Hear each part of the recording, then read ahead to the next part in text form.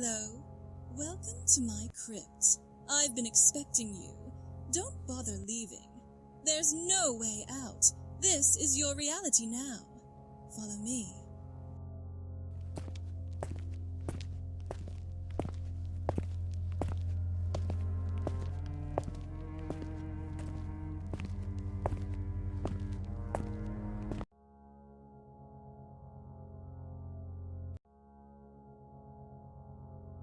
Sit down, relax, and give me an ear. In this story, someone wants to treat Reva to a holiday she'll never forget. Do you think she will survive? Author R.L.Stine. Narrator Shaunna Juuti. Host Enchantress of the Dark. Book Fear Street Super Chiller Silent Night. Part 1 Angry Days. Chapter 1 Broken Up. 2 weeks earlier. Without warning, Reva pulled the Volvo over to the curb and cut the headlights. She turned quickly toward the passenger's side and watched Hank's face fill with surprise. "Hey!" His brown eyes narrowed suspiciously. "What's the big idea?" She studied his face as if seeing him for the first time. His hair was blonde, short, and spiky. He had large, dark eyes, serious eyes. He wore a diamond stud in one ear. He had a thick football player's neck. He was big, broad-chested, with powerful arms. Hank thinks he's tough, Reva thought. I hope for his sake that he is. She'd be going out with Hank Davis for more than 6 months, but studying him now, he seemed a stranger to her. He's not my type at all, she thought. He's so crude, so coarse. Why did I waste so much time going out with him? Reva, how come you parked the car? He asked. I guess it was just a phase I was going through, Reva thought. Or rather, a phase I went through. She gripped the wheel with both hands and stretched. She had parked under a streetlight, the yellow light filling the windshield, making Hank's hair appear white, his skin unnaturally pale. Beyond the streetlight, she could see only bare-limbed trees, bending and shifting in a swift, wintry breeze. She must have pulled over near a small park of some woods. She wasn't sure where she was. It didn't really matter. We have to talk, she said, keeping her voice low and steady. Staring straight into his eyes, it sounded so cornball. This whole thing was cornball, Reva thought. She decided to play it out for its amusement value. Talk? What about? He asked, rubbing his face with his hand. Us, she said, making her voice dramatic, trying to sound as if she were struggling to hold back a flood of emotions. For some reason, he grinned at her. I like that topic, he said, leaning toward her, reaching for her hand, but she kept her hand wrapped hard around the steering wheel. Her features tightened, and she fixed him with a cold stare. I've decided. You and I are through, she said. Mercilessly, she kept her eyes on his features. She wanted to enjoy his reaction. A shock wave of surprise contorted his face. His eyes went wide. His mouth dropped open. Huh? I guess I surprised him, Reva thought. Feeling pleased, I just hope he doesn't make a big deal out of this. Suddenly, apprehensive, she felt the same sense of danger that had attracted her to Hank in the first place. He was a nice guy most of the time, she had to admit, warm, caring, kind of innocent in a way, but she liked the angry side of him too. Once, he'd punched his fist through a screen door because she refused to go to a dumb Arnold Schwarzenegger movie with him. She had surprised herself by discovering how much she enjoyed watching him explode. Opposites attract, they say, and Hank was certainly her opposite. She was always so calm, so controlled, so thoughtful about everything she did or said. At times she admired his spontaneity, the way he just acted without thinking. But more and more often lately, she found herself secretly laughing at him. He was just such a Neanderthal. "Hey, what are you talking about?" Hank asked, rubbing the shoulder of her coat. "You mad at me or something?" "I wish you'd stop pawing me," Reva snapped. "No, I'm not mad at you or something. We've just had it. It's over." He pulled his hand away and shifted his long legs uncomfortably. "What are you talking about?" She could see the anger smoldering in his dark eyes. Maybe I should have done this in a more public place, Reva thought, glancing out the dark trees. Not a single car had come by the whole time. What if Hank decides to get violent? "Let's not make a big deal out of this," she told him, rolling her eyes. "But it is a big deal. To me," he insisted, a little embarrassed at having to reveal so much emotion. Reva yawned. "It's nothing personal," she said, glancing at the clock on the dashboard. 8:06. "I've got to get this over with," she told herself. "I promised Daddy I'd pick him up at the store at 8. Daddy will be pleased that I'm breaking up with Hank," she thought. "He never could understand why I went out with him in the first place." "But why?" Hank was pleading. "At least tell me why."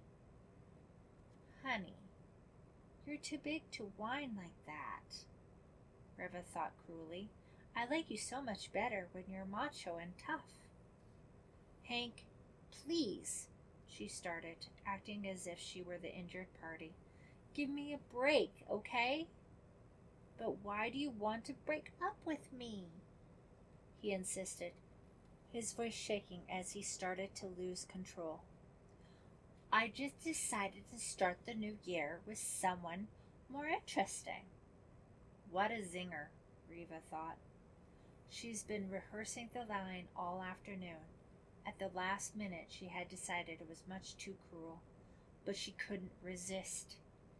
Hank dropped back against the seat as if he'd been shot. "Whoa," he said sadly. Then unexpectedly he lunged toward her and grabbed her shoulder angrily. "Reva, don't!" Was he going to hurt her? Was he going to fly out of control? Let her have it the way he gave it to the screen door? She decided to beat him at his own game. "Let go of me!" she screamed at the top of her lungs. Her outcry worked. Startled, he let go. "You'll be sorry about this, Reva," he said, his voice trembling. He turned and started straight ahead, unable to look at her, unwilling to let her see the emotion on his face. "Oh, brother," Reva groaned to herself. "If he starts to cry, I'll puke." "You'll be sorry," he repeated, still peering out through the dark windshield. She popped the automatic door locks. This wasn't as much fun as I thought it would be, Reva thought, brushing back her hair. I thought he'd at least come back at me with some arguments. I didn't think he'd sit there sniffling like a wimp and threatening me in that whiny voice. A surprising thought crept into her mind. Maybe he really cares about me. She dismissed it quickly. Who cares? What do I need him for? "Reva, you can't do this to me," Hank said, facing her finally, his features tight with anger. "I've got to run," she said coldly. She reached across him, pulled the handle, and pushed his door open. "Take a walk, Hank." He hesitated, staring at her with his dark eyes, angry eyes. She could see that he was thinking hard, trying to decide what to do, what to say to her. "You'll be sorry," he said. "Take a walk," she repeated cruelly, pressing her foot down impatiently on the gas pedal, gunning the engine. He glared at her one last time, then slid out of the car and slammed the door behind him. Reva switched on the headlights and shifted into drive. She started to pull away, then stopped and slid down her window. "Oh, Hank? Hank!" she called to him, his hands buried in the pockets of his leather bomber jacket, a grim expression on his face. He jogged slowly up to her door. "Yeah? What?" "Happy holidays," she said cheerfully. Then, laughing, she floored the gas pedal and roared away, leaving him standing in the street like a total fool. A total fool. The car hummed smoothly toward town, warm air billowing up from the heater vents. The trees gave way to brightly lit houses, many of them already decorated for Christmas. Feeling relieved and very pleased at how it had gone, Reva relaxed, enjoying the feeling of freedom, of being by herself, of moving so smoothly, so effortlessly through the night. "I'm free," she thought, "as free as the wind." She scolded herself for having such cornball thoughts. But it was true, she realized. For the first time in 6 months, she was free to go out with anyone. With everyone. Who would she like to go out with? She didn't have to ponder the question for long. Mitch Casalona. She'd been thinking about Mitch for quite a while. Mitch is really cute, she thought, picturing him. His thick mop of black hair, the adorable dimples in his cheeks when he smiled. Mitch was a good tennis player. Maybe she'd invite him to the indoor tennis club she belonged to. Yes, Mitch Casalona, a good prospect. I'll bet I can take him away from that drippy Lissa Dewey, Reva thought with a smile. She clicked on the radio and immediately recognized the song that came on. It was Silent Night, a lush instrumental version, turning onto Division Street stores and offices, rolling by on both sides. Reva began to sing along. Such a beautiful song, she thought. Singing loudly, she tried to block out her thoughts about Hank, but couldn't. He was having a silent night right then. He was walking all the way home in silence. Thinking about it made her laugh again. She was still chuckling when she reached Dalby and pulled the silver Volvo into the executive parking lot. The store had closed at 6. Reva entered through the security guard's door. The uniformed guard was seated at a low table with his feet up, concentrating on a basketball game on the radio. He raised his eyes and, recognizing her, gave her a nod and returned to his game. Tough security around here, Reva thought scornfully, hurrying through the narrow back corridor toward the main floor as she stepped into the vast, empty store, dark except for a row of dim nightlights against one wall. Her old fear returned. Just chill out, she scolded herself. You're supposed to be tough. But she couldn't control the heaviness in her stomach, the tightening of her neck muscles, the constriction of her lungs. It wasn't fear of the dark, she knew, and it wasn't a fear of being by herself. It wasn't a fear that could easily be pinned down, but ever since she'd been a little girl, whenever Reva had been in the department store after closing, whenever she had walked the dark, empty aisles alone with the doors locked, the fear was there. Cold perspiration covered her forehead. Her hands felt like ice. Her brain began to spin with crazy thoughts. Everyone has phobias, she told herself, forcing herself to take deep breaths to slow the heavy thudding of her heart. She made her way past the perfume and cosmetics counters to the employees' elevator. Everyone has irrational fears. She stopped and leaned against a glass counter filled with costume jewelry. Wiping the perspiration off her forehead with the sleeve of her coat, she let her eyes wander over the store. Nothing moved. Silence. Silent night, she thought. Why am I so afraid? She forced herself to start moving again, toward the elevator against the back wall. She knew she'd be fine once she was in the offices, on the 6th floor, when she was with her father. After all, it wasn't the first time she'd met him after closing.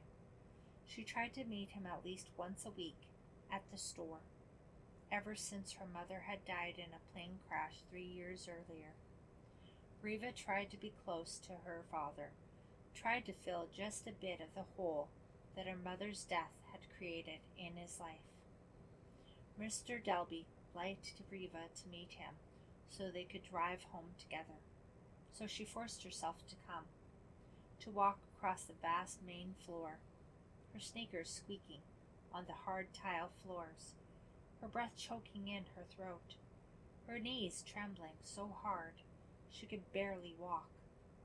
She forced herself for his sake, and because she was determined that no stupid, irrational fear would ever stand in the way of what she wanted to do.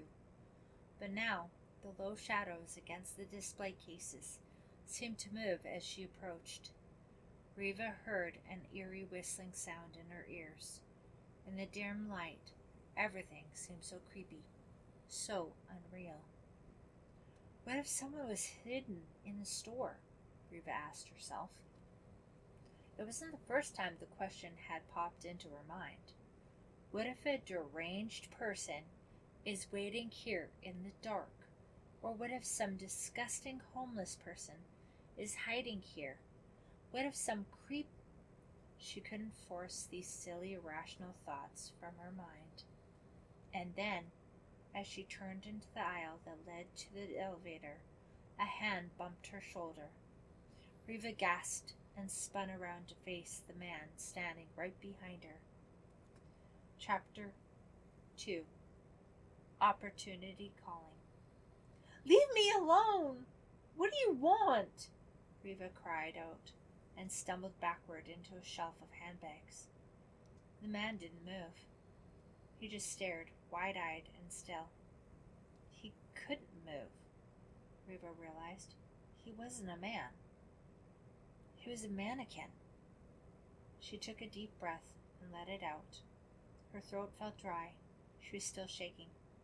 "Reva, you're an idiot," she said aloud, her voice sounding small in the enormous empty store. She suddenly felt like laughing. "Of all the stupid fools, I backed into a mannequin and nearly scared myself to death." Feeling a little better, but still scolding herself for being so weak, she stepped through the open door of the employees' elevator. The door slid closed behind her, and she pressed the button for the 6th floor. She felt nearly normal as she stepped out onto the floor of the luxurious executive offices. The lights were all on, recessed into the dark fabric-covered walls, lined with large modern paintings. Fresh flowers stood in tall vases on the plush maroon carpet. Reva passed the reception area, with its leather couches and chairs, and followed the hallway toward her father's office in the corner. To her left stood a wide balcony that looked down on all 5 floors of the store. As she passed it, Reva peered over at the eerily silent store. A bank of security monitors, an entire wall of TV screens, stood adjacent to Mr. Dalby's office, and to Reva's surprise, the monitors were on still, creating a low electrical hum that grew louder as she approached. How odd, she thought. Those screens are usually turned off up here after closing. She didn't have long to think about this. Suddenly, the door to her father's office swung open, and a man in a blue uniform came bursting out, colliding with Reva. "Ah!" she cried. She recognized the man at once. It was Mickey, Wakely's dad, the store's head of security. "Mr. Wakely?" He glared at Reva angrily, his dark eyes wild, his face and bald head bright red. "Excuse me," he said curtly, and strode off without a glance back. Still shaken, Reva saw her dad appear in the office doorway. Mr. Dalby was a trim, handsome man, dressed in an expensive tailored suit. who looked younger than his 45 years, except for the silver that had crept along the sides of his black, closely trimmed hair. His face usually lit up when he saw Reva, but now his expression was troubled. Come in, he said, sighing wearily. Daddy? What's going on? Reva asked, following him into the bright office.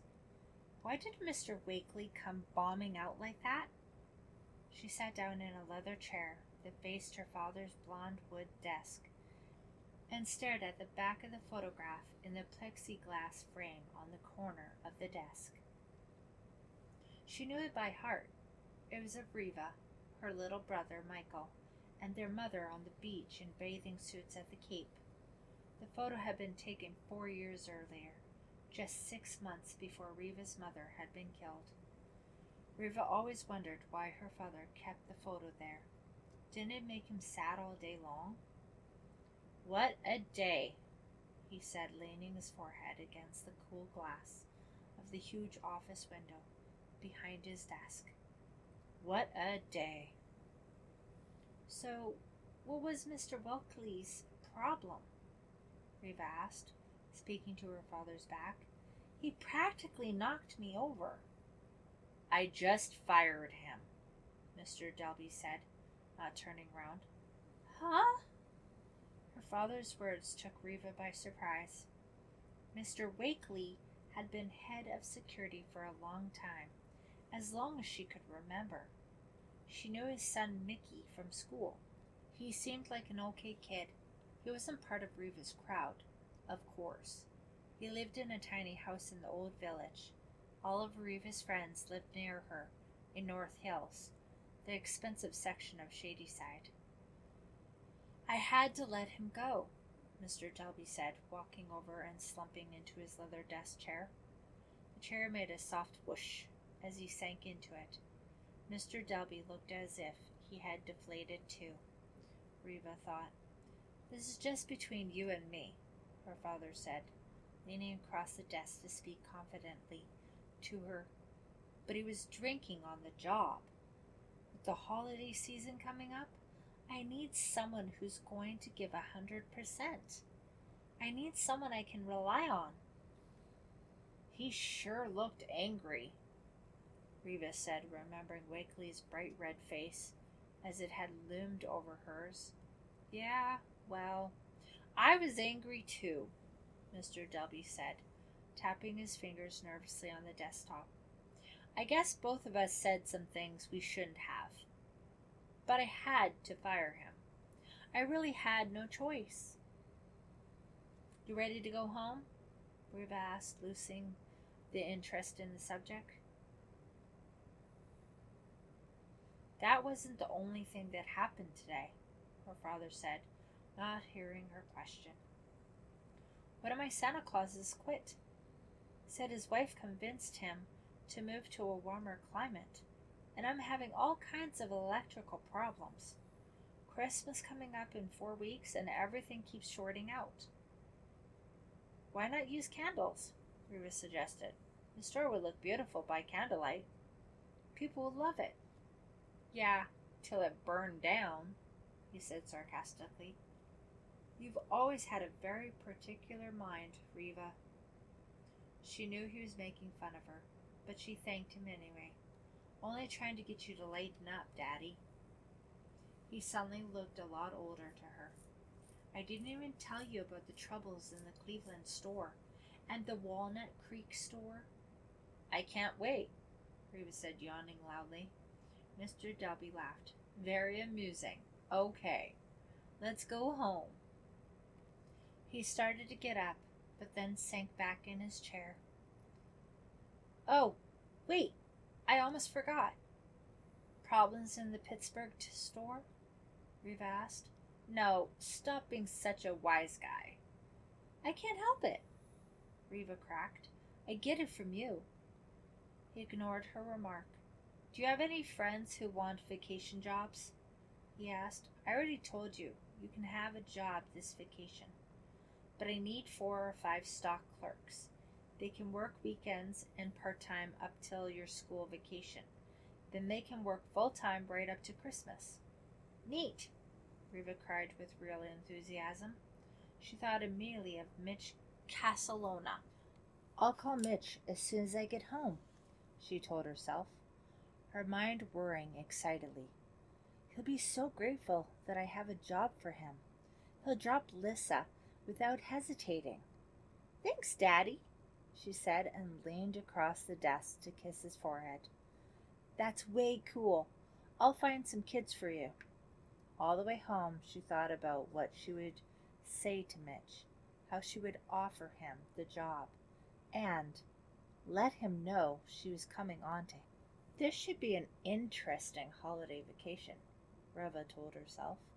She wondered how Lissa Dewey would react when Reva stole her boyfriend from her. Just thinking about it made Reva smile all the way home. What a hoot. Hi, Mitch. Yeah, hi. Who's this? It's Opportunity calling, Reva said, twisting the phone cord between her fingers. Huh? Who? Mitch had a hoarse, croaky voice. It really didn't match his preppy good looks at all, Reva thought. It was such a comical voice, and Mitch was such a straight arrow.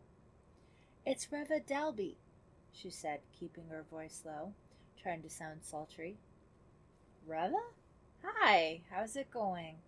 He sounded very surprised to hear from her. She'd never called him before. It's going real well, she said, rolling her eyes. She was sitting on the chair beside her bed, her feet tucked under her. I wonder what you were doing this Christmas. Are you going away or anything? It took him a while to reply. He must be trying to figure out why I'm calling, Reva thought. She heard someone, a girl, ask him who was on the phone. No, he said finally. I'm just hanging around, I guess. Well, my dad needs workers at the store. You know, Dalby's on Division Street. I told him I'd ask some people if they wanted to work. The pay is pretty good. It's part-time until vacation. And then it's full-time up to Christmas. Really? He croaked. Think you might be interested?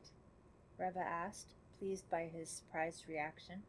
Yeah, for sure, he replied with true enthusiasm. That's great. Yeah, thanks, Reva. I can really use the money, you know. Good. I'm really glad, Mitch. Reva purred. Maybe we can work together. You're going to work too? Yes. I'd rather be on a beach somewhere, of course, but Daddy always has to be around for the holidays. It's his most important time of the year. So I'm going to start working next Saturday morning. That's when you're supposed to start too, at 8:30. Yeah, well, thanks, Reva, Mitch said. This is really nice of you. I'll be there Saturday morning, 8:30. She shifted the phone to her other ear, still coiling the wire between her fingers.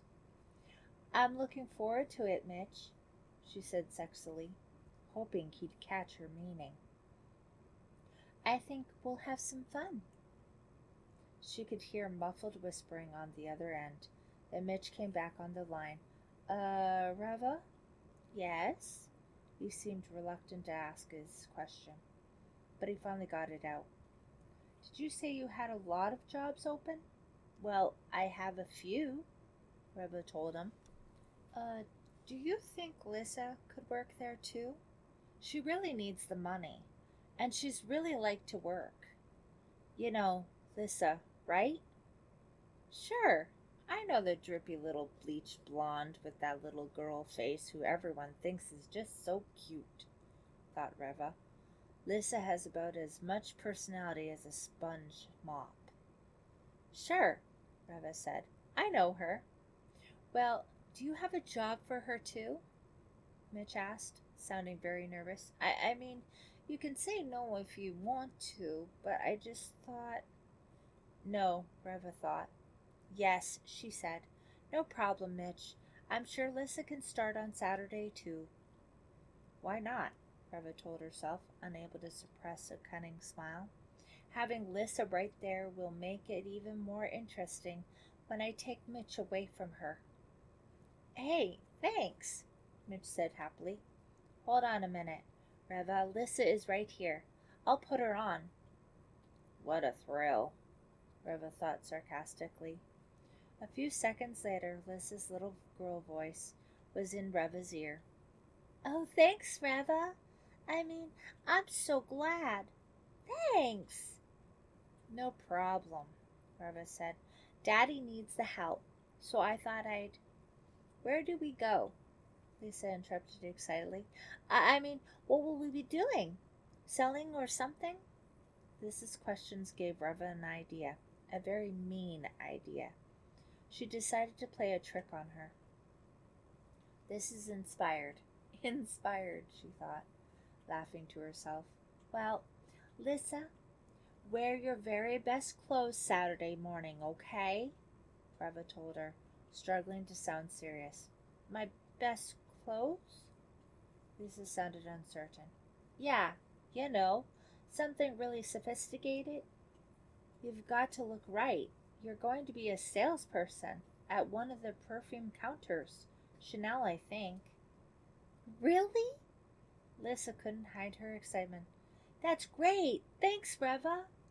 They chatted for a few seconds more. Then Reva said she had other calls to make. Lissa thanked her again, and they hung up. Reva jumped to her feet, laughing out loud, very pleased with herself. What a hoot, she thought. I can't wait to see Lisa's face when she shows up for work in her best dress and finds out she's going to be loading shelves in the basement stockroom. What's so funny? A voice startled her from her thoughts. Michael, she scolded her 6-year-old brother. Don't just come barging into my room like that. Why not? He asked. She laughed. I don't know why not, she said. She always found it impossibly to be angry at Michael. For one thing, with his curly red hair and dark blue eyes and creamy white skin, he looked just like her. She also knew it had to be hard for someone his age to be growing up without a mother. Yvonne, Michael's nanny, was really devoted to him and spent all her time with him. But it just wasn't the same. He doesn't even remember Mom, she thought sadly. She watched him bouncing on her bed, using it as a trampoline. She knew she should scold him and make him go back to bed, but she didn't feel like it. Hey, not so high, she cried. I'm flying, he shouted happily. Reva started to think about who else she wanted to call and offer a job. Most of the kids she hung out with were going someplace warm for the holidays. When the phone rang, Michael let out a shriek, startling her. Michael, that's enough, she said sharply. Out! I have to answer the phone. He bounced 2 more times, then leapt off the bed and disappeared out the door. Reva picked up the phone. Hi, Reva? It's Pam. Oh, wow. It's Miss Pretty Puss, Reva thought, bitterly Miss Sweet as Apple Pie. Pam Dalby was Reva's cousin, and even though Pam's family was poor and lived in a ramshackle old house on Fear Street, Reva, in an honest moment, would have to admit that she was jealous of her cousin. With her straight blonde hair, usually pulled back in a ponytail, and her round, friendly face, and her flashing green eyes, Pam had clean-cut, all-American good looks. Why doesn't she wear lipstick or a little eyeshadow? Reva would wonder. Why doesn't she do something with her hair?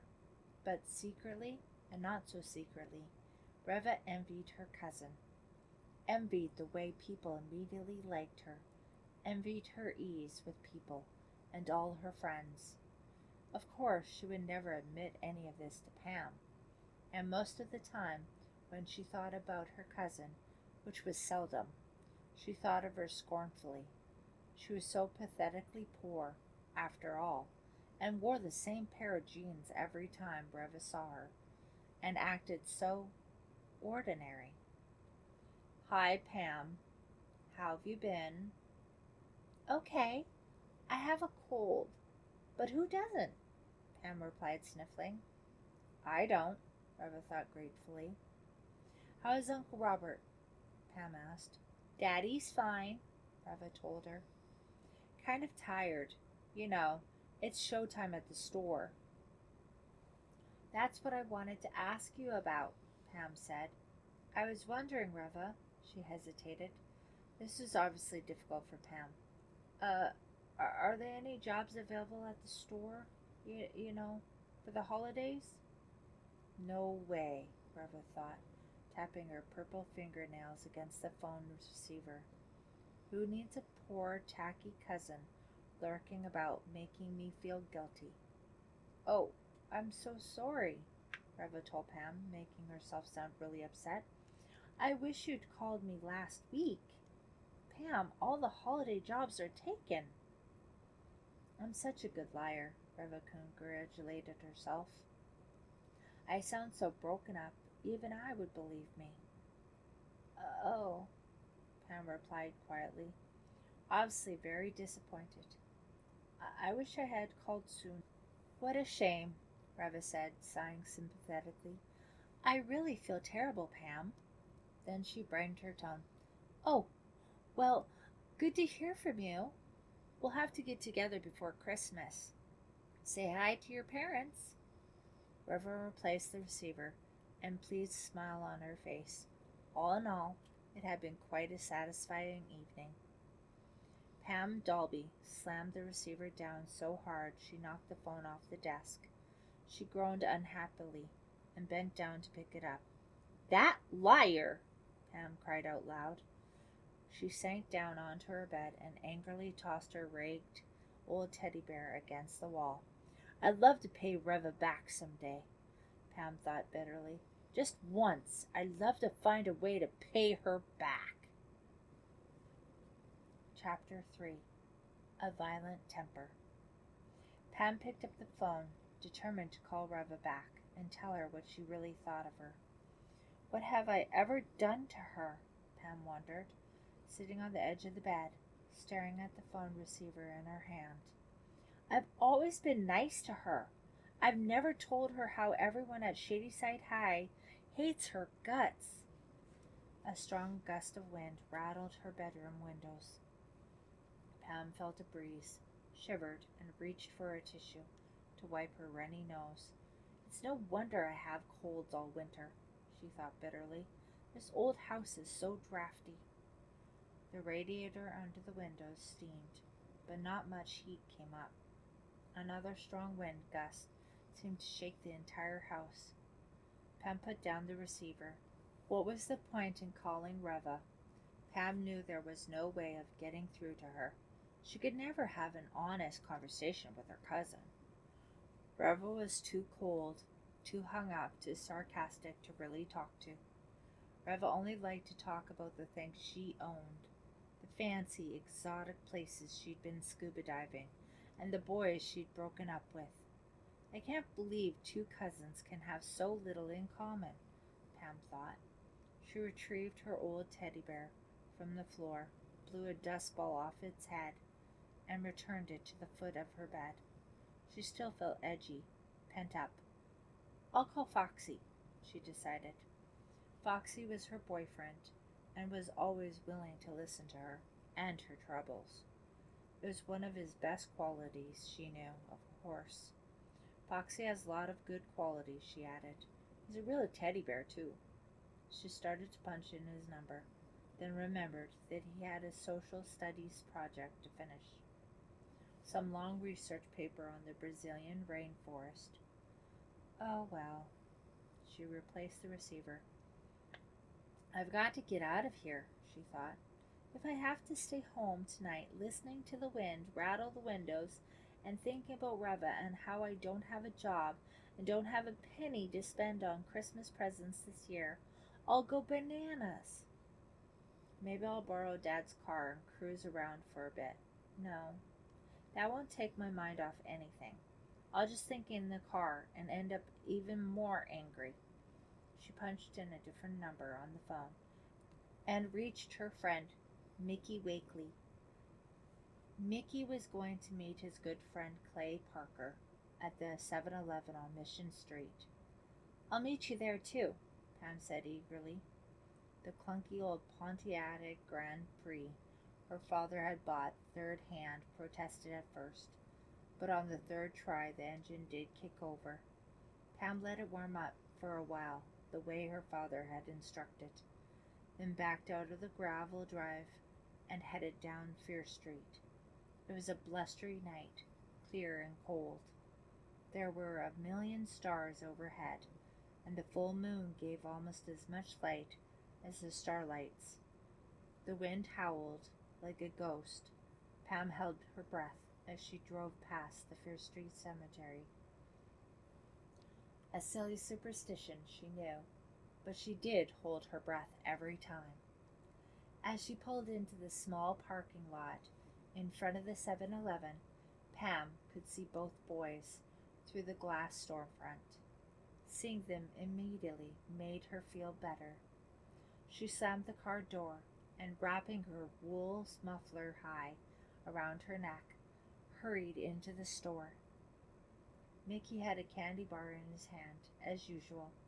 He smiled at her in greeting, his teeth covered with chocolate. Mickey was short and very thin. He had inch-long blonde hair and blue eyes, and was kind of goofy looking, Pam thought, with his face full of freckles and big jug ears that stuck out a mile on either side of his head. He had a bad complexion, maybe because of all the chocolate bars he consumed, and always managed to appear awkward and uncomfortable, even when he wasn't. Clay was always very thin, but taller and lanky. He had brown hair that he wore slicked straight back, a mysterious scar over his right eyebrow, and steel gray eyes, restless eyes. Walking stoop-shouldered, a hard expression on his face, Clay always seemed nervous, jittery, with enough raw energy to make him ready to explode. Pam was really fond of Mickey. They'd been friends since childhood, until fairly recently Mickey had always been just a funny, goofy guy, always great fun to be around. In recent months, though, he'd become more quiet, even sullen. He didn't joke around as much, and he often seemed to be daydreaming, lost in thought. Clay was Mickey's friend, so Pam tried to like him too. But there was a side of Clay that frightened her, an angry side. Clay couldn't seem to control his temper. He'd been in several fights in school, and had even been suspended once for a week. "Yo!" Clay called to her from the potato chip rack. Mickey turned away from the candy bars. "Hey! How's it going, man?" He called everyone man, even Pam. "I've been better," Pam said, searching her jeans pocket for a tissue to wipe her nose. "What's happening?" "I don't see any Zagnuts," Mickey complained, scratching his short blonde hair before pawing through a shelf of chocolate bars. "Zagnuts? Who eats Zagnuts?" Pam asked. "They don't even make 'em anymore," Clay said, selecting a bag of barbecue-flavored potato chips. "They don't?" Mickey looked really worried. "Have you tried the dark chocolate Milky Ways?" Pam asked. "Of course," Mickey replied. "That's his breakfast," Clay cracked. "Hey, man, did they really stop making Zagnuts?" Mickey asked, upset. "Why don't you write to the company and ask?" Pam suggested reading the headlines on the Star and the National Enquirer. "Yeah," Clay said. "Write to Mr. Zagnut himself. Dear Mr. Zagnut, I am desperate." "I don't think there is a Mr. Zagnut," Mickey said seriously. Pam and Clay both laughed. Pam glanced up to the front of the store and saw the cashier, a heavy-set young guy with long frizzy hair down to his shoulders and a thick, ragged mustache, staring at them suspiciously. "We're being watched," she told her two friends. They both followed her glance. "Let's get out of here," Clay said, making a disgusted face. Mickey grabbed up a few more candy bars. Clay picked up a 2-liter bottle of Coke to go with the potato chips. Pam followed them to the cashier. They dumped the items on the counter. The cashier grunted disapprovingly. The rest of it? He said, staring hard at Clay with his little black bead eyes. Huh?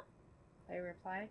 The rest of it, the cashier repeated mysteriously, pointing with a pudgy hand.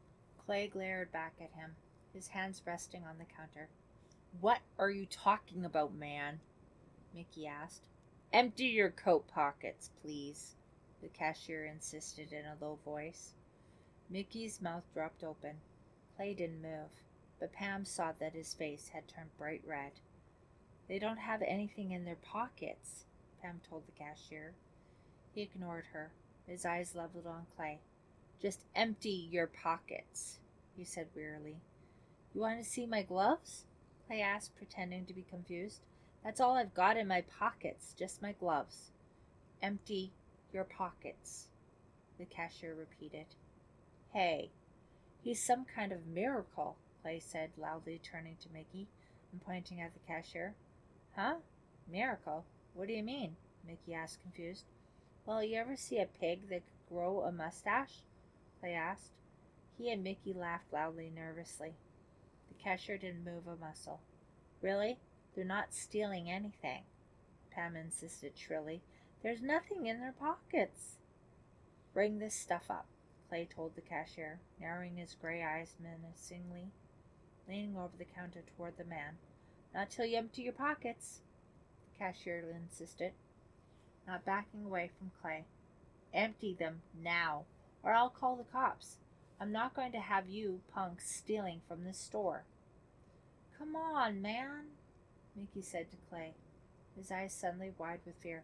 Let's just go. He pulled out the sleeve of Clay's cotton jacket, but Clay jerked his arm away.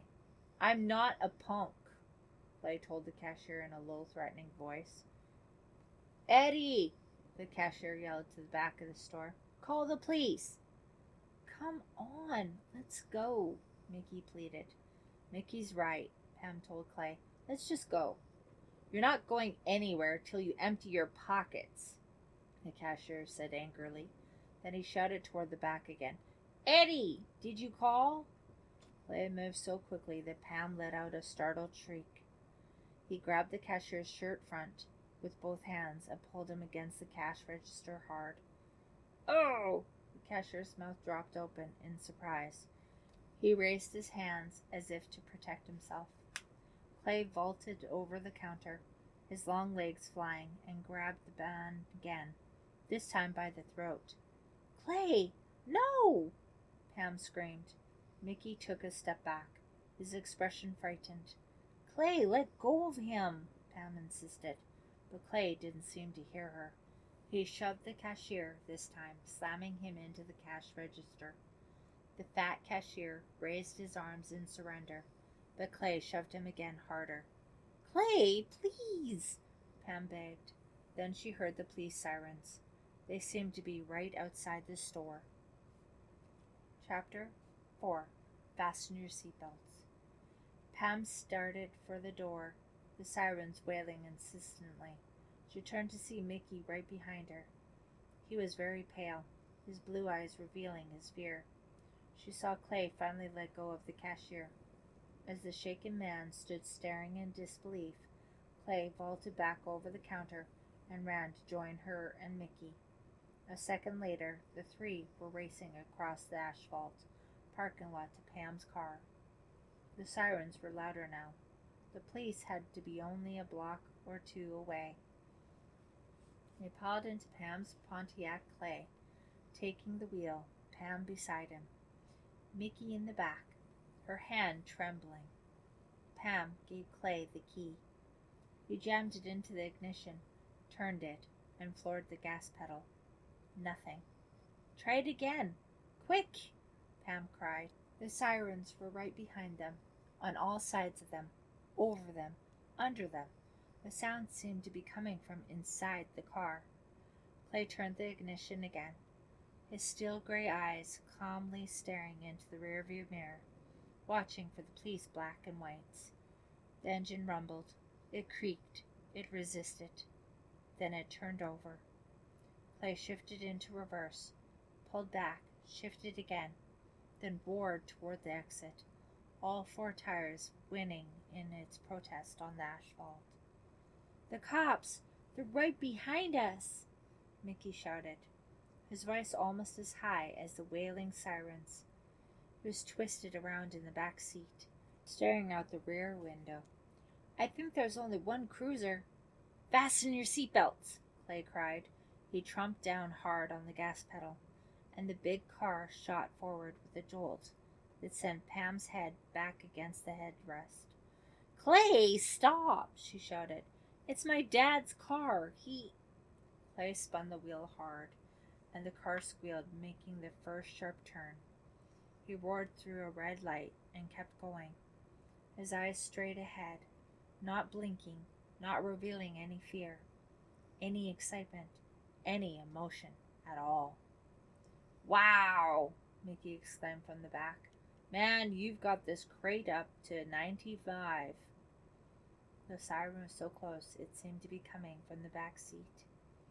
Pam closed her eyes and covered her face with both hands as Clay squealed around another corner. "Pull over! Pull over!" came the distorted voice of an officer from the loudspeaker on the black and white. "This is the police! Pull over!" Clay laughed a high-pitched laugh. "The police?" he cried. "I thought it was Santa Claus." "Pull over! Pull over!" But instead of slowing, Clay gunned the engine, pushing harder on the gas as they roared from one narrow street to another. Pam gingerly opened her eyes and gazed at the speedometer. The needle was as high as it could go. Clay peeled around another corner and made a sharp break into a narrow street that a trailer truck almost totally blocked. "They're going to shoot us," Pam thought. "Just like on TV, they're going to start shooting at us." "No!" Pam shrieked as the truck slowly pulled out from the curb in front of them. The car was heading right for the back of it. "Clay, stop!" Instead of hitting the brakes, Clay spun the wheel. The car swerved up onto the sidewalk, missing a mailbox by less than an inch, and rolled past the truck, quickly leaving it behind, its horn honking wildly. Then Clay spun the wheel to the right, and they bumped off the sidewalk and, sailing through a red light, took the next right. Pam struggled to catch her breath. Mickey hadn't made a sound in a long while. Clay stared straight ahead, his face still emotionless, except for the beginnings of a smile frozen on his lips. The car tore through a stop sign, then swerved past a group of teenagers crossing the street. The blocks rushed by the window, in a blur of yellow light and dark shadow. It took Pam a long while to realize that they had lost the police car. Mickey was still silent. She turned her head to the back to see if he was okay. He was sitting stiffly against the door, staring out the window, both hands gripping the seatbelt across his waist. Clay didn't slow the car until they were a block from his house. Then, peering into the rearview mirror, he took his foot off the gas, and the speedometer needle finally began to slip back. "Yo!" Clay screamed at the top of his lungs. "Where'd they go?" Pam could still hear the siren ringing in her ears. She wondered if the sound would ever go away. "Wow!" Mickey cried, finally speaking. "Wow, wow, wow, wow, wow!" He had a silly grin on his face, and his body seemed to collapse. He slumped down in his seat and let go of his grip on the seatbelt. "We lost them!" Pam cried, her heart pounding. "We really lost them!" Clay pulled the car to the curb in front of his small red brick house. He threw back his head and laughed with triumph, a laugh Pam had never heard before. "Man, that was great!" Mickey declared excitedly. "Great!" He pounded Clay on the shoulder. "You did it, man! You did it!" "When that truck pulled out, I thought we'd have it," Pam said, squeezing Clay's arm. "That's when we lost the police," Clay told them, his eyes glowing with excitement. "The truck cut them off, and we were out of there." All three of them laughed, a mixture of relief and victory. "That was awesome," Mickey declared. "Awesome!" He reached into the front seat to slap Clay a high five. Then his expression changed. "Pam, your license plate. The police? They must have gotten the number during the chase." "Bet they didn't," Pam replied, smiling. "The plate is off and back. It fell off last week. Dad hasn't had a chance to replace it." All three of them burst out laughing. There were two worked up to stay in the car. They bounded out onto the sidewalk, whooping and cheering. "I was so scared," Pam confessed. "I've never been that scared before." Secretly, she admitted to herself that she also found the car chase really exciting. The wind had died down a bit, but she tightened the wool muffler around her sore throat. Clay suddenly had a very devilish expression on his face. "Hey, guys, look what I got," he said. He reached deep into his coat pocket and pulled out a can of jalapeno dip. "Clay!" Pam cried, truly shocked. Mickey gaped, swallowing hard. "You mean—" "It was supposed to go with the chips," Clay said. He laughed and tossed the can high in the air, catching it one-handed when it came down. "Whoa, I don't believe it. The 7-Eleven guy was right?" Mickey said, shaking with laughter. "I didn't like his attitude," Clay said, grinning and twirling the stolen can in his hand. Pam suddenly didn't feel like laughing anymore. A picture flashed into her mind of Clay grabbing the cashier by the throat and pushing him into the cash register. Earlier she had thought that maybe Clay was justified in losing his temper. Nobody likes to be accused of stealing. But Clay really had been stealing. Pam leaned back against the car. "You have to learn to control your temper," she told Clay softly. He stepped toward her out of the shadows, and his face glowed under the streetlight. "Hey, I got to have some fun," he said, sounding bitter. Pam started to say something, but Mickey interrupted. "Clay's right, man. That ride we had tonight, that was the most fun I've had in years." "But, Mickey," Pam started, "we could have been arrested." "We could have been—" She didn't finish her thought. "Big deal," Mickey said, kicking a small rock over the curb. "At least we had a little fun. You know what kind of holiday I'm going to have? My dad was just fired. Do you believe it? He worked at your uncle's store for 25 years, and he gets fired a month before Christmas." Pam put an arm around Mickey's shoulder and gave him an affectionating hug. "Don't mention my uncle's store to me," she said softly. "How come?" Mickey asked. Pam groaned. "Well, I can't even get a vacation job there." "Huh?" Clay tossed the stolen can to Mickey, who missed. It dropped onto the street. "You heard me," Pam said bitterly. "I said I couldn't get a job at Dalby's. My cousin said." "But Mitch Casalona called me just before I met Mickey," Clay told her. "Mitch said your cousin Reva was giving out jobs. Mitch got one, and so did Lissa." Pam felt her throat tighten in anger. "Reva gave them jobs?" she asked shrilly. "When?" "Tonight," Clay told her. Pam let out a cry of disgust. "She gave them jobs tonight?" Clay nodded. Pam furiously tossed the end of the muffler back over her shoulder. "I'm going to get Reva," she said in a low voice she didn't recognize. "I don't know what I'm going to do, but somehow I'm really going to get her." Chapter 5. Reva's Little Joke. Reva maneuvered the silver Volvo with her left hand, leaving her right hand free to push the radio buttons. They play the worst music at Christmas time, she thought, stabbing quickly from station to station. If I have to hear Grandma got run over by a reindeer one more time, I'll scream. It was a gray Sunday. cold and damp. The sun had come out briefly in the morning, then retreated behind a thick curtain of clouds.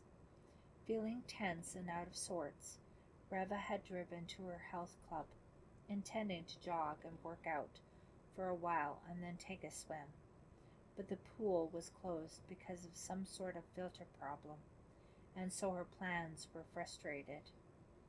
Now, as she was driving past sprawling Shadyside High School, Reva wondered how she could fill up the rest of the afternoon. The tall evergreen near the main entrance to the school had been decked with twinkling Christmas lights, which were turned on even though it was the middle of the afternoon. The school was closed and dark, no sign of life. Just 6 more months and I'll be out of there forever, Reva thought with a mixture of emotions, eagerness and relief, tinged with sadness. She had been accepted at Smith, her first choice, and would be heading there in the fall. She was thinking about how senior year was turning out to be the longest year of her life, when she spotted someone she knew lopping alongside the sidewalk. Hitting the brake, she pulled over the curb and lowered the passenger's side window. "Hey, Rob!"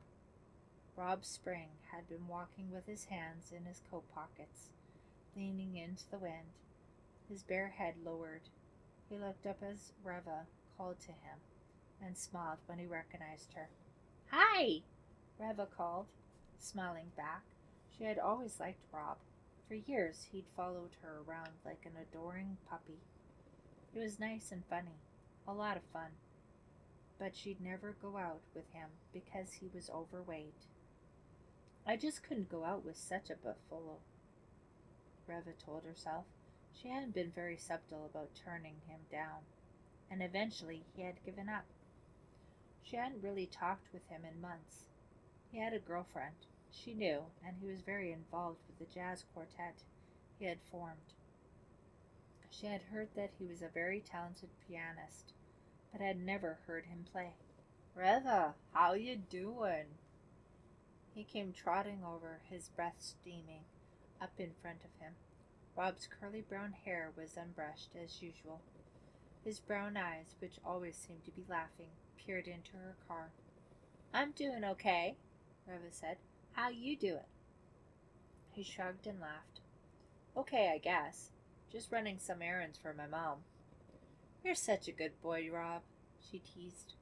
"I can be bad, too," he replied suggestively, leaning into the car with his head lowered. They chatted for a while, catching up. Then as they talked, Reva had an inspiration. Rob would make a great store Santa, she thought. Daddy said one of his Santas quit, and he needs a replacement. Well, Rob would be perfect. He's so jolly. He has just the right personality for it. And he's so roly-poly, he wouldn't even need any padding. "Hey, Rob, do you need a job this Christmas?" she asked, pleased as she thought about how happy her dad would be with her. "Yeah, I guess," Rob said. "I plan to pick up some money shoveling driveways for people, but it's been a little slow, since it hasn't snowed. I offered to shovel anyway, for half price, but no takers." He grinned at her, his round face pink from the cold. "No, I'm serious," Reva said. "My dad said I could hire some people to work at the store. Dalby's." "Really?" His expression turned serious. "Well, that would be excellent, Reva. Things have been tough at my house. We could really use the money." "Well, great," Reva said. "You can start Saturday." "For real?" he asked. "Yeah, for real," she told him, wondering why he never brushed his hair. She suddenly had another idea. Why not play a little joke on Rob, too? He had a good sense of humor. He'd appreciate it, eventually. Maybe. "Listen, I have a special job in mind for you," she said, picturing him in a Santa Claus suit. "Huh? What kind of job?" "It's a public relations job," she said. He looked doubtful. "Public relations? I don't know anything about public relations." "Don't worry," she assured him. "You'll be great at it. Really, She couldn't wait to see him sitting on Santa's enormous throne, with a sticky-fingered kid sitting on his lap, pulling at his white beard. His dark eyes were lit up with excitement. "Thanks, Reva," he said. "This is really nice of you." "See you at the store, about 8:30, she said as he thanked her again. She pushed the button to roll up the window and headed down the street. What a hoot, she thought. She couldn't wait till Saturday morning. Rob would show up in a suit and tie, no doubt, ready to begin his important public relations job, only to be handed a bright red Santa costume, complete with beard, wig, and stupid pointy hat. And Lissa would be standing there in her glitziest dress and be sent to the stockroom to unload boxes and stock shelves. They'll be mortified, Reva thought, grinning from ear to ear. Mortified. Congratulating herself on her cleverness, she pulled into her driveway, heading along the row of tall hedges to the 4-car garage and back. That night, Reva's father went out, leaving her to babysit for Michael. She played an endless hour of chutes and ladders with him, then settled him down with the cartoon tape on the VCR so she could have some time to herself. She didn't get him to bed until nearly 10, more than an hour past his normal weekend bedtime. He seemed nervous and clingy and kept making up excuses not to go to bed. The poor guy is lonely, Reva thought, but what am I supposed to do about it? An entire hour of chutes and ladders is cruel and unusual punishment. Finally, Michael agreed to be tucked in only on the promise that Reva would wake him when their father got home, so that he could say goodnight to him. Reva promised, with her fingers crossed, turned out the lights on his dresser, leaving only the light on, and crept downstairs. He's sweet, but he's a pest, she decided. I can think of better things to do at night than this. She suddenly thought of Mitch Casalona and wondered what he was doing right then. Out somewhere with Lissa, no doubt. Well, enjoy it while you can, Lissa, Rev thought. In a few weeks, you'll be the one sitting home, while I'm out having fun with your precious Mitch.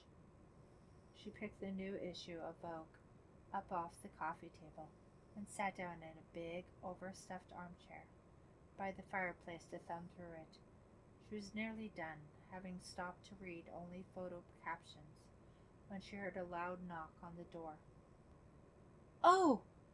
The sudden barge of sound startled her. She turned toward the front hall. Who could it be this late? She hurried to the front hall and put her face close to the door. Who is it? She called. No reply. Who is it?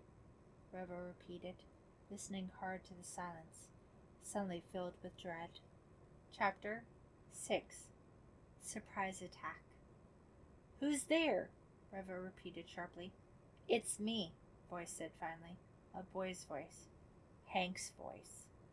She made a disgusted face and reluctantly pulled open the door. A cold rush of air blew into the room as Hank, smiling, walked past her into the entryway. Hank, what do you want? Reva asked coldly. He wore a bulky 50s-style overcoat, unbuttoned, revealing a gray sweatshirt underneath. His spiky blonde hair caught the light from above. He continued to smile warmly at her, as if nothing had happened between them, as if she hadn't broken up with him so cruelly. Can we talk for a few minutes? He asked almost shyly. What for? Reva asked, blocking his way into the living room. I've been trying to call you, he said, his expression serious. I left messages on your machine. You didn't call me back. I know, Reva said, rolling her eyes. Maybe you should have taken that as a hint. She walked past him to the front door, pushed open the storm door, and held it for him. Good night, Hank. He brushed past her and went out onto the front porch. I just want to ask you something. he said quietly, avoiding her eyes. A favor. Not about us, okay? Warily she followed him out onto the porch, but didn't say anything. Another blast of cold air made his heavy overcoat flap noisily. He pulled it tighter. What's the favor? Hurry up. It's freezing, Reva said impatiently. I'm sorry, Reva. This isn't easy for me. What do you want? Reva asked, unwilling to soften her tone. What was he doing here anyway? She was finished with him. Finished. I heard you were giving out jobs. I wondered if there are any left? Hank said, blushing. You know, at your father's store? Reva laughed cruelly. For you? I could really use a job, Reva. This was hard for me to come here tonight, you know? Okay, so you don't want to go out with me anymore. All right. But if there are jobs available, I thought... His voice trailed off. Reva's cold glare wasn't making it any easier for him. I don't think so, Hank, she said quietly. Huh? He stared at her, not believing her casual cruelty. I don't think so, she repeated, not bothering to hide her amusement. With an angry cry, he grabbed her arm. What is your problem? He screamed. Let go of me, Reva ordered, but he gripped her arm even tighter. Seething with anger, he glared at her. Why are you doing this to me? Let go, she cried, more angry than frightened, and then suddenly she put her teeth together and whistled a piercing, high-pitched, steady tone. Hank's eyes opened wide in surprise and confusion, and he dropped her arm. A second later, the shrubs beside the house began to rustle. Then they both heard a low growl, a frightening sound that rapidly became louder, closer, and roaring out of the darkness came King, the Dalby's guard dog, their well-trained Doberman, obeying his attack signal, Reva's whistle. The dog had ignored Hank earlier because Hank was a familiar guest at the Dalby house, but now this was the signal. Time to attack. The dog's eyes flared red. Then, snarling with automatic rage, the enormous Doberman raised its powerful front paws and leapt against Hank's chest. Hank cried out, stumbling 2 steps backward. Reva, stop him! Ignoring Hank's cries, Reva moved away, her eyes wide with excitement. The snarling dog snapped its jaws against the sleeve of Hank's overcoat. Hank jerked his arm away, gained his balance, and took off across the lawn. The dog followed, ferociously leaping at Hank's back, biting at Hank's legs. Reva watched from the porch, waiting until Hank was all the way to the street before she gave a second whistle, signaling the dog to cease its attack. Hearing the whistle, the Doberman stopped in its tracks, as if its power switch had been turned off. Panting loudly, it turned and stared expectantly up the lawn at Reva. Hank pulled open his car door and started to climb inside, but realizing his attacker had been called off, he stopped, and holding onto the car door, stared back at Reva. She could see the anger on his face, illuminated by the light from the inside the car. I'll pay you back, he yelled. Reva, do you hear me? Reva laughed scornfully. Don't you like to play with King? She called. She tilted her head back and whistled loudly again. Instantly, the Doberman sprang to life, deep growl snarling its violent intent. Reva watched as Hank dove behind the wheel and slammed the car door. A few seconds later, he peeled away, leaving the howling, disappointed attack dog at the curb. Reva hurried back into the house, closed and locked the door behind her. She shivered. Hank was so ridiculous, she thought. The look on his face when he realized the dog was after him. What a laugh, Reva thought. What a laugh. Chapter 7. Reva Goes to Work. Reva tried to suppress it, but she couldn't help herself. She tossed back her head and let the laughter escape. The other stock clerks in the employees' lounge turned to see what the commotion was. Lissa glared at Reva, then at Mitch. Then her face turned crimson, and she held her hands up to her face and gasped. It was 8:30 Saturday morning, and Lissa had just arrived for work, wearing a gray wool skirt, silk blouse and blazer, and high heels. Before even saying good morning, she noticed that the other workers were in jeans and sweatshirts and sneakers. Reva, what's going on? Lissa asked, her eyes surveying the others, who were now all staring back at her. Reva, trying to keep a straight face, started to answer, but before she could say a word, Donald Rawson, the head of the stockrooms, walked over to Lissa and scowled at her. That was when Reva lost it. She started to laugh. Lissa, blushing hard, turned to Mitch for support. Reva could tell by the expression on Mitch's face that he really felt bad for Lissa, but he avoided Lissa's glance and didn't say a word. We generally tend to dress down a bit in the stockrooms, Donald Rawson told Lissa, rubbing the top of his bald head. I thought I was going to be at a perfume counter, Lissa stammered. I mean, Reva told me to dress glitzy and... She glared at Reva. I'm so sorry, Lissa, Reva gushed. I guess I got the information wrong. Can you ever forgive me? Reva was dressed conservatively in a straight skirt, navy blue sweater, and pearls. Some of the other stock clerks giggled loudly across the room. Rawson flashed them a warning frown. Miss Dewey, perhaps you'd better go home and change, he suggested to Lissa. But hurry back. Several trucks came in this morning. We have a lot to uncrate today. Lissa gave Reva one last angry glance, then bolted from the room, her high heels clicking across the concrete floor. Almost as soon as she disappeared out the door, Rob entered, peering around the small room uncertainly. He was dressed in a brown wool sports jacket, dark brown slacks, a white shirt with a green and brown striped tie. He had a bright red Santa costume draped over his arm. He searched the room, spotted Reva, and angrily marched up to her. Reva, if this is your idea of a joke, it isn't very funny, he said, gesturing with the costume. The hairy white beard fell to the floor, and when he bent down to pick it up, the Santa hat fell. Everyone was laughing. I don't believe you. I really don't, Rob said to Reva, ignoring them. Rob, listen up, Reva said, enjoying his distress immensely. You're perfect for Santa. You won't even need any padding. More laughter.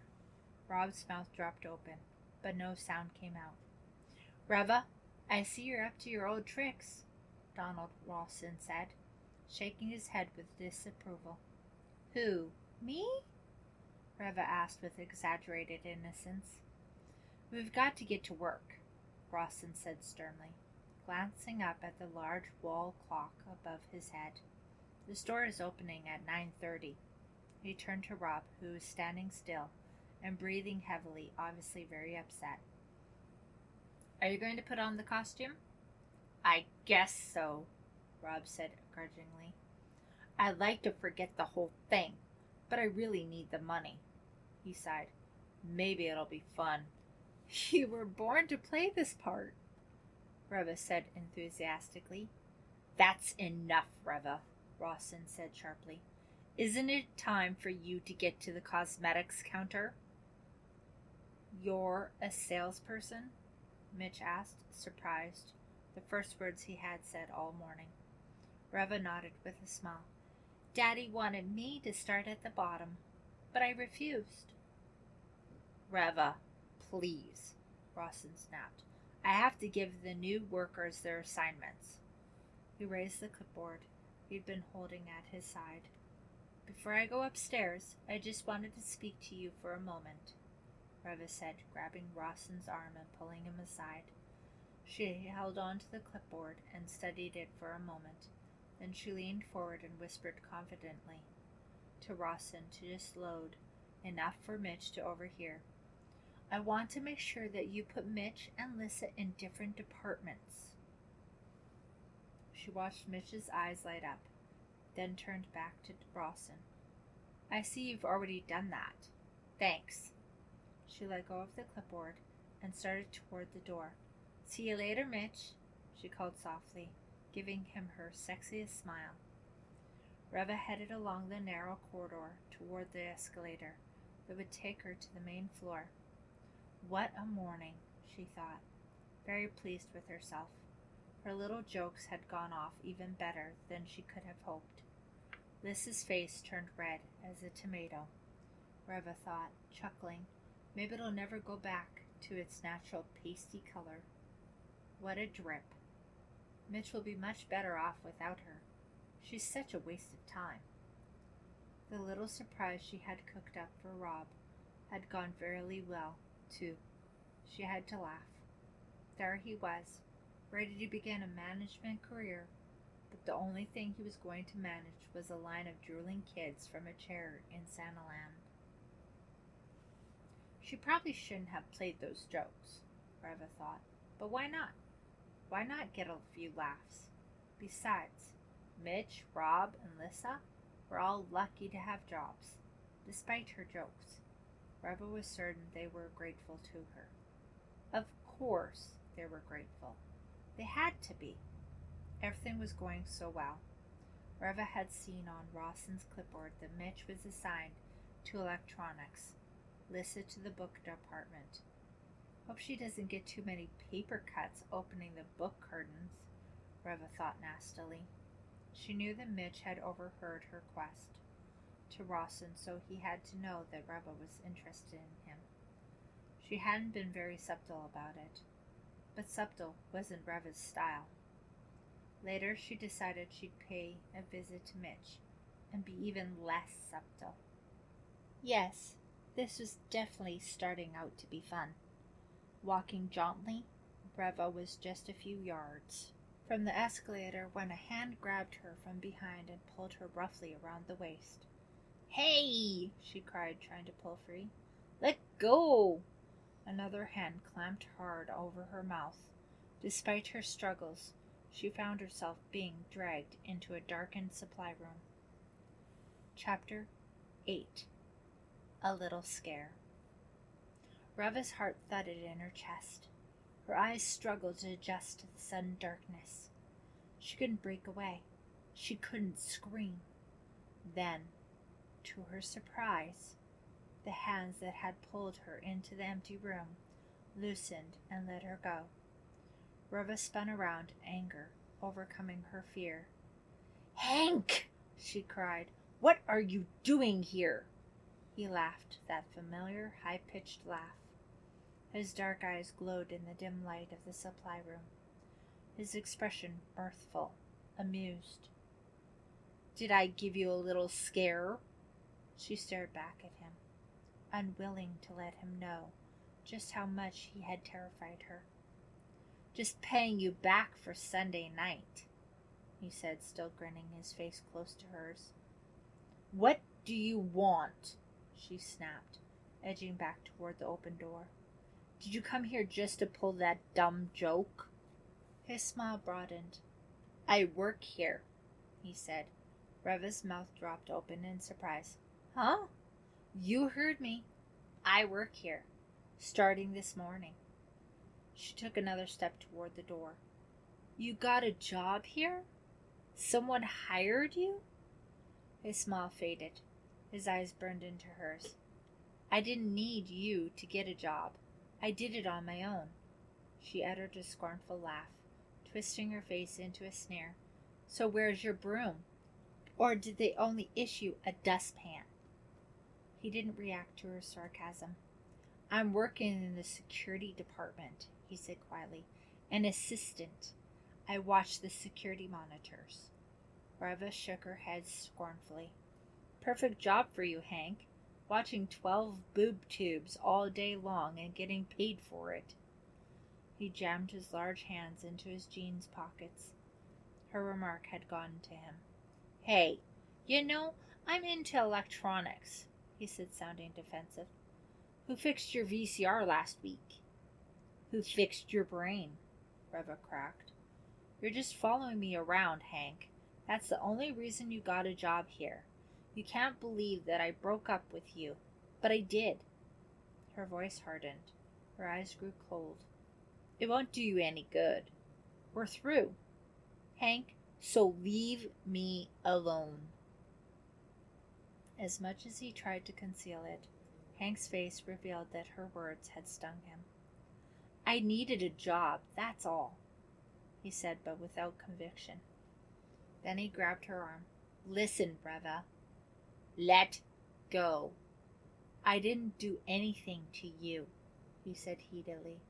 You have no reason to give me a hard time. Let go. You're hurting me, she cried. He let go of her arm, but didn't back away.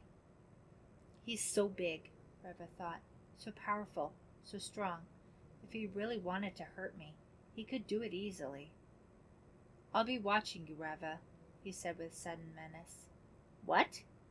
I'll have 12 monitors. I'll be watching every move you make. Even in the darkness of the empty supply room, Reva could see his anger. As she backed away from Hank into the corridor, his words echoed in her mind, and she felt a chill, a cold tingling down her spine. The chill of real fear. Clay, what's with the knife? Pam asked. He shrugged. Just playing. He continued opening and closing the blade. He always has to be fiddling with something, Pam thought, watching his hands. He can never just sit still. Hey, man, that's not a Boy Scout knife, Mickey said, scrunching his head. Where'd you get it? Found it, Clay said, an odd smile forming on his lips. They were sitting in Mickey's small box-like living room. Pam slouched low in the worn cushions of the threadbare couch. Clay in the wooden chair across from her. Mickey on the floor, his back against the couch, his legs stretched out straight in front of him. 2 unwrapped candy bars in his lap. Across the room, the TV was on, a rerun of some police show. No one paid any attention to it. The wind howled outside the narrow living room window, rattling the glass. The sound of a pop-top being pulled could be heard from the kitchen, just behind the living room. They could hear Mr. Wakely shift in his chair at the kitchen table. He'd been sitting there since Pam had arrived, finishing off 2 6-packs of beer. She'd heard him get up once to go to the refrigerator and pull out another 6-pack. He's been drinking non-stop ever since he lost his job, Mickey confided, lowering his voice to a whisper. He's heartbroken. I can't even talk to him about it. Has he tried to find another job? Pam whispered. Mickey shook his head. He hasn't left the house, except to buy beer. Some Christmas this is going to be, Clay said glumly, slapping his palm with the side of the knife blade. Where's Foxy? Mickey asked, tearing open one of the chocolate bars and taking a big bite. He had to work late night, and then go someplace with his parents, she replied, her fingers playing with a ripped bit of fabric in the arm of the couch. You know he got a job. Huh? Where? Mickey asked, chewing. Pam rolled her eyes. At Dalby's. Do you believe it? Clay snickered bitterly. Foxy got a job at your uncle's store, and you couldn't? Pam's expression darkened. She could feel the anger building inside of her, like a volcano ready to explode. I have my cousin Reva to thank, she said through gritted teeth. She's a cold wind, Clay said, twirling the knife in his hand. He smiled, pleased at his poetic description. She's a liar. That's what she is, Pam said heatedly, surprised at the force of her own emotion. Some day I'm going to tell her what I think of her. Why not do it right now? Mickey suggested, gesturing toward the phone on the low table beside the couch. Pam considered it briefly, then shook her head. It's not worth it. First thing you know, Uncle Robert would be calling my dad, and it would start a big family fight. So? Clay asked, staring at her with his steel gray eyes. So, I don't want to wreck my parents' Christmas, too, Pam told him, still playing with the frayed couch fabric. I don't want to start a world war. I just like to get back at Reva somehow. From the kitchen they could hear the top being popped off yet another beer can. I hate your uncle, too, Mickey said angrily. Look at what he did to my dad. A month before Christmas. Clay burst out humming a loud, off-key version of Deck the Halls, twirling the knife as he sang. He stopped abruptly and jumped to his feet, the diamond-like stud in his ear catching the light from the floor lamp. Can you guys keep a secret? Pam gazed up at him. She'd only seen that gleeful expression on his face once before, when he ditched the police cruiser. Yeah, sure, Mickey said, pulling himself up straight. No, I mean it. Really, Clay said, starting to pace quickly back and forth across the small room. Mickey pulled himself up beside Pam on the couch. They both followed Clay with their eyes, wondering what had gotten him so worked up. What's your secret? Pam asked. Come on, man. You know you can trust us, Mickey added. Clay stopped pacing and leaned against the windowsill, staring out into the darkness. I've been working on a little plan, he said quietly. So quietly they had to struggle to hear him. They waited for Clay to continue, but instead he walked over to the TV and turned up the sound. And glancing toward the kitchen, he pulled the wooden chair over to the couch and straddled it right in front of Pam and Mickey. Hugging the chair back, he began to speak in a low, excited voice, glancing toward the kitchen every few seconds, obviously determined that Mr. Wakely wouldn't hear what he was saying. I have this plan, he repeated. I know it'll work. It's a way we can have a good Christmas. I mean, get presents and stuff. He glanced nervously toward the kitchen, then turned his eyes on Pam. And it's a way you can get back at your cousin. Huh? Pam stared at him, confused. Clay, what are you talking about? I've already worked it out with the night security guard at Dalby's, Clay whispered excitedly, leaning close to Pam and Mickey. I'm going to rob the store. Chapter 9. The Perfect Crime. Maybe you two would like to come along, Clay asked. Mickey laughed and playfully slapped Clay's shoulder. You're kidding, right? But Pam knew immediately that Clay was serious. Clay, she knew, didn't really have a sense of humor. He didn't kid around or say things to get a reaction from people. Clay meant what he was saying. The intensity on Clay's face quickly convinced Mickey that Clay really was planning to rob Dalby's. And now Clay continued to stare expectantly at both of them, as if awaiting an answer. Hey, Clay, come on, Pam exclaimed. I can't rob my own uncle's store. Clay's eyes filled with alarm, and he stood up to clamp a hand over Pam's mouth. He peered toward the kitchen, listening for any sign that would indicate Mr. Wakely had heard. Then slowly he pulled his hand away from Pam's face. Sorry, she whispered. I forgot. Don't sweat my dad, man, Mickey assured Clay. He's so out of it, he doesn't know what's going on. Let's just keep it down anyway, Clay said sharply. He sat back on the chair, his long arms dangling over the chair back, his legs straddling the seat. Listen, Pam, it won't be like an actual robbery, he explained. He opened his knife and began tapping the blade against his open palm again. It'll be sort of like Robin Hood. Know what I mean? We'll take some stuff from the rich and give it to the poor for Christmas. Namely us.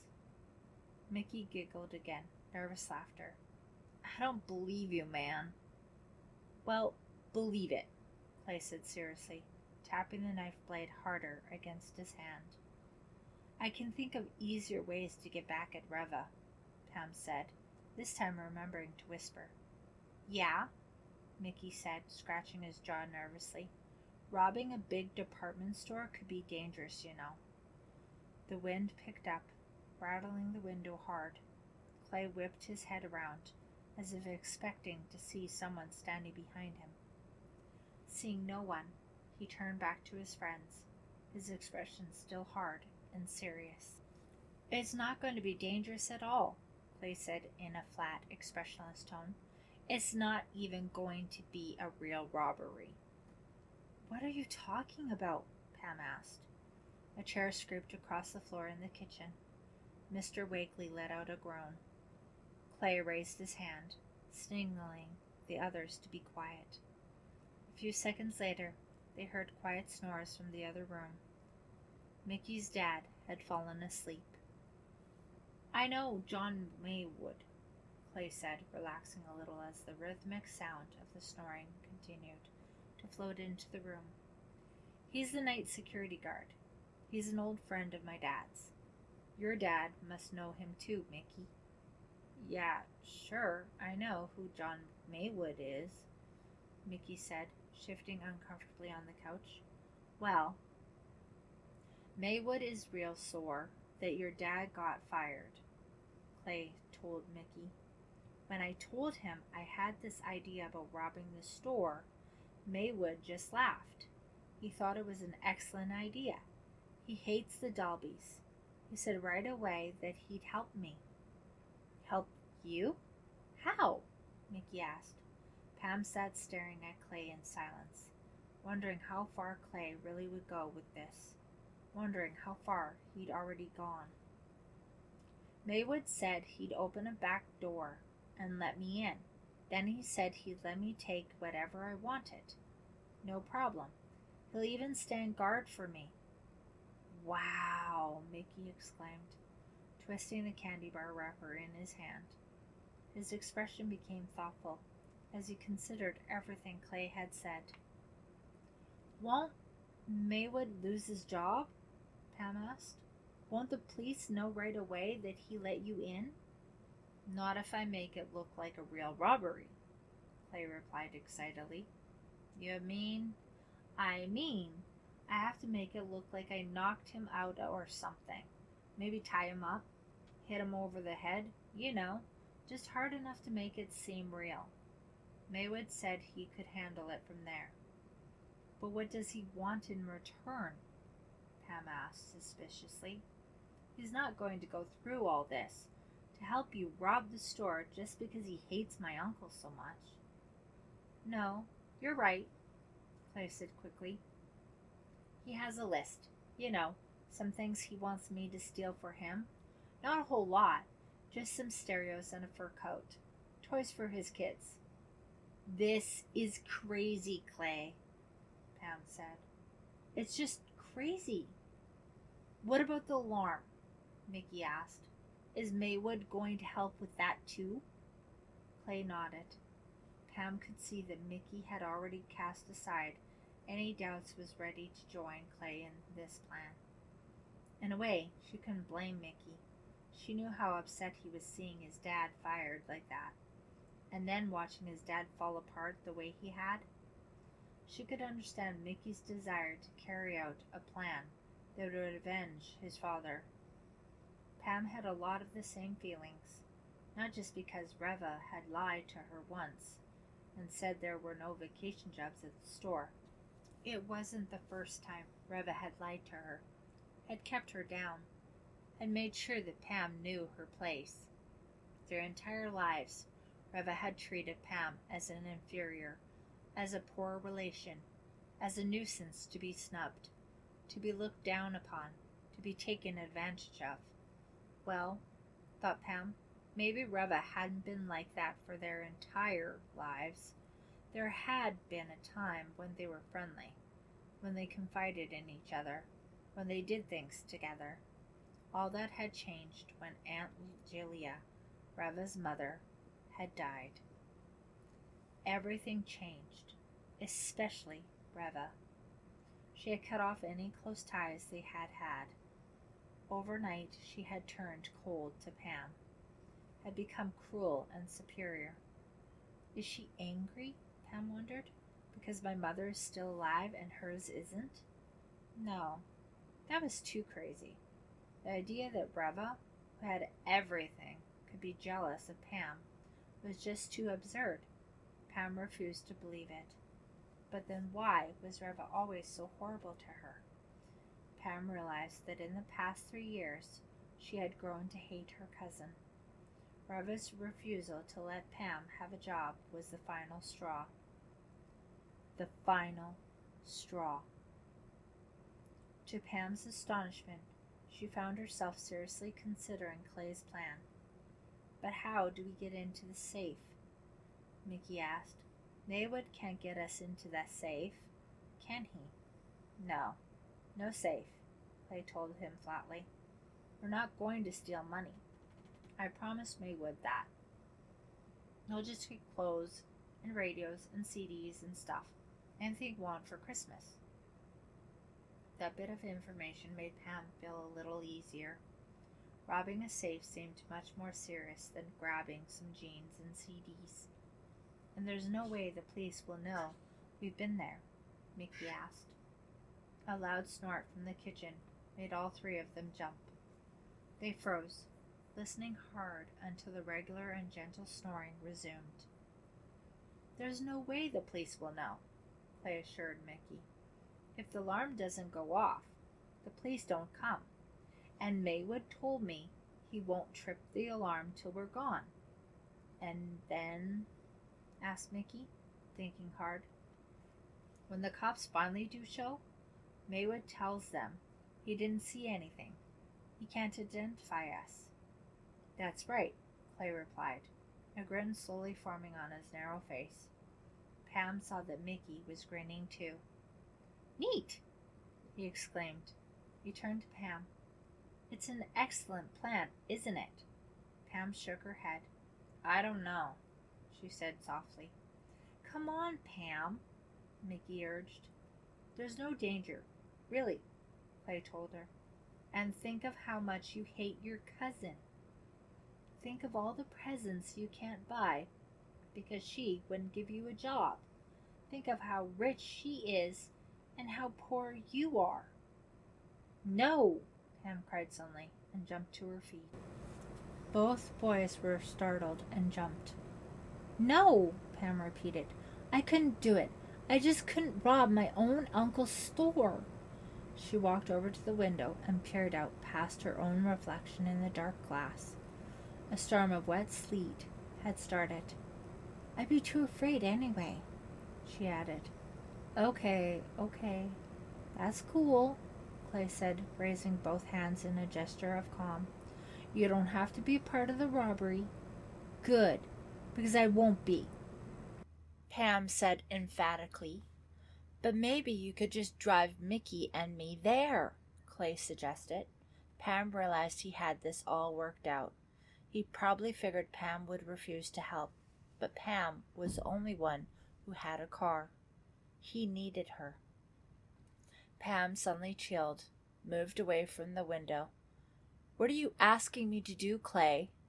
Just drive the car. He raked a hand through his brown, slicked back hair. Just drive us there, and wait for us. The trunk on that old Pontiac of yours is big enough to hold an elephant. We'll stash the stuff in there, then bring it to my house. You want me to drive the getaway car? Pam cried dramatically.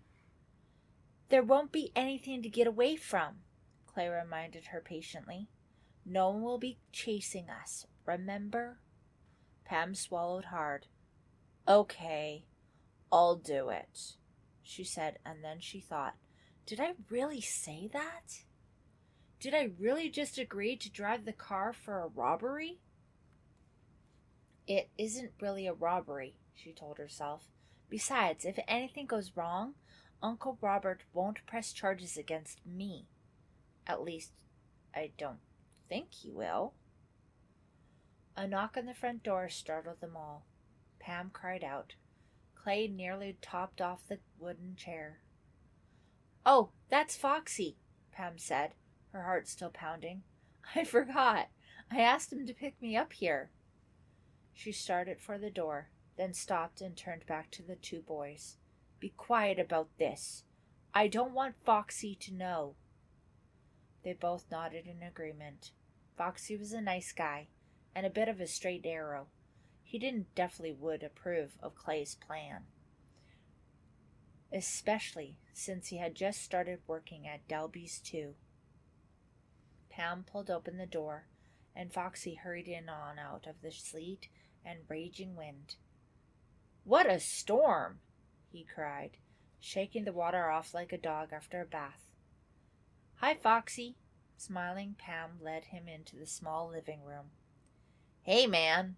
How's it going?" Clay asked.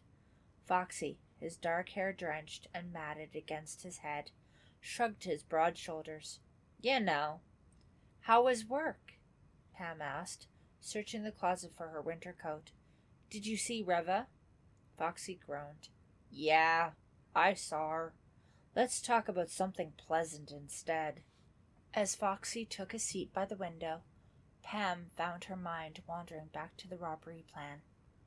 It's nothing to worry about, she thought. It's going to be so easy. Clay has it all planned so perfectly.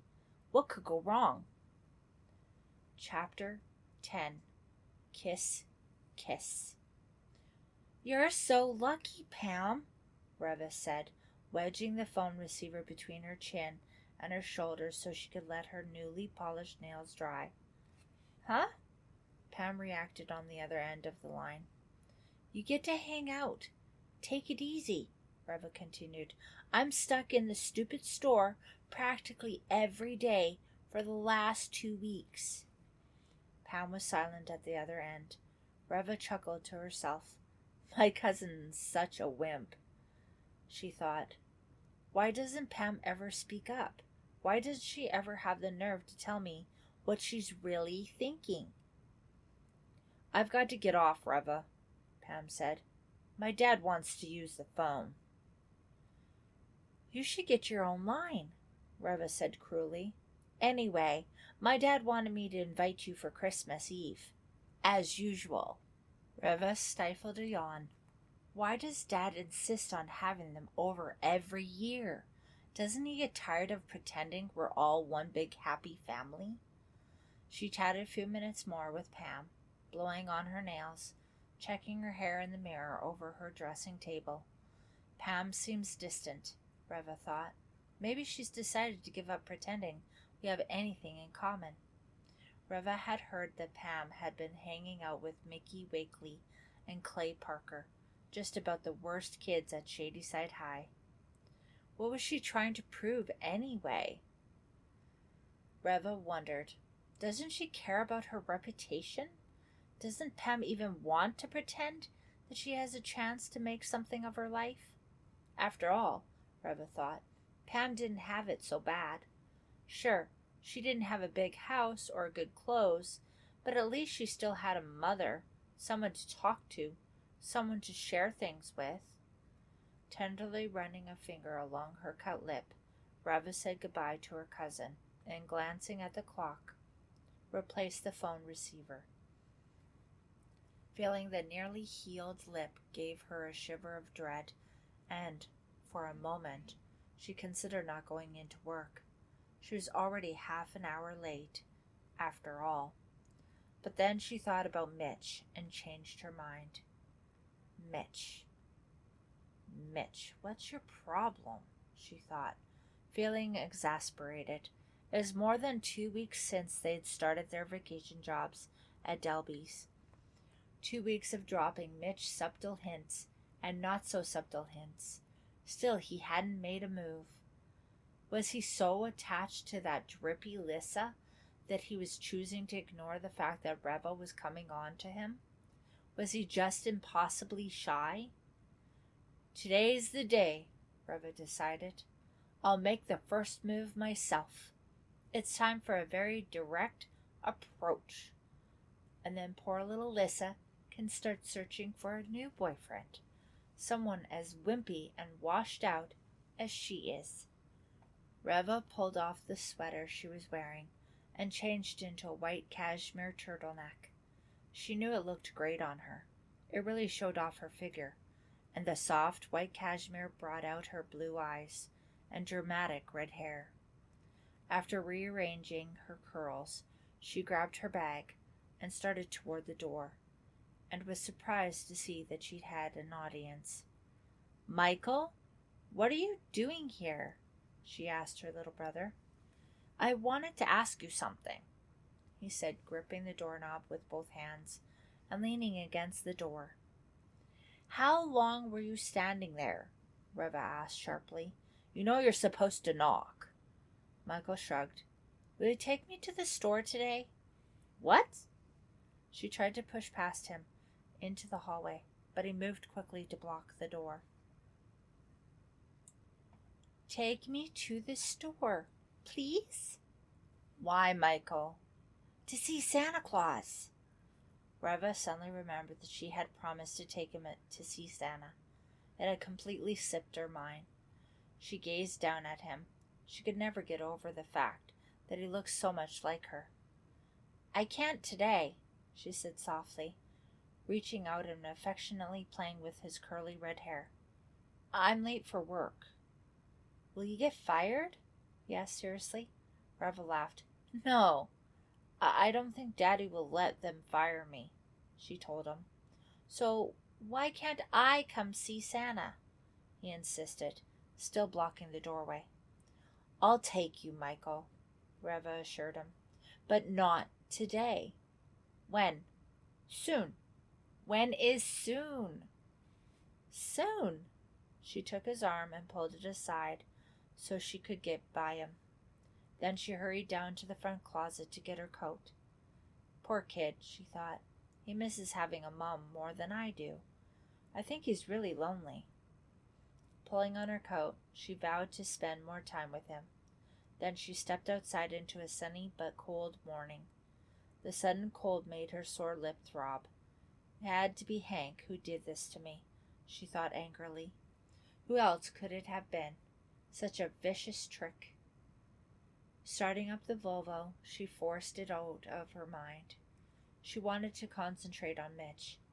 "This is your day, Mitch," she said aloud, turning the car around in a circle at the end of the drive and heading down to the street. He was so good-looking, with those adorable dimples on both cheeks when he smiled and that scratchy, hoarse little boy voice. She liked his taste in clothes, too. Polo shirts, cuffed chinos, preppy without being too showy. "This is your day, Mitch," she repeated. Grinning, she thought about him all the way to work. She found him at lunchtime in the electronics department stockroom, unloading a crate of CD players. He was wearing a white sweatshirt and chinos. "Hi," Reva said, walking up close behind him. He jumped up, startled by her voice. She laughed. He blushed. "Hey, we match!" she exclaimed, pointing to their white sweaters. She deliberately stood very close to him. "Yeah," he said, trying to back up, but he was already against the wall shelves. "How's it going, Reva? I've been unloading cartons all morning. We got in an entire truck of CDs and stereos." "I've been thinking about you," Reva said, making her voice low and whispery. She opened her eyes wide and stared meaningfully into his, giving him her best smile, lips slightly parted. "Oh, yeah?" He glanced down at the carton, still half filled with boxes of CD players. "I have to finish unloading these," he said uncomfortably. "It's lunchtime," Reva replied. "You can take a break. The boss's daughter gives you permission." He laughed. Thanks. I said I've been thinking about you, Reva repeated, staring into his eyes. I've been thinking about you too, he said in his scratchy voice, his words sounding hurried, as if he wanted to get them all out at once. I think we should talk. I don't want to talk, Reva said, leaning forward. I want to do this. She reached out quickly and put her hands behind his head. Then she pulled his face to hers and pressed her lips against his. He let out a small gurgle of surprise, but kissed her back. She held him against her, pressing the back of his head with both hands. Not a bad kisser, she thought. Her eyes went up to the security camera. She realized that Hank might be watching this passionate scene. Good, she thought, moving her lips against Mitch's, holding his head, and moving her fingers through his hair. I hope you get an eyeful, Hank. I hope you enjoy this show. She lowered her hands to Mitch's shoulders and kissed him with a renewed passion. Are you watching Hank? Are you watching it all? What's wrong with me? She suddenly thought. Why am I standing here kissing Mitch and thinking about Hank? She held Mitch tightly, kissing him harder, as if that might drive Hank from her mind. Whoa! An angry voice cried from behind them.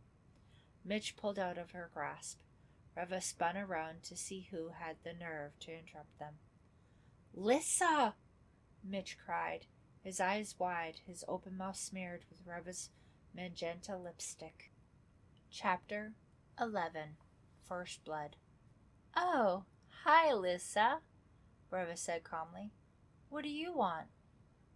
Lissa, her face crimson, her small hands tightened into fists, ignored Reva and stared only at Mitch. We're kind of busy right now, Reva told Lissa, pushing at her hair, straightening her white sweater. She reached out and wiped some of her lipstick off Mitch's chin. Lissa, standing rigidly in the stockroom doorway, continued to stare at Mitch. Angry tears had formed in the corners of her eyes. Reva! Lissa startled, talking now through clenched teeth and shifting her attention to Reva. You can't just play with people. Who's playing? Reva cracked and laughed at her own line. Mitch opened his mouth to say something to Lissa, but then closed it and lowered his eyes to stare at his shoes. Lissa cried out, more in disgust than anger, furious that Mitch hadn't the courage to say anything. Then she turned and fled from the room. Lissa, wait! Mitch finally cried out. What a bore. Now, where were we? Reva asked, turning her sexiest, most devilish smile on him. But Mitch had pushed past her and taken off after Lissa. Hey, wait! Lissa, wait! Let her go, Reva called after him. Oh, brother, she thought, rolling her eyes. What is his problem? But she chased after him into the electronics department with its wall of color TVs all tuned to Oprah Winfrey. 50 Oprah Winfreys staring at Reva as she grabbed Mitch by the arm and pulled him back. Let her go, Reva instructed him. I can't, he insisted heatedly, his eyes searching the wide aisle for Lissa. She had disappeared. Don't be a wimp, Reva said. The Oprah Winfreys grinned at her, speaking sadly into a microphone, as if giving a play-by-play of what she and Mitch were doing. Hey, let go of me, Reva, Mitch said angrily. She opened her eyes wide and pouted in a mock display of having her feelings hurt.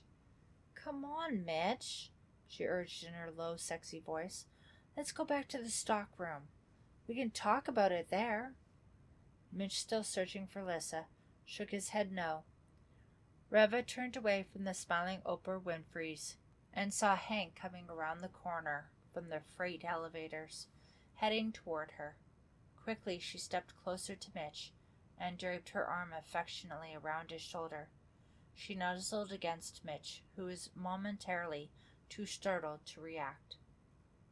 "Does this make you jealous, Hank?" Reva thought as Hank passed by, staring at her but not saying hello. "Does this make you jealous?" "I hope so." "Reva, please," Mitch said edgily, pulling away from her. "You know what we were doing. I mean, back there." He pointed toward the stockroom against the back wall. "Well, it wasn't right. I mean..." "What do you mean?" Reva asked softly, patiently. Mitch took a deep breath and started again. "Lissa and I have been going together a long time, and I just don't think it was fair to her." Reva reached out and rubbed her more lipstick off his face. I like you, Mitch," she said in her most kittenish voice. "You like me too, don't you?" He blushed and swept his hand back through his straight dark hair. You seemed to like me back there," Reva said, glancing back to the stockroom. "I just think, well..." Poor Mitch, Reva thought, amused. He's totally flustered. "Oh, look at the time," Reva cried suddenly, staring at her watch. "I promised I'd be back at my post 10 minutes ago. Miss Smith will kill me. She'll probably club me with her shoulder pads." She rubbed his cheek with the back of her hand. See you later?" Then, before Mitch had a chance to respond, she turned and ran, heading for the bank of elevators on the other side of the store, leaving him standing still with his mouth agape, just as the 50 orpras waved goodbye. The store was crowded with lunchtime shoppers, office workers mostly, crowding around the costume jewelry counters, a few housewives pushing strollers, shopping bags draped over the handles. That went better than I thought, Reva told herself, a pleased smile on her newly lipsticked lips. Having Lissa burst in on us like that was an added treat. I'll never forget the horrified look on Mitch's face, she thought. What a wimp. But at least he'll be my wimp soon.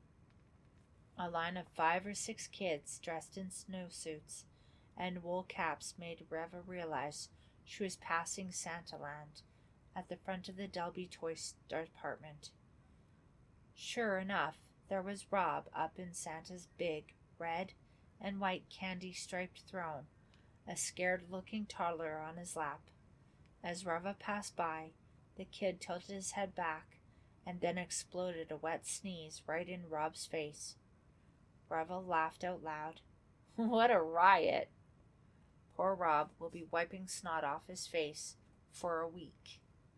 Reva was still chuckling when she reached the perfume counter and took her place behind the display shelves. Miss Smith stepped away from the cash register alcove and approached Reva, glancing angrily at her watch. "I'm glad you find being late so amusing," she snapped. "I wasn't smiling about that," Reva replied coldly. "Well, you've made me 15 minutes late for my luncheon engagement," Miss Smith accused. "Terribly sorry," Reva told her, not sounding the least bit sorry. "There are customers waiting," Reva's supervisor scolded, then grabbed up her bag and started off. "Have a good lunch," Reva called with exaggerated sweetness. Miss Smith turned back. "There's a package for you," she told Reva. "That one there, with the gift wrapping. I don't know who left it. Open it when all the customers have gone." Reva watched Miss Smith hurry away through the crowded aisle. As soon as she was out of sight, Reva picked up the package and carried it to the cash register alcove, turning her back to the counter so the customers couldn't disturb her. The package was square and was neatly wrapped in the silver foil wrapping paper with a red bow taped to the top. How odd, Reva thought, turning the package over in her hands. Is this an early Christmas present from someone? I would know to leave it here, at the perfume counter. It must be some kind of surprise from Daddy, she decided. Miss? Miss? Owen was calling loudly to Reva. She ignored the customer and, being careful of her fingernails, tore open the package. There was a box inside. Reva eagerly tore the top off the box and pulled out a dark, gracefully shaped bottle. It was some sort of perfume or cologne. Such an unusual bottle, Reva thought, admiring the smooth red glass, examining it curiously. It's so heavy. It must be very expensive, she figured. She carefully removed the glass topper and started to raise it to her nose. She stopped when she saw the drops of dark red liquid clinging to the bottom of the stopper. Suddenly suspicious, Reva put the stopper down, then tilted the bottle onto her outstretched finger. It's not cologne. It's blood. Reva uttered a low cry. The bottle slipped from her hand, hit the hard countertop, and shattered. Two customer women leaning on the other side of the counter also cried out in alarm as blood from the bottle splashed over the front of Reva's white cashmere sweater. Chapter 12. Is Hank Guilty? When Reva was 5 and attending a private kindergarten in a luxury building in the hills overlooking the Conoco River, she had a run-in with another little girl that she never forget. The other little girl, Reva remembered, was a troublesome, willful, blonde girl named Sarah. One day Reva and Sarah were painting on easels, using large sheets of white paper and wide brushes that they dipped into open cans of paint. An argument developed between Reva and Sarah, a territorial dispute of some kind. Reva couldn't remember which of them started it, but it ended with Sarah hoisting up the big can filled with red paint and pouring it over Reva's head. The thick red paint ran down Reva's face, oozed down her sweater and white jeans, and somehow, in her mind, the paint, as it oozed and soaked into her clothing, became blood. She was only 5, after all, and had never been the victim of any kind of violent attack. And standing helplessly in a kind of shock, seeing and feeling the paint roll down her body, cover her skin and her clothes, Reva began to scream and scream. And according to what her mother later told her, it took hours to get her to stop. Long after her clothes had been changed and the paint had been scrubbed away, Reva still begged her mother to wash away the blood. 12 years later, standing behind the perfume counter as the blood splashed up onto her sweater, the violent scene in the kindergarten flashed vividly into Reva's mind. But this time, after uttering a silent cry of surprise, of disgust, she didn't scream. Other people were screaming. Reva clamped her teeth shut, as if trapping in all emotions, shutting away all feeling. She held her arms straight out, away from her sides, not wanting to touch her sweater, not wanting to touch the blood. No, she thought. No screams this time. She clenched her teeth so hard it hurt, and silently stared down at the oozing red mess. No screams. I don't feel it, she told herself, concentrating with all her strength. I don't feel anything. I'm okay, she assured the horrified customers clustered at the counter. Please, I'm okay. She was still trying to reassure them, to quiet them, wondering how to get the mess cleaned up, wondering what to do about her ruined sweater, when she saw the small envelope, half covered in blood, on the floor at her feet. She bent over quickly and picked it up, surprised to realize that she was out of breath, gasping for air, her heart pounding in her chest. It was a gift card.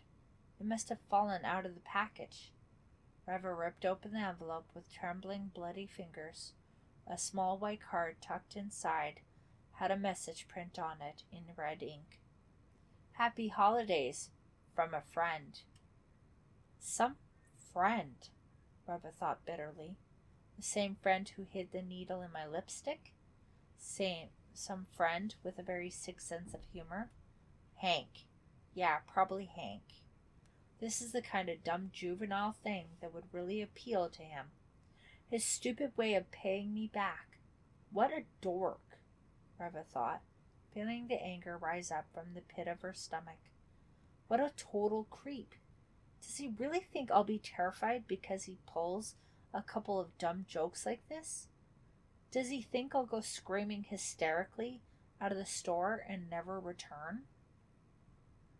Does he think I'll be frightened out of my wits or something? This just proves I was right about him, Reva decided. This just proves that he doesn't know me very well.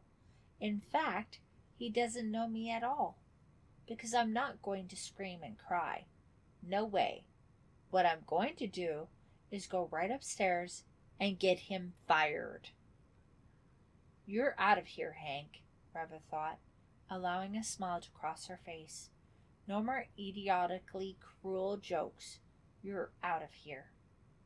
Ignoring the cries and worried conversations of the alarmed customers, Reva hurried from the booth, jogging quickly down the aisle, past staring, startled onlookers to the employees' elevator. She rode up to the 6th floor and stepped on into the reception area. Hey, Reva? The receptionist behind the wide oak desk called to her, but Reva was already halfway down the hall to her father's office, in the corner. She came to an abrupt halt in front of the tall bank of security monitors, surprised to see several blue uniformed workers there. Somewhat to her relief, Hank wasn't at his post.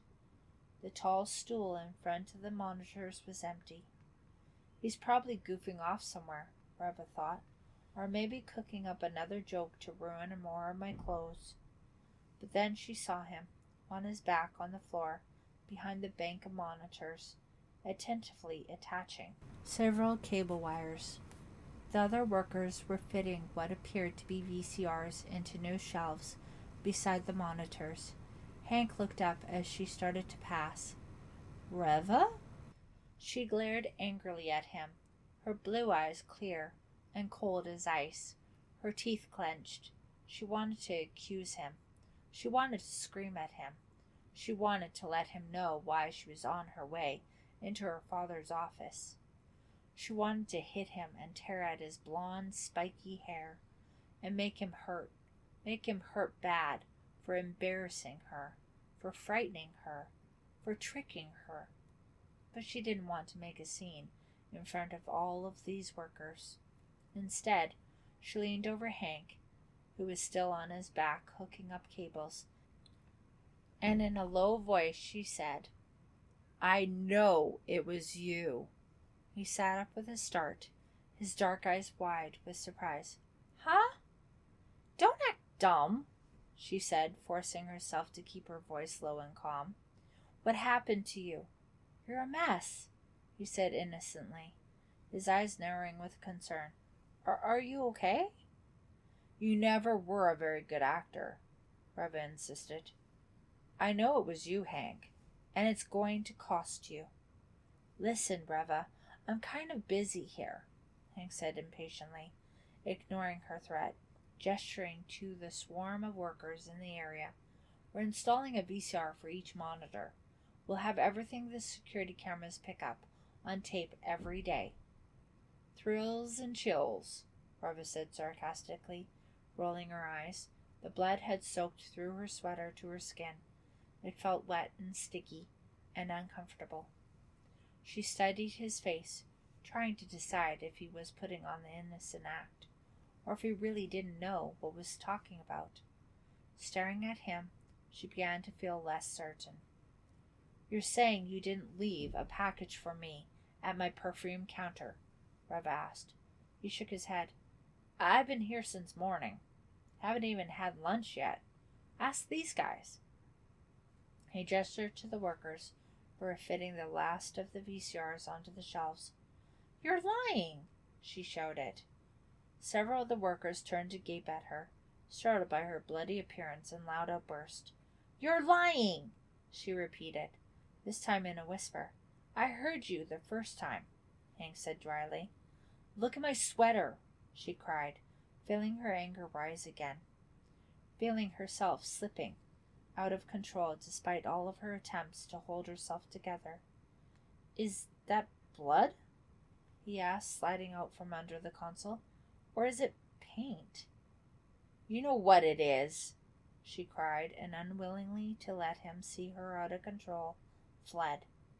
Past the other executive offices, past the wide balcony that looked over the 5 floors below, without stopping to see how bad the stain was, without stopping to try to wash it off, she ran to the end of the hall and her father's office.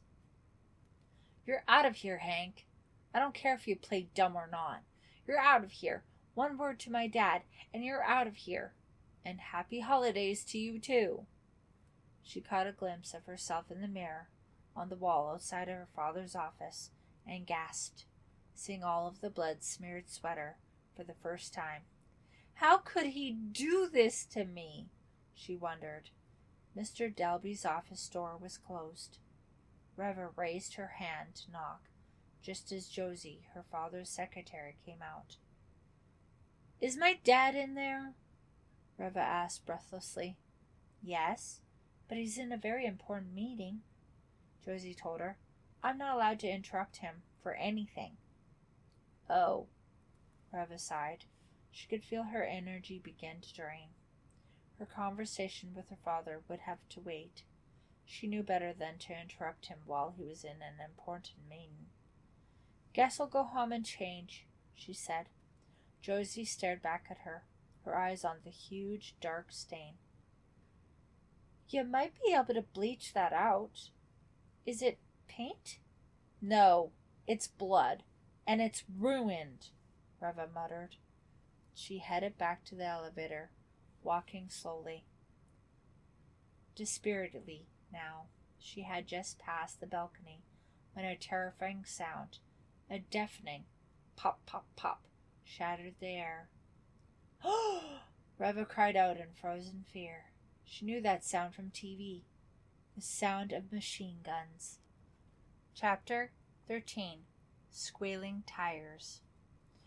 Reva heard screams from the floors below. Fearing more gunfire, she dropped to her knees beside the low balcony wall. Everything seemed to stop. All sound, all movement, even her breathing seemed to stop as she waited, too terrified to look over the balcony railing. She was still on her knees, still holding her breath, when the door to her father's office burst open. Mr. Dalby bounded through the door in his shirt sleeves, his face red, his eyes wide with fear. "What was that noise?" he called out. "Was that gunfire?" Reva climbed quickly to her feet. "Daddy!" She didn't get another word out. Mr. Dalby had fixed his eyes on Reva's blood-splattered sweater. He gaped in horror. "Reva, you're shot!" He managed to cry. Then his eyes rolled up in his head, and he uttered a low moan and slumped to the floor. "Daddy!" Reva repeated, overcoming her fear and rushing toward him. Josie got to him first, dropped to her knees, lifted his wrist to find a pulse. "Help! Somebody!" she cried. "Get help!"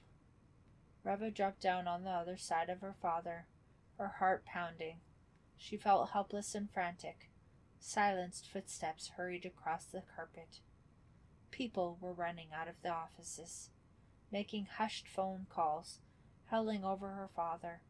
"Daddy!" Reva grabbed his hand. "Is he okay? Is he breathing?" she asked Josie. Mr. Dalby stirred.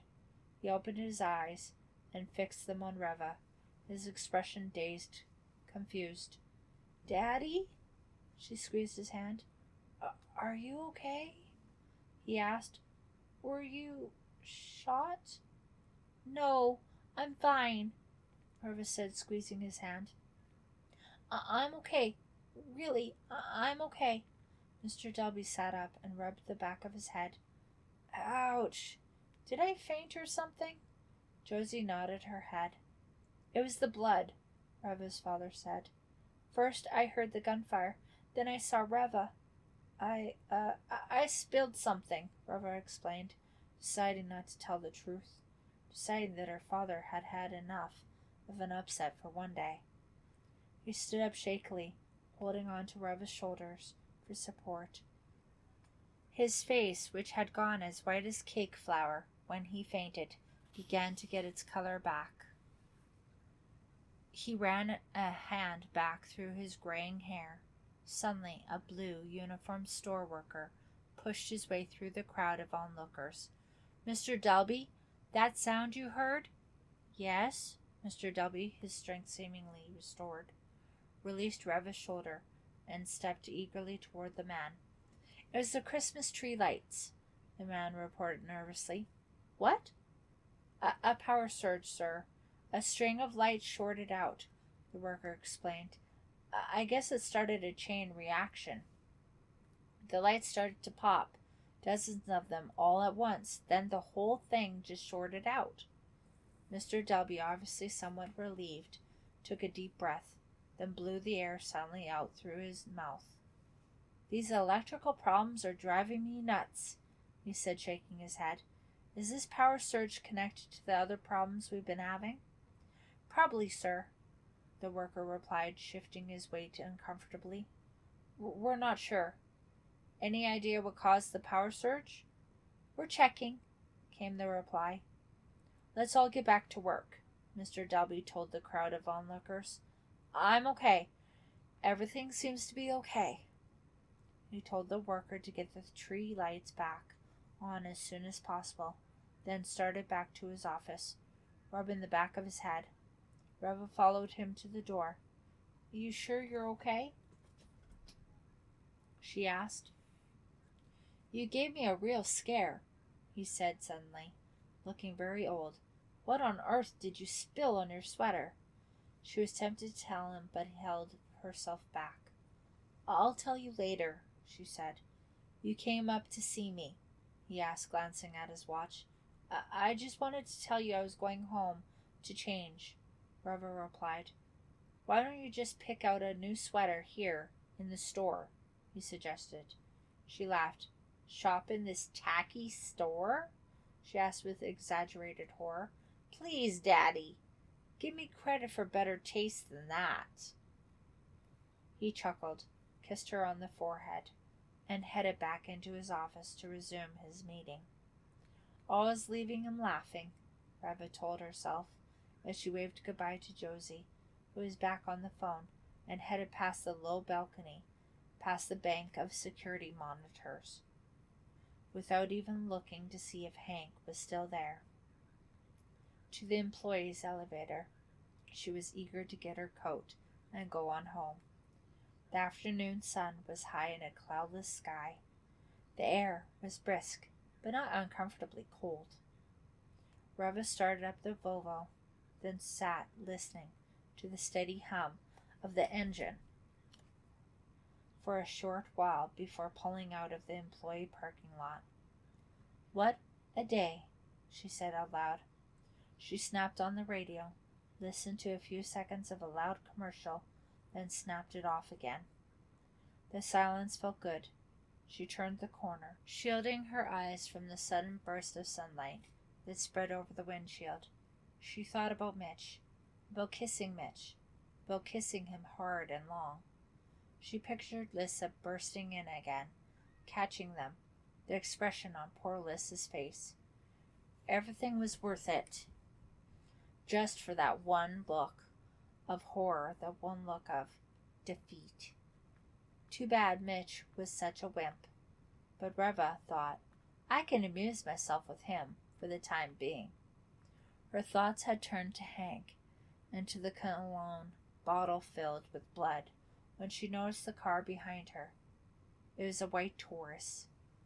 Had it been right behind her the whole way home? Staring at it in the rearview mirror, Reva felt a sudden stab of fear. She made a quick right turn onto a narrow street she'd never been on before. Small, close-together clapboard houses lined both sides of it. That white Taurus, she thought. It didn't turn, too, did it? One glance in the mirror told her that it had. I'm being followed, she realized. This isn't possible. This doesn't happen in real life, does it?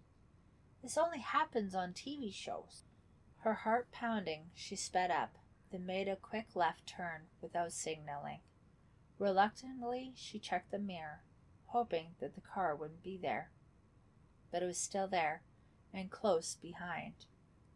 Go away! Please go away! Reva roared through a stop sign, steadying the mirror, trying to see the driver, but the bright sunlight formed a curtain over the Taurus's windshield. She made a right and found herself back on a crowded main road. The Taurus she saw was staying close behind. This isn't happening. It isn't. Who can it be? She caught a glimpse of a man's face, a dark mustache, a cap pulled down over his eyes. What does he want? She immediately thought of kidnapping. Sometimes she knew the children of very wealthy people were kidnapped and held for huge ransoms.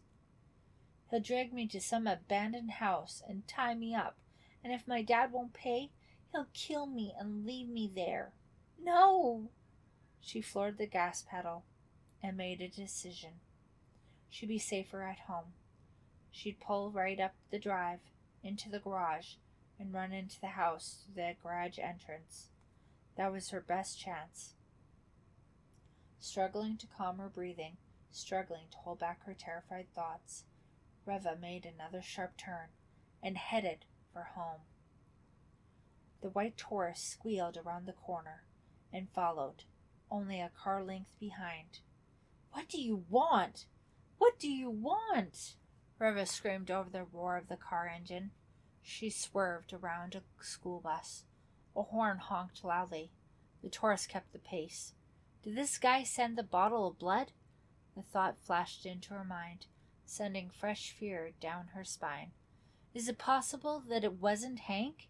That whoever's following me sent the blood and put the needle in my lipstick? But why? As a warning? As a warning that even worse things were in store? She sighed out loud as she turned into her driveway. A few more seconds and she'd be in back of the house, in the safety of the garage. A few more seconds and she'd be inside the kitchen. She could call the police, and the Taurus pulled into the drive right behind her. I don't believe this! Reva hit the brakes hard. She'd forgotten her garage door opener, and the garage door was closed. The Volvo slid to a halt. The Taurus squealed over the asphalt drive, stopping inches behind her. I'm trapped now, Reva thought. I can't get into the garage, but I can't just sit here in the car. Her only hope, she decided, was to make a run for the house. If she could get to it and get inside. She grabbed her house key, flung open the car door, and breathing heavily, leapt out of the car and started running around it toward the house. Her legs felt heavy, as if they were weighed down. Her chest felt ready to explode. Glancing to the drive, she saw that the man in the cap was out of his car. He was big and tough-looking, and was running after her. Chapter 14. Losing It. Hey! He called, stumbling after her. Reva was almost to the door. Hey! The man was waving wildly to her. She pulled open the glass storm door, jammed her key in the lock, and pushed hard. It didn't budge. Wrong key. Hey! He was only a few yards behind now. Reva spun around to face him, her mouth open, about to scream, her features stretched wide. Breathing hard, her pursuer stopped at the bottom of the stoop. Your tail light! It's broken, he said between gulps of air. What? Reva remained frozen in place, her back pressed against the glass storm door. Your tail light! I accidentally bumped into it back in Dalby's parking lot, the man said, struggling to regain his breath. Reva stared at him, not understanding, still waiting for him to make his move, to spring his plan of terror on her. I accidentally smashed into your taillight.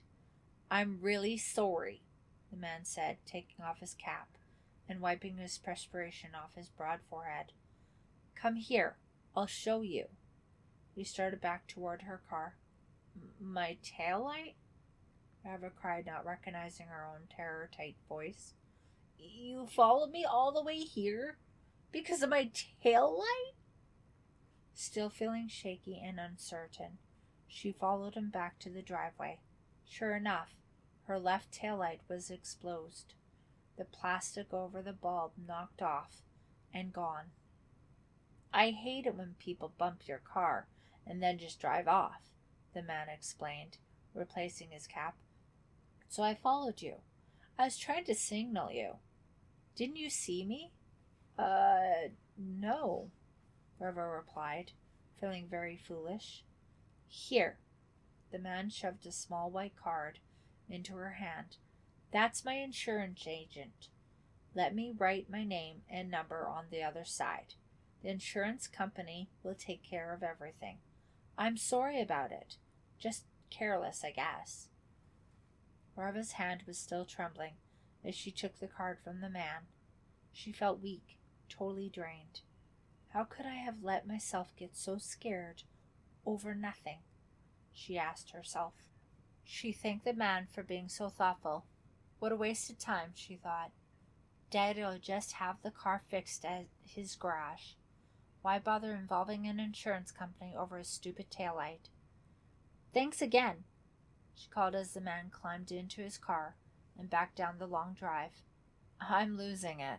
I'm really losing it, Reva thought, slowly making her way up to the house. This man was being a good citizen, and I acted like a paranoid nutcase. Oh well, she told herself, unlocking the kitchen door and calling out, Hello! Her call hung unanswered in the silent house, and she knew Yvonne and Michael must be out. I do have reason to be paranoid, though. She tossed her coat down and pulled off the blood-soaked sweater. Whoever's trying to scare me is doing a really good job, Reva decided. First my cup lip, then this hideous bottle of blood.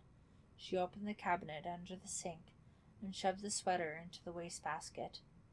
What's next? She wondered with a cold shudder. What's next? Part 2. Silent Nights. Chapter 15. Nothing to be nervous about. I'm so nervous. I can hardly breathe, Pam said. Nothing to be nervous about, Clay said, slumped down in the passenger seat beside her, his knees on the dashboard. His eyes focused straight ahead on the red taillights of the traffic outside the window. You talked to Maywood today?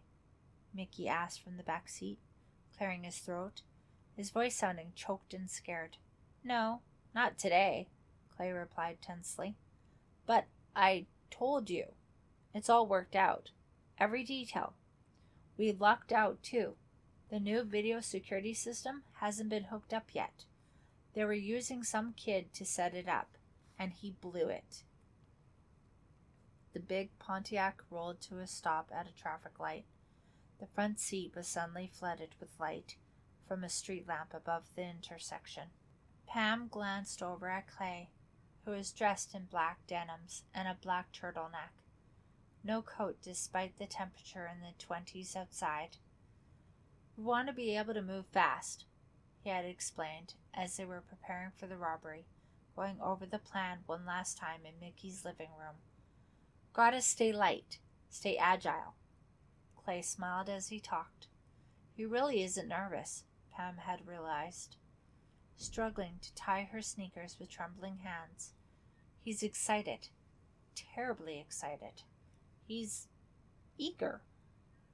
She wished she could have Clay's confidence. No, She wished she had never agreed to be in on this robbery in the first place. It was too frightening, too dangerous. Sure, Clay told them repeatedly that it wasn't a real robbery, that there was no danger, no risk, no chance of a slip-up. But how reliable was Clay? Going over the plan in Mickey's living room, Pam had wanted to disappear, run away, move into someone else's life till this was all over. "Don't you have a darker sweater than that?" Clay complained, taking in the butter-colored pullover Mickey was wearing. "I'll check," Mickey said, hurrying to his room. He returned a few minutes later in a black t-shirt. Mr. Wakely was out. They had the house to themselves. "I feel sick," Pam told Clay. "Really, I do." His expression hardened.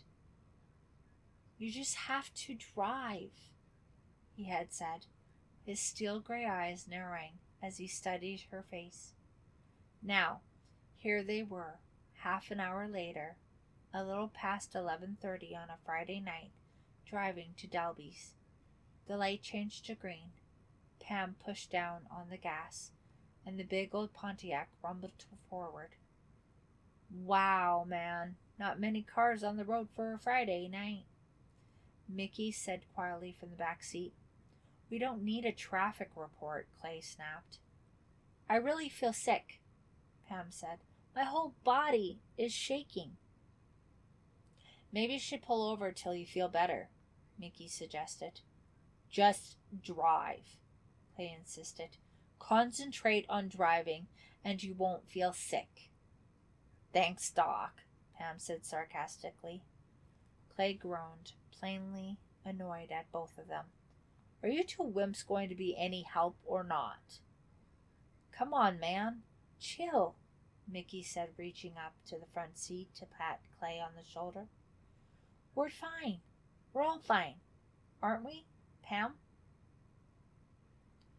A police black and white pulled up behind them. "Slow down," Clay shouted to Pam, ducking low in the seat. "I'm only going 35, Pam said, staring into the rearview mirror. The police car seemed to hesitate for a moment on their tail, then passed them on the left and sped on ahead. All three of them burst out laughing as the black and white moved out of sight. Nervous, relieved laughter. "Did my hair turn white?" Pam asked. "You were cool," Mickey congratulated her, flopping back against his seat. "Man, you were cool. Now remember, we go to the electronics first," Clay said, turning around in the seat to talk to Mickey. "I remember," Mickey told him. "We go to electronics first because it's farthest from the back door. We go to the farthest place first, then work our way back to the door." "Right." "Score one for Mickey," Clay said dryly. "I want to get one of those bomber jackets," Mickey said with enthusiasm. "You know, the leather ones with the neat patches."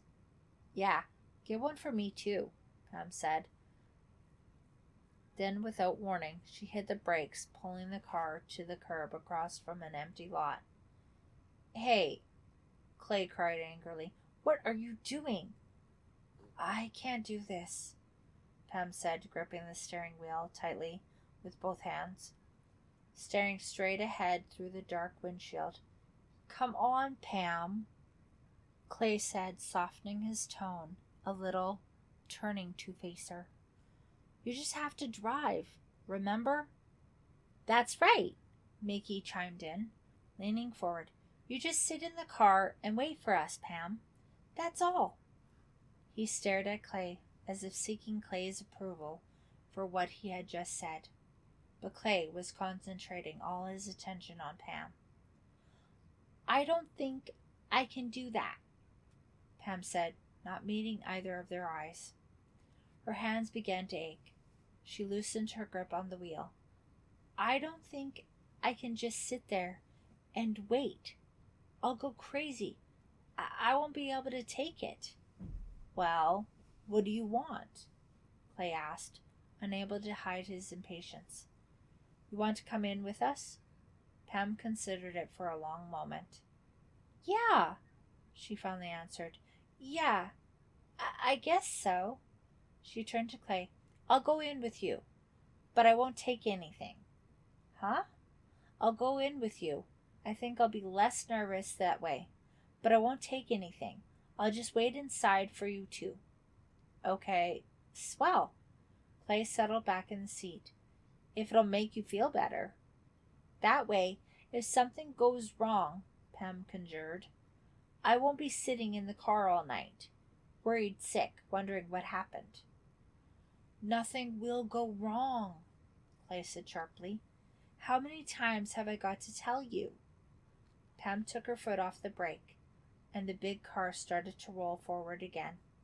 To her surprise, she realized that Dalby's was only a few blocks away. The plan, go over it once again, she said, her throat tightening, her entire body going cold. You know, since it's different now. Clay sighed noisily, acting out his exasperation. He really is treating Mickey and me horribly, Pam thought. After all, it's not like any of us are hardened criminals. It's only natural that we're scared. Maybe being angry at us is Clay's way of working off his nervousness, she decided. Look, the plan is exactly the same, even if you come into the store, Clay said, exasperated. There are 3 loading docks in the back of the store. We drive past the first 2 and park the car in front of the 3rd one. We leave the trunk down but unlatched. Maywood said he'd have the loading dock door open for us after 11 o'clock. We go in through that door, through the receiving room, along the employees' hall that leads to the main floor. We walk past all the perfume and cosmetics counters to the front of the 1st floor, up a few steps, then down a few steps, and into the electronics department. And Maywood is meeting us there? Mickey asked. Yeah, he's meeting us there. He'll help us carry some stuff. We take what we want. We get it back to the loading dock and shove it into the trunk. Then we tie Maywood up and make it look like we overpowered him, or something. Then we drive slowly and safely to my place. And stash the stuff in your garage. Mickey finished the plan for him. Clay nodded. No sweat. No big deal. Pam turned sharply into the empty Dalby's parking lot. The glass and steel store loomed up ahead of them, brightly light with the red and green Christmas lights streaming 6 stories down, as if the entire store had been gift-wrapped. Do you hear me? Clay was saying. Pam realized that he'd been talking to her, telling her something. Her fear had drowned out his words. Pull around there, he instructed, pointing. Not too fast. We don't want to draw attention from any cars on the street. Feeling numb all over, feeling as if someone else were driving the car, someone else were turning the wheel, someone else were guiding them through the empty lot and around to the back. Pam followed Clay's instructions. They rolled silently past the first concrete loading dock, then past the second. It was dark back there, except for solitary, dim yellow lights, one over every door. Pam pulled the car up even with the 3rd loading dock, shifted into park, and turned off the ignition. She peered out into the darkness. It was like being on the moon, she decided. The empty, silent employees' parking lot just behind them. The darkened truck garage to her left. So dark and empty. It made her feel a little better. Who could ever find them back here on the moon? For some reason, her mom and dad flashed into her mind. They were home, watching some TV Christmas special when Pam had gone out. She told them she was going to the movies with some friends. Some movie. They were good parents, she decided. They were good to her, proud of her. They even approved of Foxy. She reached for the door handle and thought about Foxy. Foxy would never believe she was doing this. He was such a nice person, such a kind person. It would be hard for Foxy to understand how you can hate a person so much that you even rob to get back at them. That you could hate being poor so much, especially when the rest of your family was so rich. She had wanted to tell Foxy about the robbery.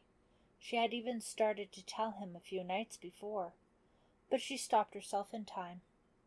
He wouldn't understand. Pam wasn't sure that she understood. Taking a deep breath, she pushed the car door open and stepped out into the cold. "The lights!" Clay whispered loudly, tapping the car's broad hood to get her attention. "Cut the lights!" It took Pam a while to realize she had forgotten to switch off the headlights. She reached back into the car, her hand fumbling over the dashboard, until she pushed the right button. It immediately grew much darker. Her two companions appeared as black shadows on black. Pam unlatched the trunk, making sure the lid stayed down. Her hand was shaking as she struggled to shove the keys into her jeans pocket. Then she followed the boys up the shallow concrete steps to the loading dock. As they stepped into the faint glow from the small yellow bulb above the loading dock door, their breath smoking up above their heads, Pam hesitated.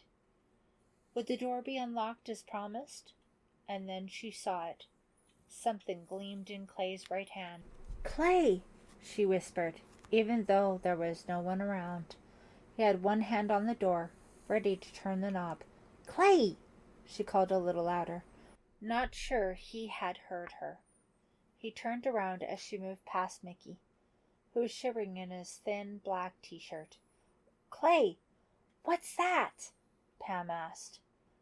Clay raised his right hand to reveal a small automatic pistol. "Hey, man!" Mickey cried, staring stonily at his friend. "You didn't say anything about a gun." "Come on, Clay. What do we need that for?" Pam asked, her eyes fixed on the small pistol, unable to conceal her horror. "You never know," Clay said softly. He started to pull open the door. Chapter 16. This wasn't supposed to happen.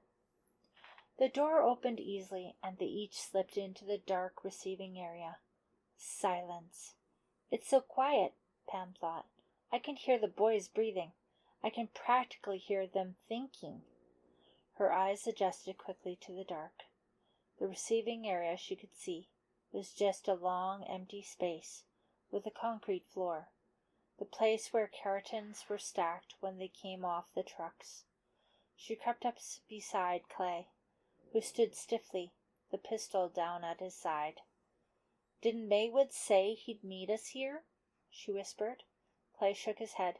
"No, he said he'd leave the door unlocked. He'll meet us in electronics." He pulled her arm gently. "Come on, let's move." "I wish you'd put that gun away," she whispered, following him. He pretended not to hear her and continued walking quickly, taking long strides across the wide, empty area to the corridor. Pam hurried to keep up with him, glancing nervously back at Mickey, who lagged behind. They reached the narrow hallway, which was also dark. The hallway was used by store employees only. It led to the employees' lounge, the stock rooms, and, beyond those, the main selling floor. "Hey, wait up!" Mickey called in a loud whisper. "This way," Clay instructed, starting a slow jog down the corridor despite Mickey's plea. He stopped at the edge of the main floor. Several ceiling lights had been left on.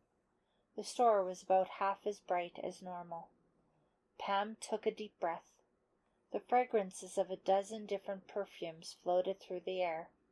The store at night smelled sweet and stale at the same time. Across the vast room, the huge Christmas tree loomed, a towering dark shape that rose up past the first of 5 balconies.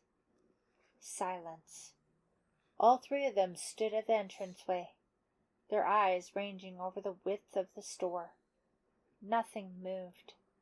No sign of anyone. "The whole store is ours," Mickey proclaimed jubilantly. "Wow!" Clay turned back to him angrily. "Don't celebrate yet." He held the pistol at his waist. "But this is neat!" Mickey exclaimed. Pam wished she could feel as excited. Her mouth felt dry, her throat tight. She expected someone to jump out at them at any moment. "It's stifling in here," she thought, unzipping her coat.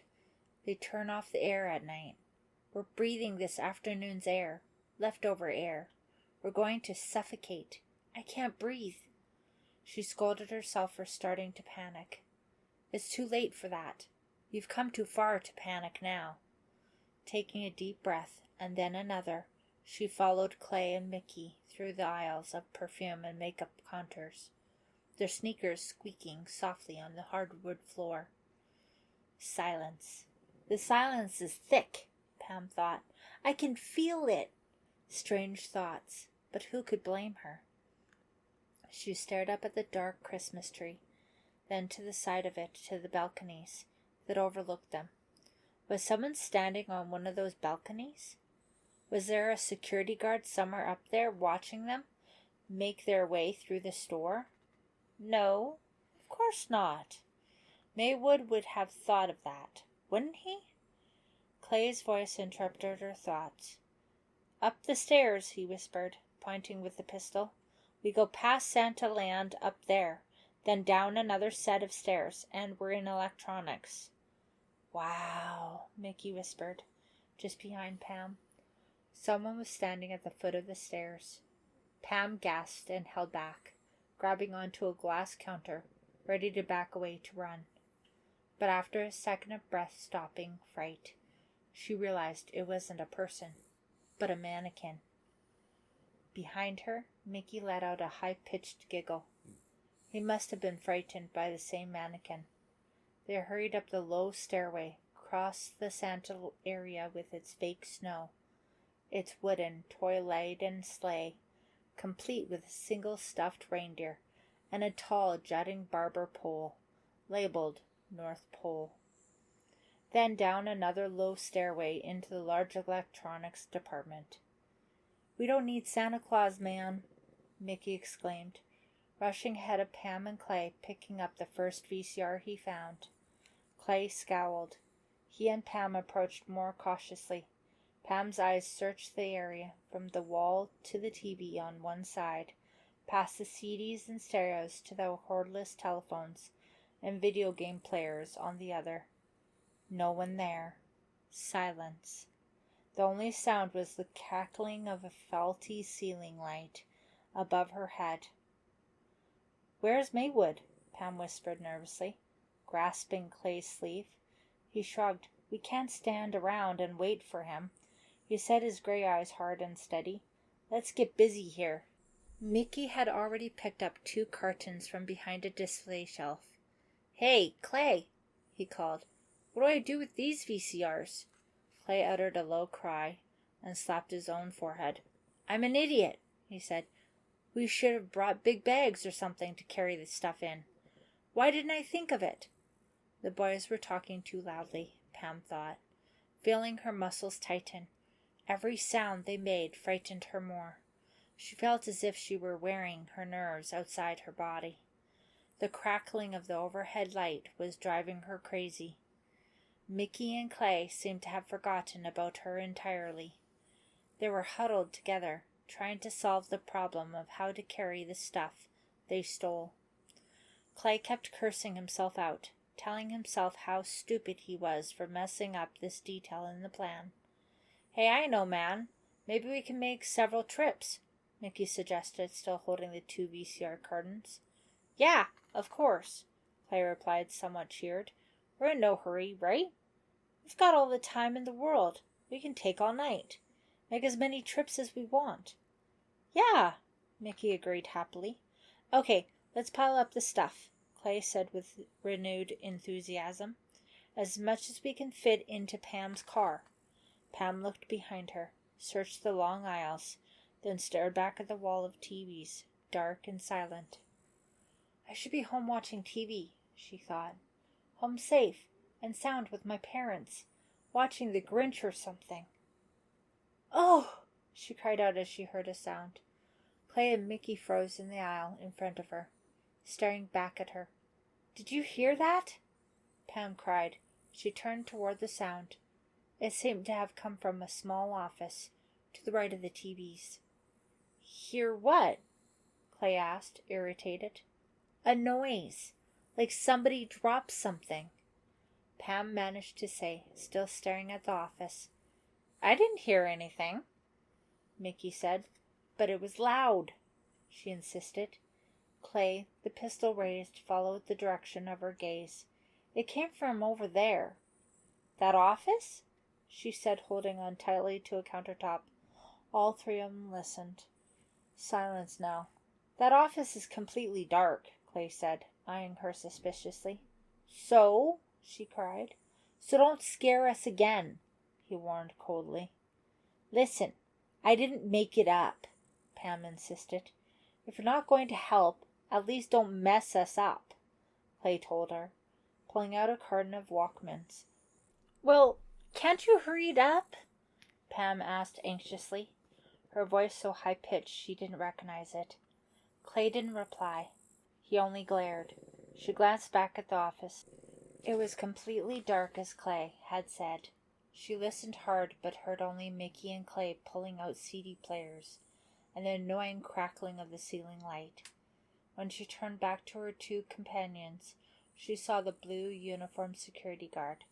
He was very tall and tremendously overweight. Pam saw, with a beer belly hanging over his uniform pants.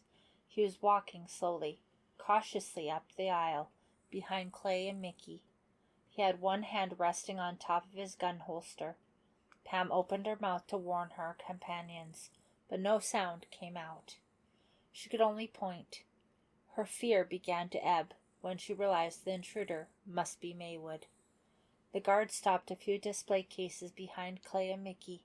Despite his size, he had a baby face with big blue eyes and a stub of a nose. "Hello, folks," he yelled cheerily. "Can I help you select anything?" Both boys cried out in surprise and spun around. Mickey dropped the carton he was holding. It hit the floor at his feet with a loud crash. "Hey!" Clay's mouth dropped open. Why does Clay look confused? Pam wondered, her fear beginning to mount again. "You're not Maywood!" Clay exclaimed. "Where's Maywood?" The guard's expression turned hard. "Don't move. Don't talk," he warned. "But Maywood—" Clay started. "I mean it," the guard bellowed, his large belly rising up as he screamed. "Any talking? I'll do it. Here?" Mickey, all the color drained from his face, stared in disbelief at Clay. Pam, still leaning against the display case, felt her legs go weak. Her throat tightened. "I can't breathe," she thought. "I'm too frightened to breathe. This wasn't supposed to happen. Clay promised us nothing would go wrong." "Put your hands in the air," the guard instructed, one hand gesturing, the other still on top of his holster. "Put them high above your heads, and keep them there." Obediently raising her hands, Pam saw Mickey do the same, but Clay hesitated. "Listen," he called to the guard. "Raise him," the guard bellowed. "Now!" Staring hard into the guard's unblinking eyes, Clay made no move to raise his hands. "Maywood told us," Clay started. "Raise him," the guard insisted. "Save your stories for the police." Without warning, he lumbered forward quickly, leaned down, and pressed a button hidden under a display counter. A deafening alarm bell blared through the store. "Run!" Clay shouted. Without thinking, Pam started to run up the aisle, running blindly and breathlessly, the displays and mannequins a dim blur beside her. She could hear Mickey a few yards behind her, hear his sneakers squeaking rapidly over the floor. She could hear the guard yelling, calling to them. At the low steps she turned and looked back, and saw Clay facing the guard, his pistol raised. "Clay, no!" Pam cried. No, please, no, she pleaded silently. The guard, his baby face wide-eyed, startled, pulled his gun from its holster. A gunshot. The sound cut right through Pam. She pressed her open hands over her face, afraid to look, afraid to cry out, afraid to stay, afraid to run. "Clay! No!" Mickey shrieked from right beside her. Pam watched the guard go down, clutching his bloodied chest, falling like a heavy sack of flour. And now, Clay, still holding the pistol, his face twisted in horror, was running to catch up with Pam and Mickey. The alarm roared in her ears. It seemed to get louder, louder until it felt as if it were coming from inside her head.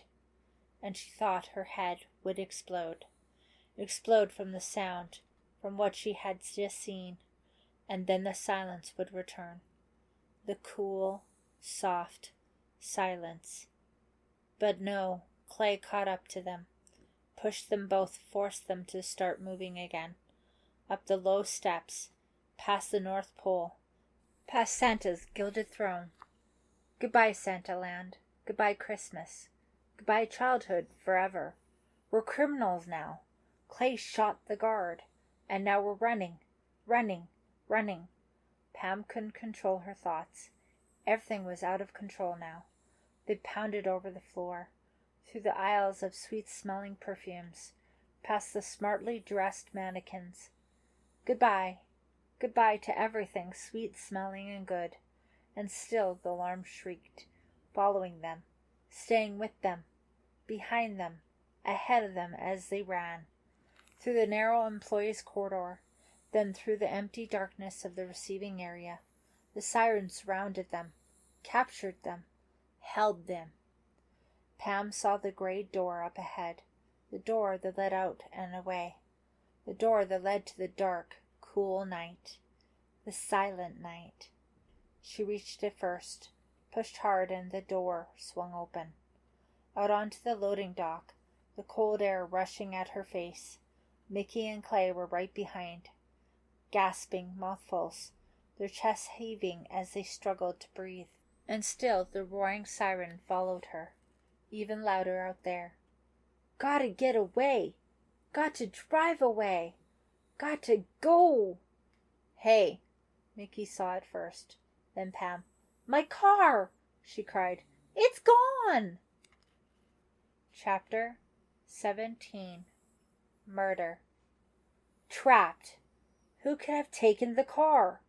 No time to think about it. Over the maddening wail of the alarm, Pam could hear the rise and fall of other sirens. Police sirens, growing louder, coming closer. We got to get out of here, she cried. And then she saw the car. It was right where she'd parked it at the loading dock to their right. We came out the wrong door, Clay realized. They had burst out onto the middle loading dock. Now, without hesitating, Pam jumped down, landing hard on the asphalt drive, and hurtled toward the car. As she ran, Pam pulled the keys from her coat pocket. All three of them reached the car at the same time, their breath puffing above them, steamy and white against the night sky, the sirens wailing. Clay slammed his fist on the trunk top, latching it. It's empty, Pam found herself thinking. All that fear, all that worry, all that blood, and the trunk is empty. Pam slid behind the wheel and slammed the door shut. The sirens followed her inside the car. Clay and Mickey piled in, resuming their places. Their car sputtered, then started on the second try. Pam floored the gas pedal and the big car squealed away. Through the empty employees in parking lot, lurching over traffic bumps, then back onto Division Street, through a yellow light about to turn to red, and away. Away. Away. Away. Two police black and whites, their sirens crying out, passed them going the other way. In the rearview mirror, Pam watched them turn and pull into Dalby's parking lot. In a few minutes they would find the guard, lying in his own blood, and then What? The dark stores gave way to dark houses. The streets whirled by silently. Silent, at last. Silent, again. None of them spoke. What was there to say? Somehow Pam drove them home. Somehow Pam drove herself home. The next morning she woke up in her clothes, the bed sheets and blankets in a tangled heap on the floor beside the bed. It was all a dream, she told herself. What a nightmare! But then, why was she still dressed in the same clothes as in the dream? And why had she slept so fitfully? And why was the dream so fresh, so vivid, so real in her mind? Because Pam knew it wasn't a dream. It had all really happened. Yawning and rubbing her eyes, she bent to pull the bedclothes up off the floor, then glanced at the clock. 9:45, Saturday morning. She stood up, stretched, thought about changing into a fresh outfit, then decided against it. How could she face her parents this morning? She had the feeling that they would know.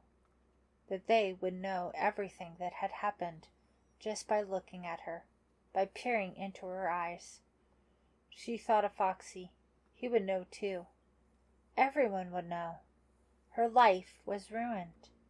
She slumped into the bathroom, brushed her hair and her teeth, then feeling as if she hadn't slept, still hearing the insistent wail of the store alarm in the back of her mind, she descended to the stairs and walked into the kitchen to face her parents. The radio droned low in the background. Breakfast dishes were still on the table, but her parents were nowhere to be seen. At her usual place at the table, Pam found a hastily scribbled note in her mother's handwriting. The note read, "Your father still insists on paneling the den. I've gone with him to the lumber store so he doesn't pick anything too ghastly. Back soon. Love." Pam felt relieved and disappointed at the same time. She didn't want to face her mom and dad this morning, but she didn't feel like being alone, either. There were cereal boxes on the table, but Pam knew she couldn't eat anything. Her mouth felt dry as cotton. She poured herself a glass of orange juice and drank it down, pulp and all.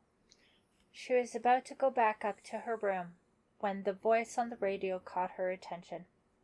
"A break-in at Dalby's Department Store on Division Street last night," Pam heard. She lunged for the radio, banging her knee against the counter, and turned up the volume. "Ed Javers, a veteran security guard, was fatally shot," the announcer reported. "The burglars got away with $25,000 from a main floor office safe. Shadyside Police have assigned 4 men to the case. I'll have today's Tri-City weather forecast in a moment." Her forehead throbbing, Pam clicked off the radio. Her head lowered, she stood grasping the counter, trying to catch her breath. Fatally shot? The guard was fatally shot? Killed? And $25,000 in cash taken from a main floor office safe? That is impossible, Pam thought. This didn't happen. The guard was killed and $25,000 was stolen. But how could that be? She pushed herself away from the counter, slumped onto the chair at the table, and buried her head in her hands. Gotta think about this clearly. But her thoughts spun wildly, whirling to the wall of the alarm siren. Clay is a murderer. He killed the guard. I saw him shoot the guard. And then, no, we didn't open the safe. We didn't take any money. We didn't take anything. This story is wrong. All wrong. It has to be the wrong. Without realizing what she was doing, she had gotten up, walked over to the wall phone by the kitchen door, and was punching in Clay's number. He picked up after the first ring. "Clay," Pam said, "did you hear the radio?" Yeah, came the reply. His voice sounded hoarse, weary. It's wrong! It's all wrong! Pam shrieked, unable to contain her panic. Tell me about it, Clay said quietly. My gun wasn't loaded. Huh? Clay's words didn't make any sense to her. I'm losing it, Pam thought. I'm totally losing it. My gun wasn't loaded, Clay repeated.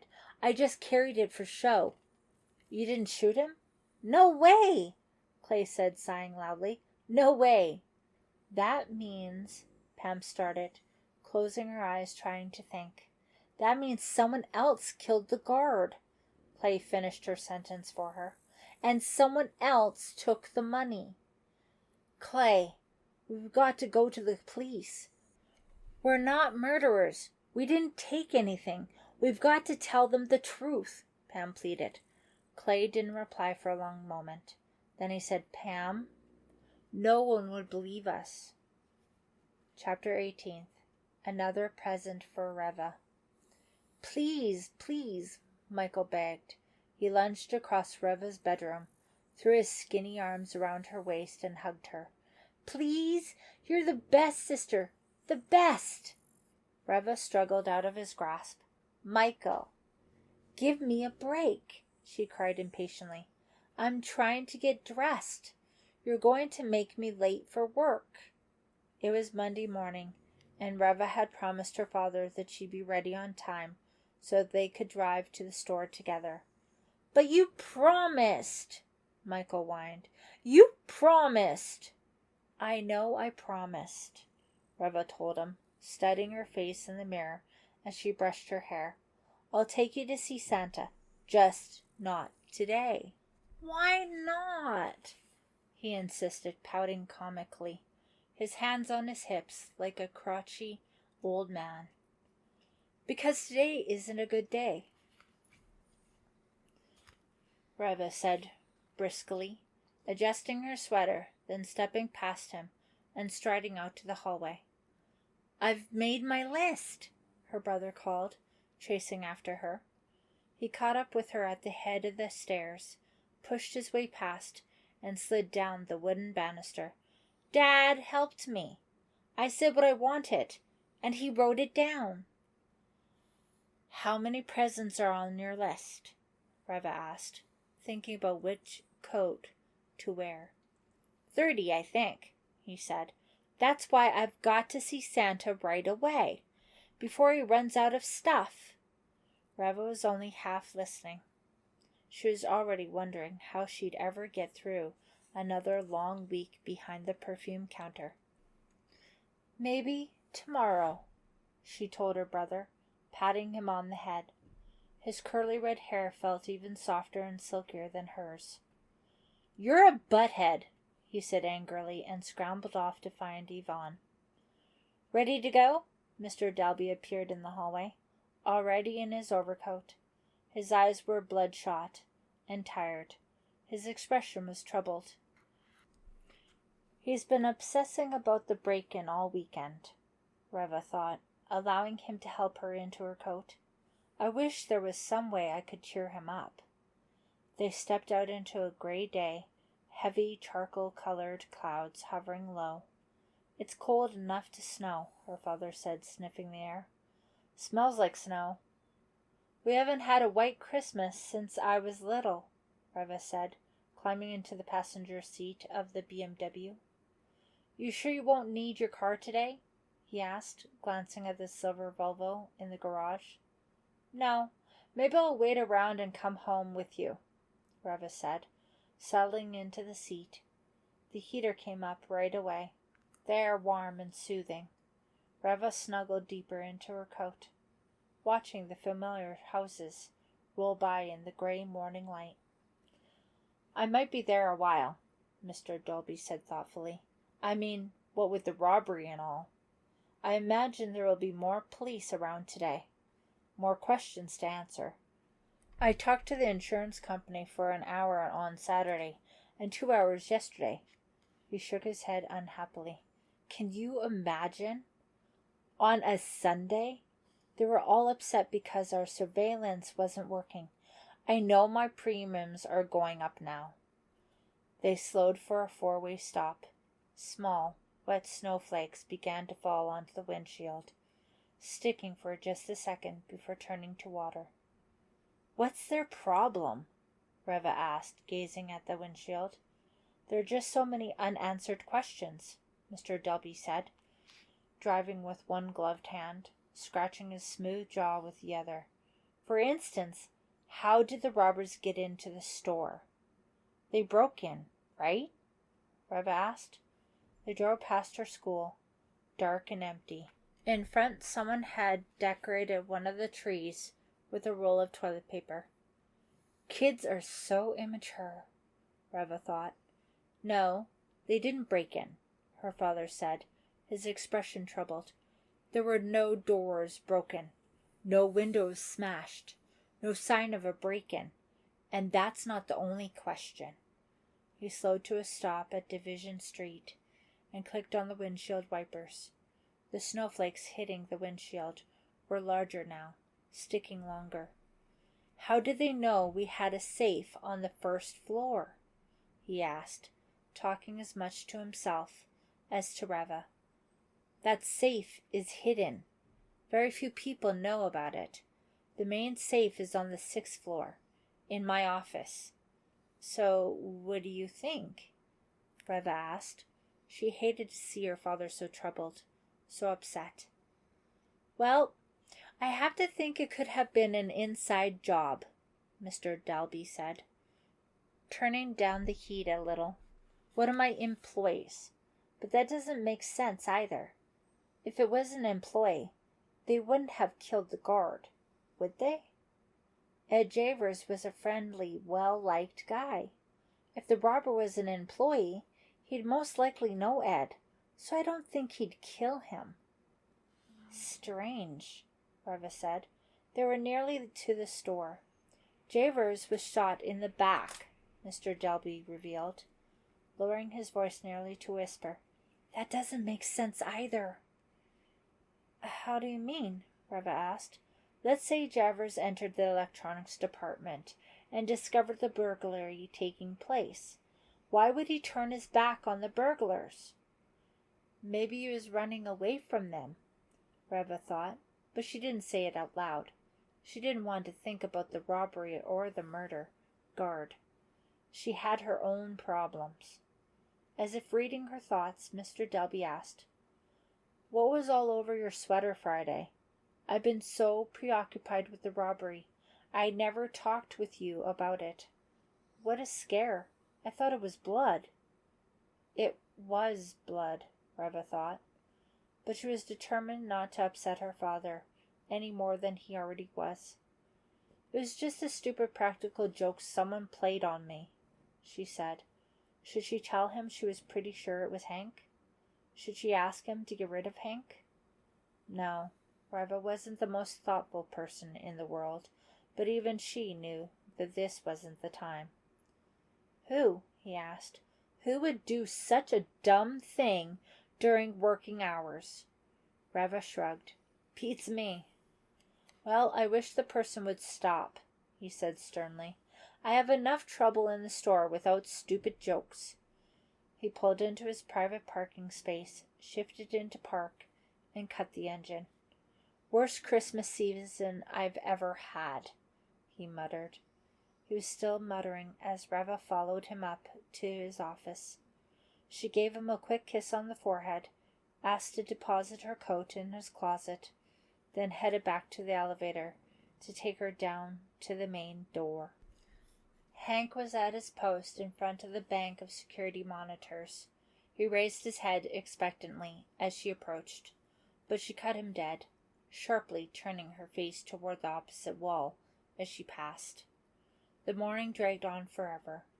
There were few customers even though it was so close to Christmas. Miss Smith wanted to discuss the horrible crime. "The poor guard! I knew him," she said, wringing her bony hands. Reva tisk-tisked, but didn't add anything to the discussion. At lunchtime she was surprised to see Mitch in front of her counter, wearing standard stockroom attire, of faded jeans and a plain gray sweatshirt. "Reva, can I see you?" he asked, an urgent look on his face. Reva smiled at him. "You're seeing me?" He didn't smile back. "No, I mean, can I talk to you? In private?" His eyes searched the long counter. "Well, my supervisor just went to lunch," Reva said, studying his face, trying to figure out what he wanted to talk to her about so urgently. "I'm not supposed to leave till she gets back." "It'll only take a few minutes," Mitch said, his dark eyes pleading with her. "Well, okay. Wait a sec." Reva asked the sales girl at the counter across from hers, a redhead named Mindy, to watch her booth. The young woman was reluctant, but Reva took Mitch's arm and hurried off without giving her a choice. Mitch led her back to the electronics department. One aisle, the middle one, had been roped off by the police. Several police officers were in the department now, along with 2 photographers who seemed to be taking flash pictures of every display and counter. The stockroom behind the electronics department was empty.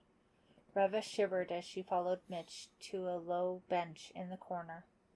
It was at least 20 degrees colder in there than in the rest of the store. "We keep the doors to the outside open," Mitch explained.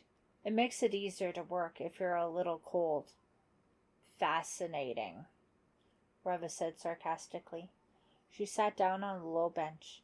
Mitch dropped down beside her and immediately reached for her, pressing his face up close to kiss her. She let him kiss her for only a few seconds, then pulled her head away. "Aren't you afraid Lissa might walk in and catch us again?" she asked coyly. He shook his head, a grin spreading across his face, the dimples appearing in his cheeks. "No, that's what I wanted to talk to you about, Reva." "Well?"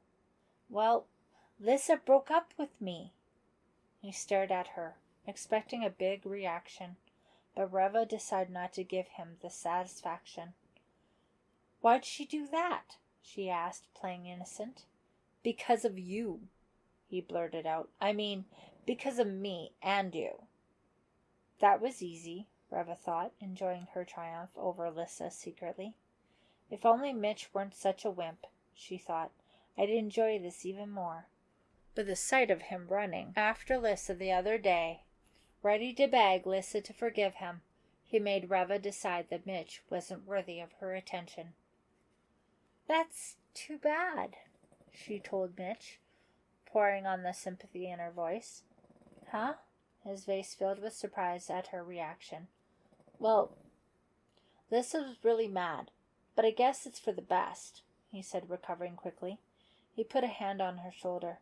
"I mean, after last week, I thought, well..." She stared at him as if she had no idea what he was talking about. "Well, since I'm not going with Lissa anymore," he continued uncertainly, "I thought maybe you and I could, maybe go to a movie or something Saturday night?" Reva removed his hand from her shoulder and stood up. "No, I don't think so, Mitch," she said coldly. "You have another date?" "No," she said, her face hard and expressionless, not revealing how much she was enjoying herself. "I just don't think so." She started to walk back to the selling floor, but he caught up with her and grabbed her arm. "You don't want to go out with me?" "That's the general idea," she said flatly. She stared hard at him until he let go of her arm and took a step back, his face red, his dark eyes wide with anger. "I don't get it," he said. "That's right," she replied and smiled for the first time. "You can't do this to people, Reva," he screamed, starting to lose his temper. "Looks like I just did," she told him smugly. "You can't come on to somebody and... Out of frustration at not being able to say what he wanted, he picked up the wooden bench they'd been sitting on and heaved it against the wall. "Very impressive," Reva cracked, Ignoring his angry curses, she ambled slowly and deliberately from the stockroom, without a glance back.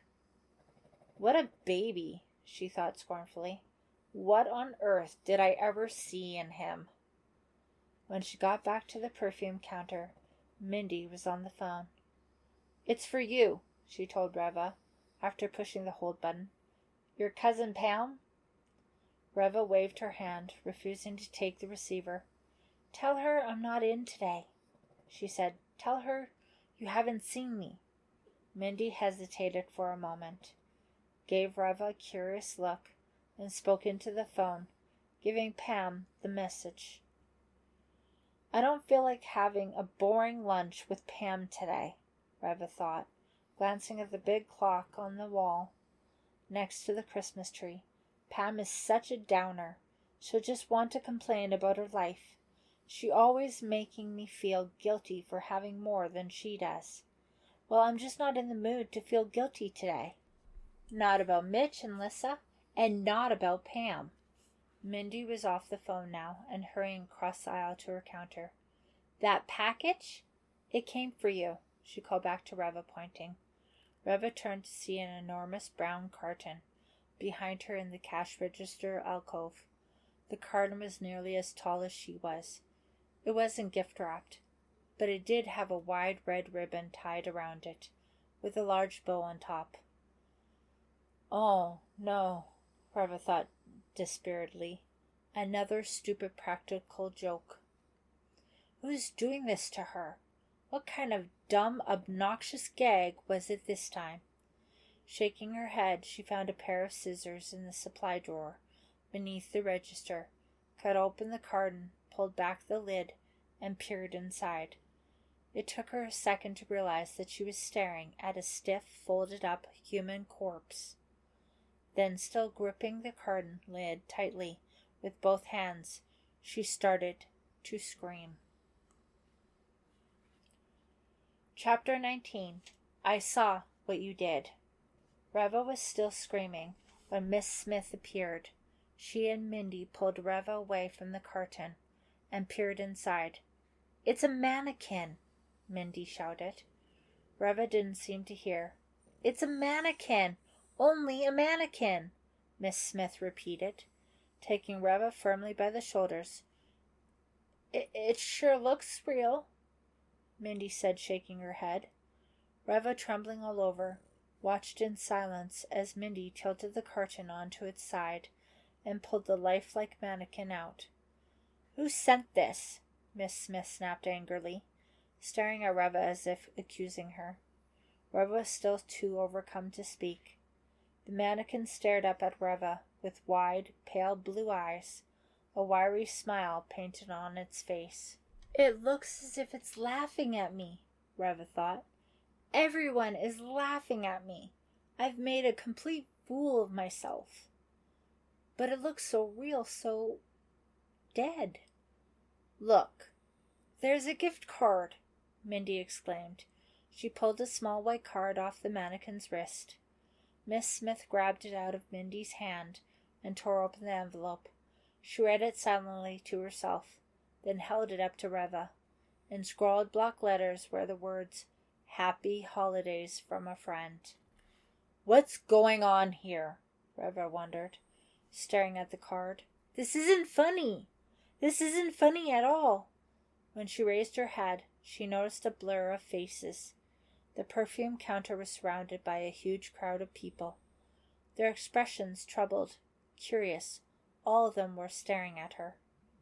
Who sent this? Miss Smith asked, her voice shrill and accusing. Is this some kind of a joke? What an awful joke, Mindy said with disgust. The mannequin continued to stare up at Reva, the wiry smile frozen on its pretty painted face. The store suddenly got much noisier, the voices around her rising in a wave, as if the volume had been turned up. The circle of onlookers seemed to close in. The ceiling came crashing down. The floor rose up to meet it. No, please! Reva had to get away from the crowd, from their eyes, their chattering voices. away from the cold, staring body. Straight-arming Mindy, she pushed out of the alcove and kept running. "Reva! Reva!" She could hear Miss Smith's shrill, alarmed voice behind her, but she didn't stop, didn't turn around. She kept running blindly through a blur of startled faces, not sure where she was running, just running away. "Happy holidays from a friend." The words on the card followed her down the aisle. Someone is trying to frighten me, she realized. Someone is trying to terrify me. Who could it be, she wondered, and why? Why are they doing this? And just how far will they go? Mr. Wakely, the collar of his worn leather jacket pulled up around his neck, padded through the living room and stopped at the front door. "You kids need anything help yourselves," he said. "Thanks, Mr. Wakely," Pam said uneasily. She was sitting on the edge of the worn couch, Clay beside her. Mickey was standing at the window, staring out at the snow-covered trees. "Where are you going, Dad?" Mickey asked. "The roads are pretty slick." "Just down to the corner for a few beers," Mr. Wakely replied, pulling open the door. "I think I can make it. I'm not entirely feeble, you know," he added sharply. He slammed the door behind him. Through the window, Mickey watched him make his way down the drive on foot, heading no doubt to Pat's, a dreary little bar just half a block away. "Has he improved any?" Pam asked Mickey. "His spirits, I mean?" Mickey shook his head. "He goes out for his beers now instead of downing them at the kitchen table. Call that an improvement?" He continued to stand at the window for a while longer, then joined his friends across the room. He slouched low into a folding chair and sighed. "I keep expecting a knock on the door," he said quietly. "You mean the police?" Pam asked, automatically checking the door. "Yeah," Mickey replied. "It's been 3 days. I can't figure out why we haven't been caught yet." "Maybe we're not going to get caught," Clay said, breaking his silence. He'd been staring at his sneakers since he'd arrived about an hour before. "Maybe we got away with it." He narrowed his gray eyes and stared at Mickey as if challenging him. Mickey glanced at Pam and didn't say anything. "We got away with murder?" Pam muttered, thinking out loud. "We didn't murder anybody," Clay insisted loudly, jumping to his feet and pacing. "I told you, my gun wasn't loaded." "Sit down, Clay," Pam said, slapping the couch cushion. "I only meant—" "Somebody else killed the guard," Clay said, heated, jamming his fists into his jean pockets. He wouldn't say anything more. "And somebody got $25,000, Mickey added glumly. "Yeah, and we left with what we came in with." "Nothing," Clay shouted, working himself up into a rage. "Did you talk to Maywood?" Pam asked calmly, her hands clasped nervously in her lap. "Did you find out what happened to him Friday night?" Clay shook his head as he paced to the window, taking Mickey's old spot and staring out at the thin layer of new snow. Less than an inch had fallen during the day. "I tried calling him at Dalby's. They said he called in sick. When I tried his apartment, there was no answer." "If he was sick, wouldn't he have called you?"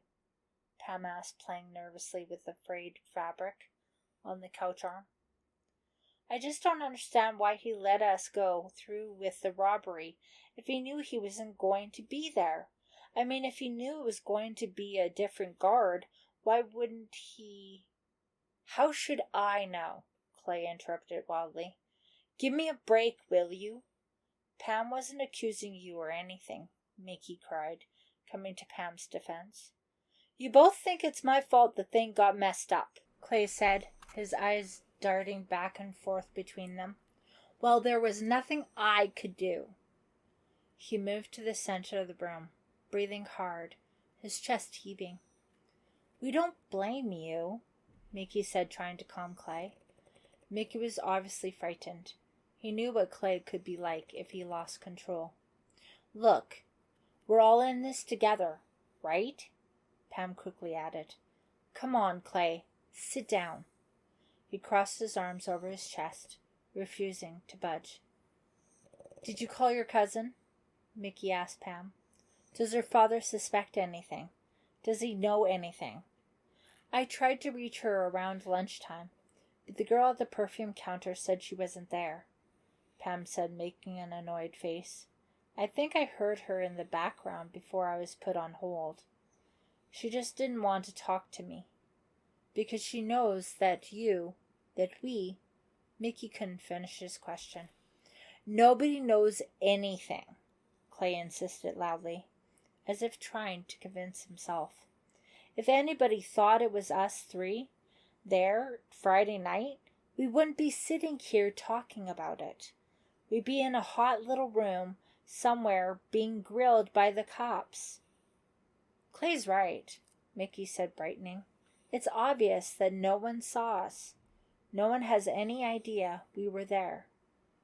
The phone beside the couch rang. Pam, startled, picked it up. "Hello?" The voice on the other end was gruff, hoarse. "I saw what you did," he rasped. "What?" Pam froze. "I saw what you did," the voice croaked, low and menacing. "I want my share." "No!" Pam shrieked and dropped the phone.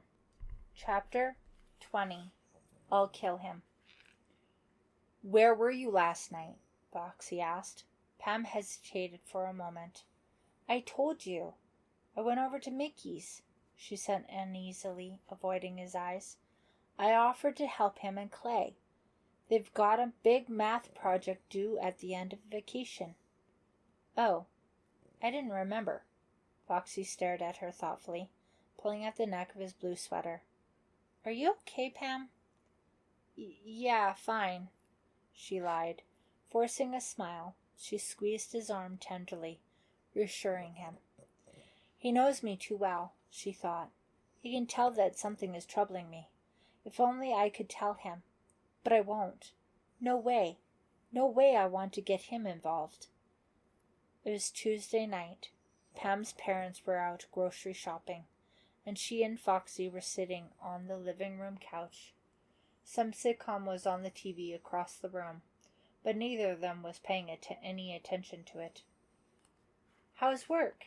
Pam asked, trying to change the subject, trying to get Foxy to stop studying her so intently. He shrugged. "Not bad. It has its enjoyable moments," he said. "How come you've been hanging out with Clay and Mickey so much?" She smiled at him, trying to cover up her uneasiness. "Foxy, you're not the jealous type, are you?" she asked, taking his big hand between hers. "Maybe," he replied, returning her smile. "It's just that you've been so busy," she told him, trying not to sound defensive. He started to say something, but the phone rang. She got up, crossed the room to turn down the sound on the TV, then picked up the phone from the low table near the hallway. She recognized the gruff voice immediately. "I want my share," he whispered in her ear. He knows where I live, Pam thought. He knows who I am. She glanced across the room at Foxy, who was watching her, who must have seen the horror on her face. "I want $10,000 or I'm telling the police," the voice rasped. "What do you mean?" Pam asked, her voice trembling. She turned toward the wall, hoping Foxy wouldn't hear. "I saw you," the voice said. "I saw you kill the guard. I saw everything." "No, we didn't," Pam shrieked. "We didn't do it." Across the room, Foxy jumped to his feet. The caller ignored Pam's outburst. "I want $10,000 to keep quiet," he rasped. "I'll be coming for it soon." "But we don't have any money," Pam cried. She was talking to a dead phone line. He had already clicked off. "Pam?" She was startled to discover that Foxy was standing right behind her. "Pam, what is it? Who was that?" "Oh, Foxy!" she cried and fell into his arms. He hugged her close.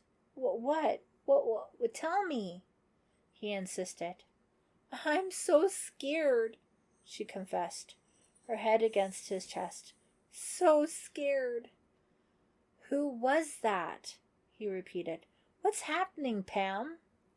She had to tell him. She was too frightened to hold it in any longer. He led her back to the couch, and they sat down. He held her hands tightly. "Foxy, you're not going to like this," she began, and then told him the whole story. She started with the night at Mickey's when Clay revealed his plan for robbing Dalby's. With a trembling voice, she told him about the robbery, how it went wrong, how the guard was shot, how they fled and just narrowly escaped before the police arrived. Even though they were alone in the house, she whispered, leaning in close to him. All the time she talked, she studied his face for the disapproval she knew would be there. But Foxy's face revealed only concern mixed with disbelief. He listened to the whole story in silence. Then, when she finished telling him about the raspy voice demanding $10,000, he let go of her. His expression changed. His dark eyebrows lowered over his dark eyes. "Pam," he said, "I'm so sorry." She had managed to hold herself together till then, but now her shoulders heaved, and she began to sob. Foxy reached out to comfort her, but she pushed him away. She wanted to cry. She wanted to sob and scream and kick. She'd been holding it in too long. Much too long. But to Pam's surprise, the feeling passed quickly. She dried her cheeks with her hands. She smiled guiltily at Foxy and apologized. "I didn't want you to know any of this," she admitted. "I wasn't going to tell you." "I'm not surprised about Clay," Foxy said thoughtfully. "But you and Mickey?" "I just got so tired of being poor," Pam cried. And so jealous of Reva, I guess. I don't know, Foxy. I mean, I have no excuse. I was stupid. I went along with it." She stood up suddenly, gripped by one thought. "What am I going to do now? This creep who just called, he knows where I live. He's very frightening, Foxy."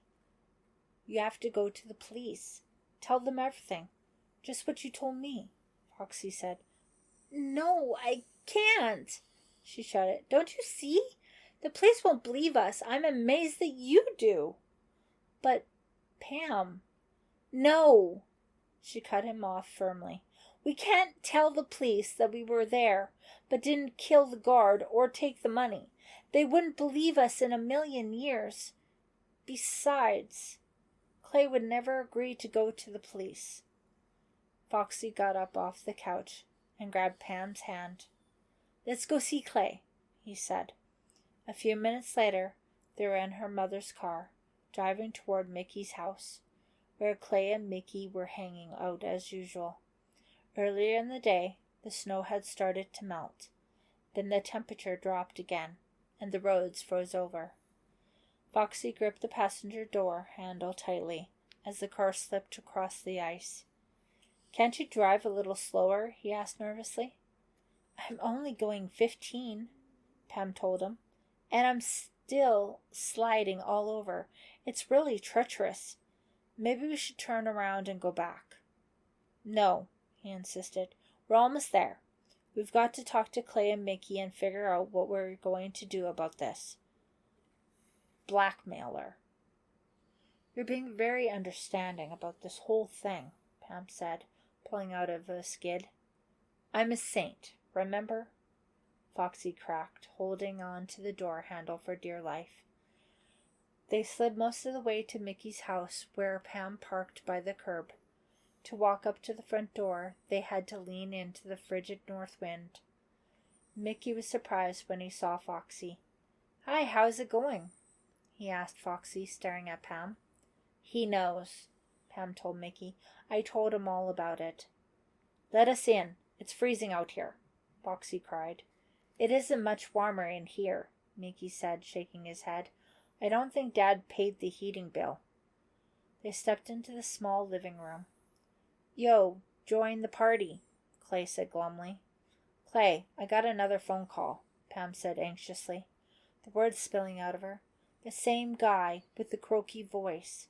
He says he wants $10,000. He says he saw us in the store. He says he's coming for his $10,000 real soon. Clay didn't react at first, just stared intently at the window. Then he looked up at Pam, and in a low, calm voice said, Whoever he is, I'll kill him. The quiet way Clay said that frightened Pam, as much as anything that had happened. It was something people said all the time. I'll kill him. I swear, I'll kill him. It was something said in anger. An empty expression. People never really meant it. With Clay, it was different. Clay didn't say things he didn't mean. It was one of the scary things about him. Clay, you're kidding, right? Pam said, more of a plea than a question. Please, promise me you're kidding.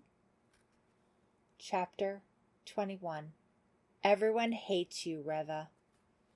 Thursday morning, even though she was an hour late, Reva rode up to the 6th floor, hung her coat in her father's closet, then strode quickly to the bank of security monitors to talk to Hank. She tapped him on the shoulder hard, and he whirled away from the screens. Reva, hi. He eyed her suspiciously. The last time she had passed, she cut him dead. Hank, it's time to stop the stupid games, she said, her voice low and hard. She had practiced her speech all the way to the store. She knew exactly what she wanted to say. Reva, I can't talk right now, he told her, glancing back at the screens. The store is open.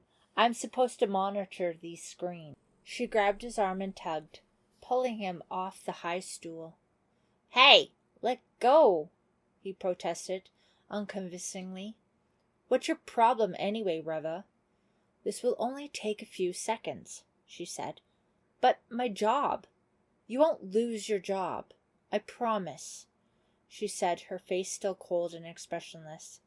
She pulled him into her father's office, which was empty, and closed the door. Reva, listen. He stared into her eyes, trying to figure out what she wanted. No more games, Reva repeated, brushing back her hair. Stop playing innocent, Hank. I'm not buying it. Innocent? He shifted his weight uncomfortably, shoving his hands into the pockets of his blue uniform trousers. Look, I guess I was pretty cruel to you, she continued with her speech.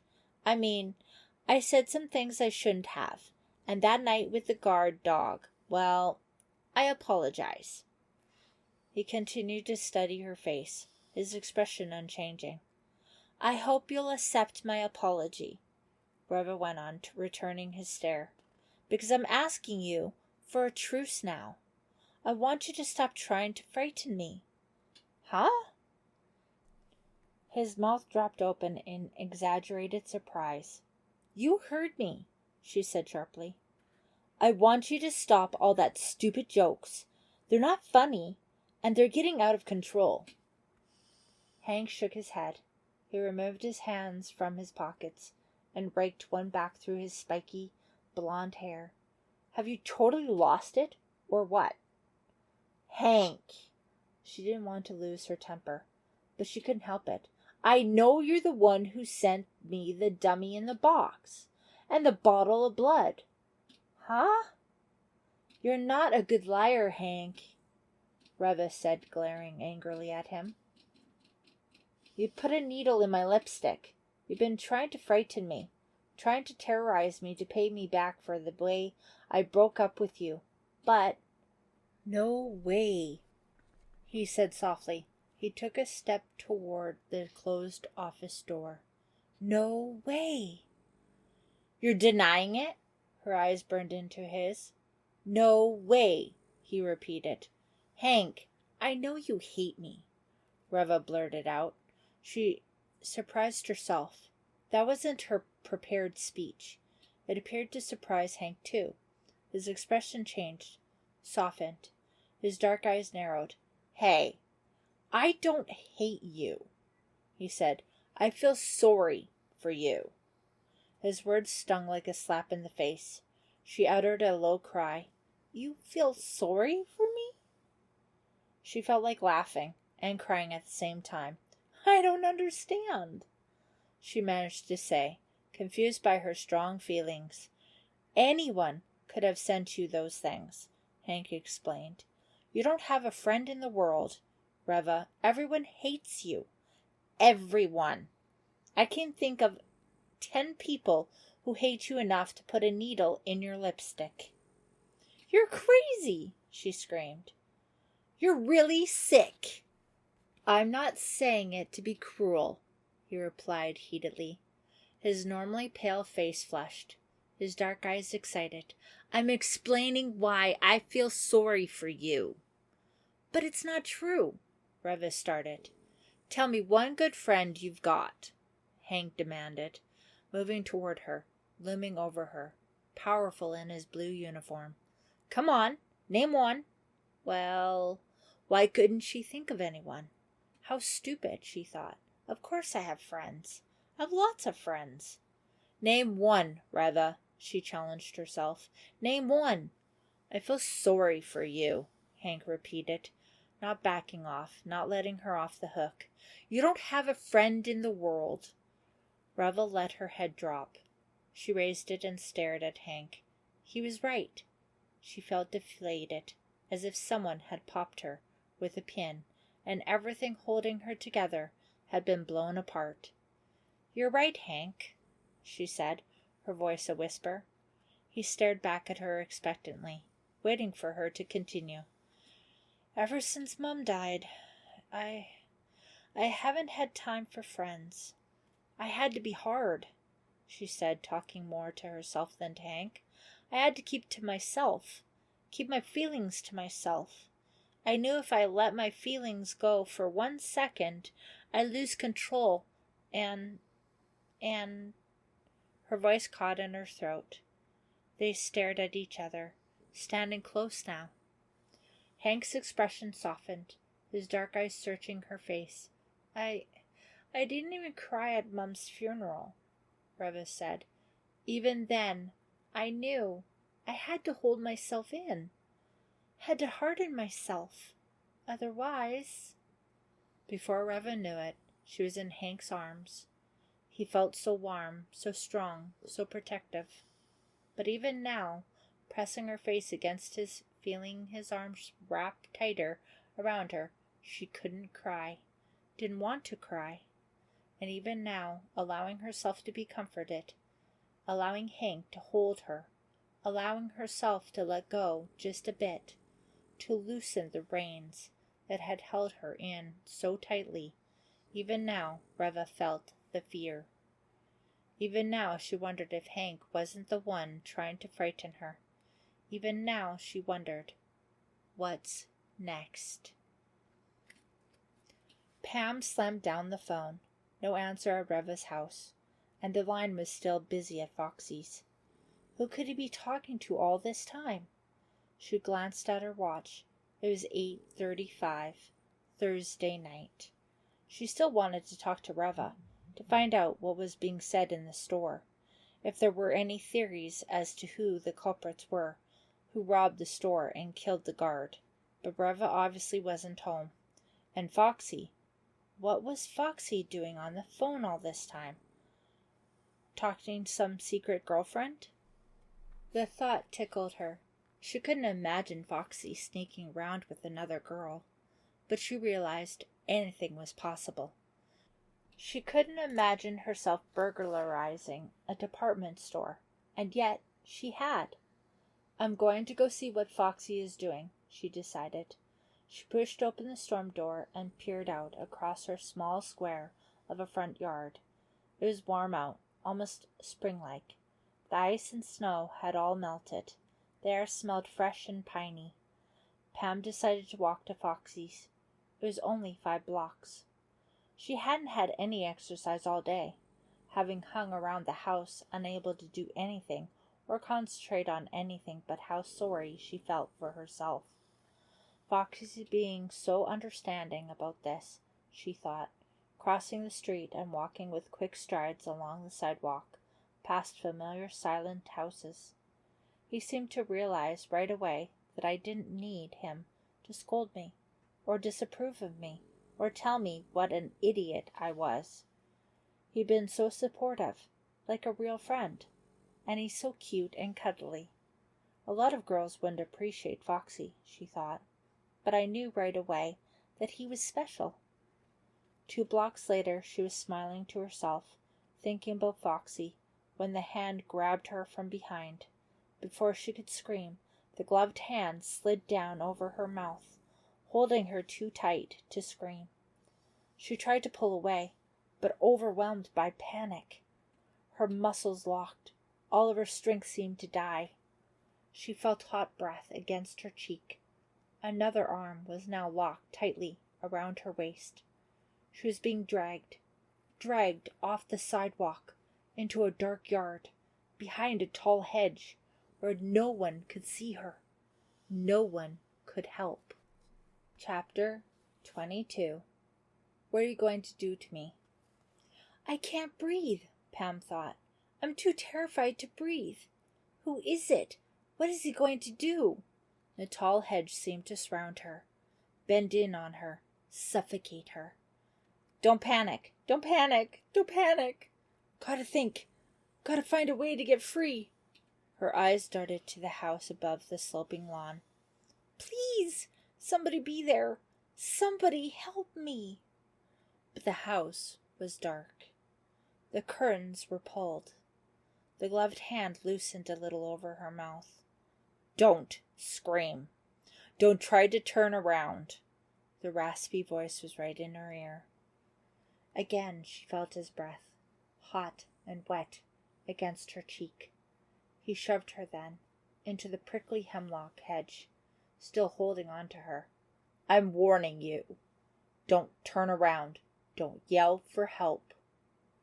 I'm too scared to yell, Pam thought. I'm too scared to make a sound. She was breathing hard now, breathing noisily through her nose. The gloved hand slipped away from her mouth, and she gasped, sucking in big mouthfuls of air. Don't turn around and you won't get hurt, the voice whispered, just behind her. What are you going to do to me? Pam managed to cry. There was a long silence. Somewhere down the block a car door slammed. A dog barked. What are you going to do to me? Pam repeated, her voice so filled with terror she didn't recognize it. On the other side of the thick hedge, a car rolled slowly past. Can't you see me? Pam thought, watching the headlights through the shrub. Please, driver, please see me. But the car moved silently by. The lights disappeared. The grip tightened around her waist. I saw what you did, the voice whispered. I was there Friday night. But I don't have any money, Pam whispered back. Don't turn around, he rasped. I'm warning you. They were both breathing hard now. Pam became cold all over, numb, frozen with fear. Please, she said. This is just a warning, he said, not loosening his grip. I can get to you. Easy. I can hurt you. I can hurt you right now. What do you want me to do?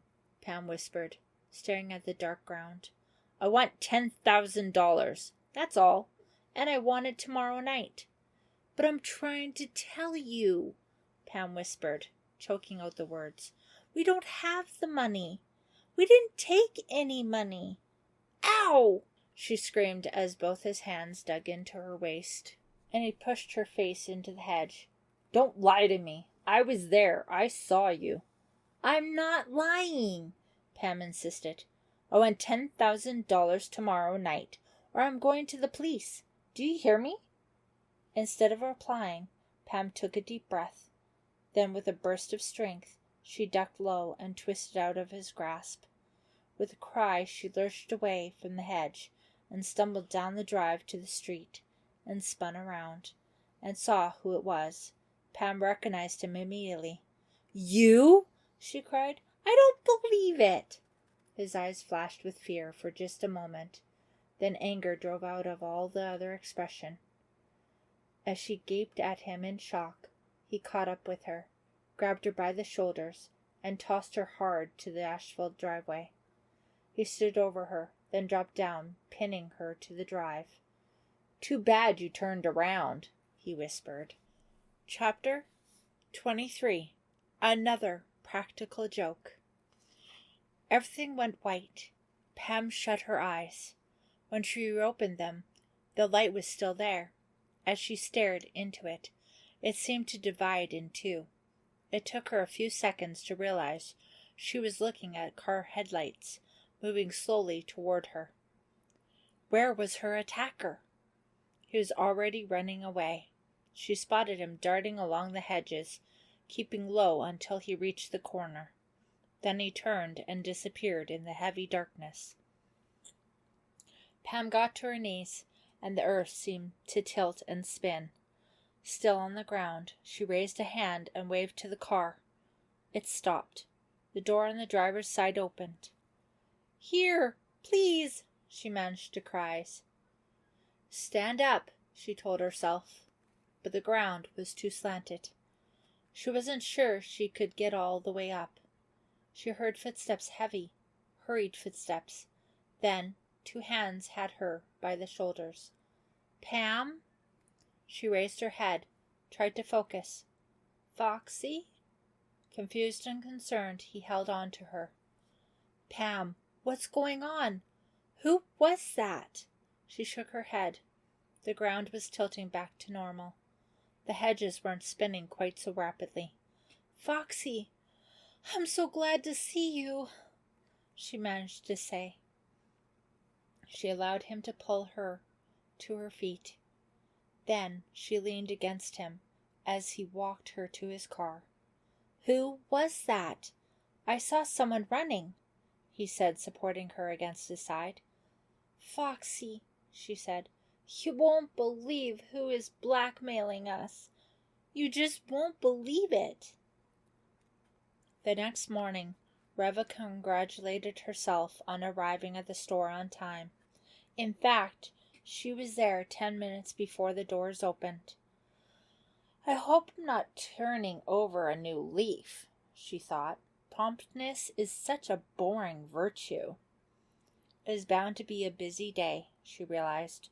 The Friday before Christmas meant that last-minute shoppers would be thronging the store. On her way in, she had seen a line of people, huddling against the morning cold, waiting for the doors to open. Reva decided a busy day would suit her just fine.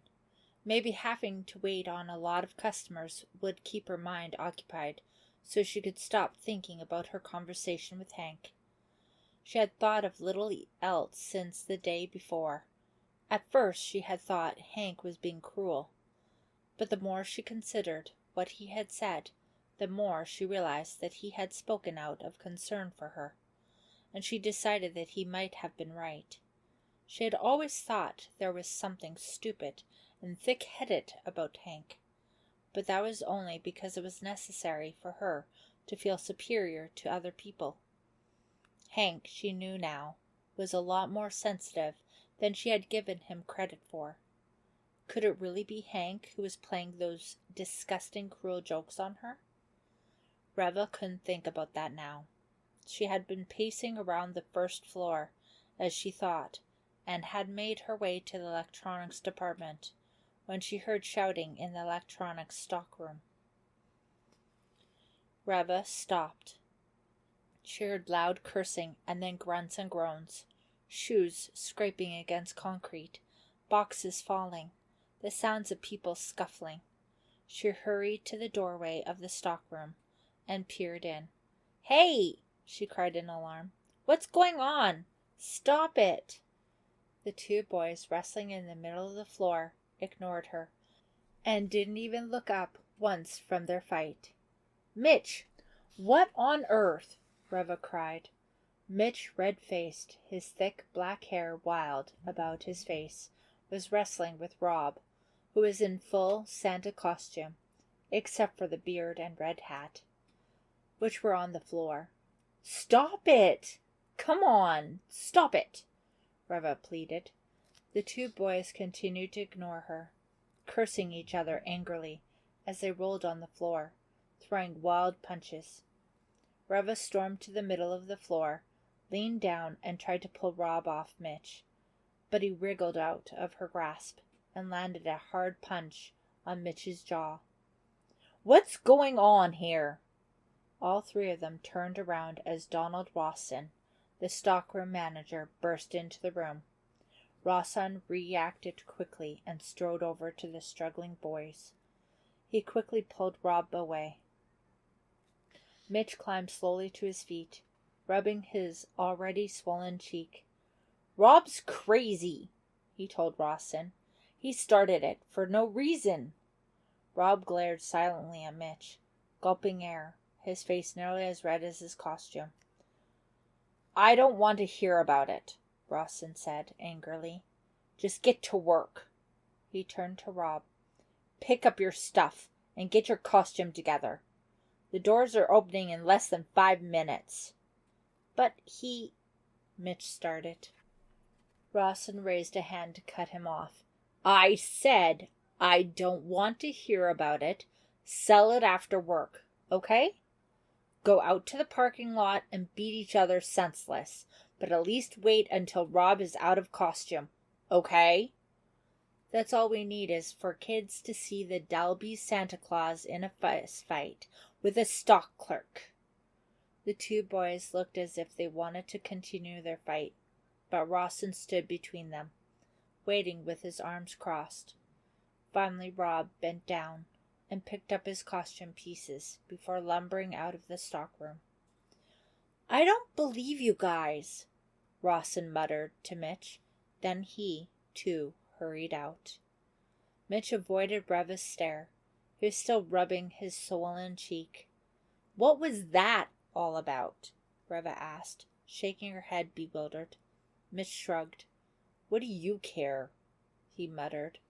Then he headed over to the crates in the receiving area and started to unstack them.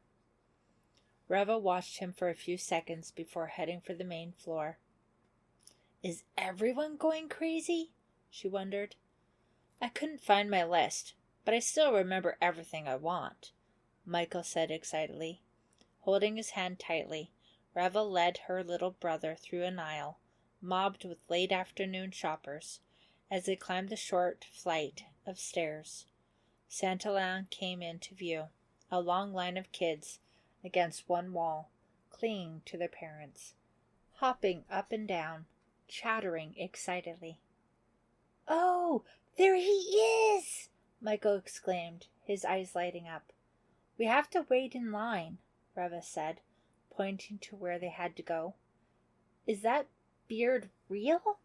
Michael asked, staring at Rob as he lifted a crying little girl off his lap.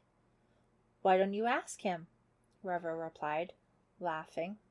"No, I'm just going to ask for presents," Michael said seriously.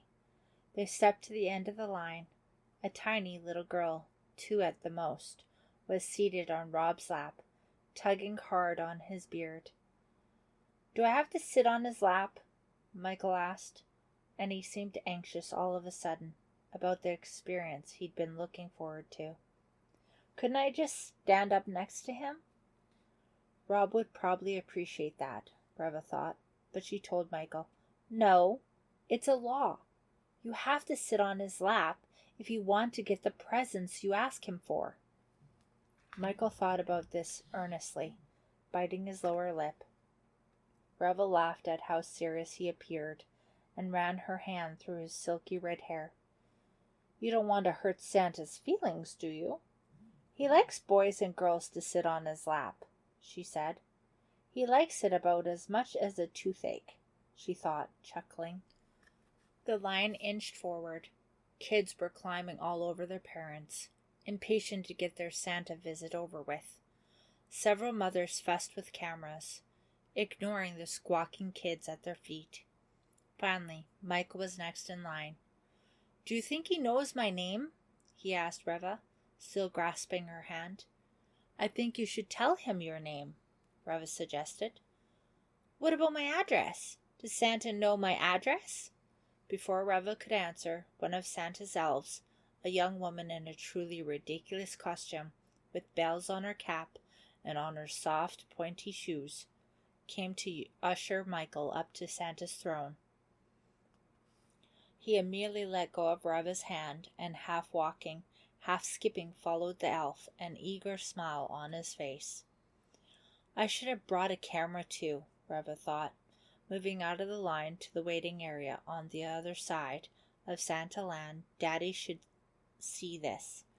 She watched Michael as he made himself comfortable on Santa's lap, listing all the things he needed for Christmas, counting them off endlessly on his fingers.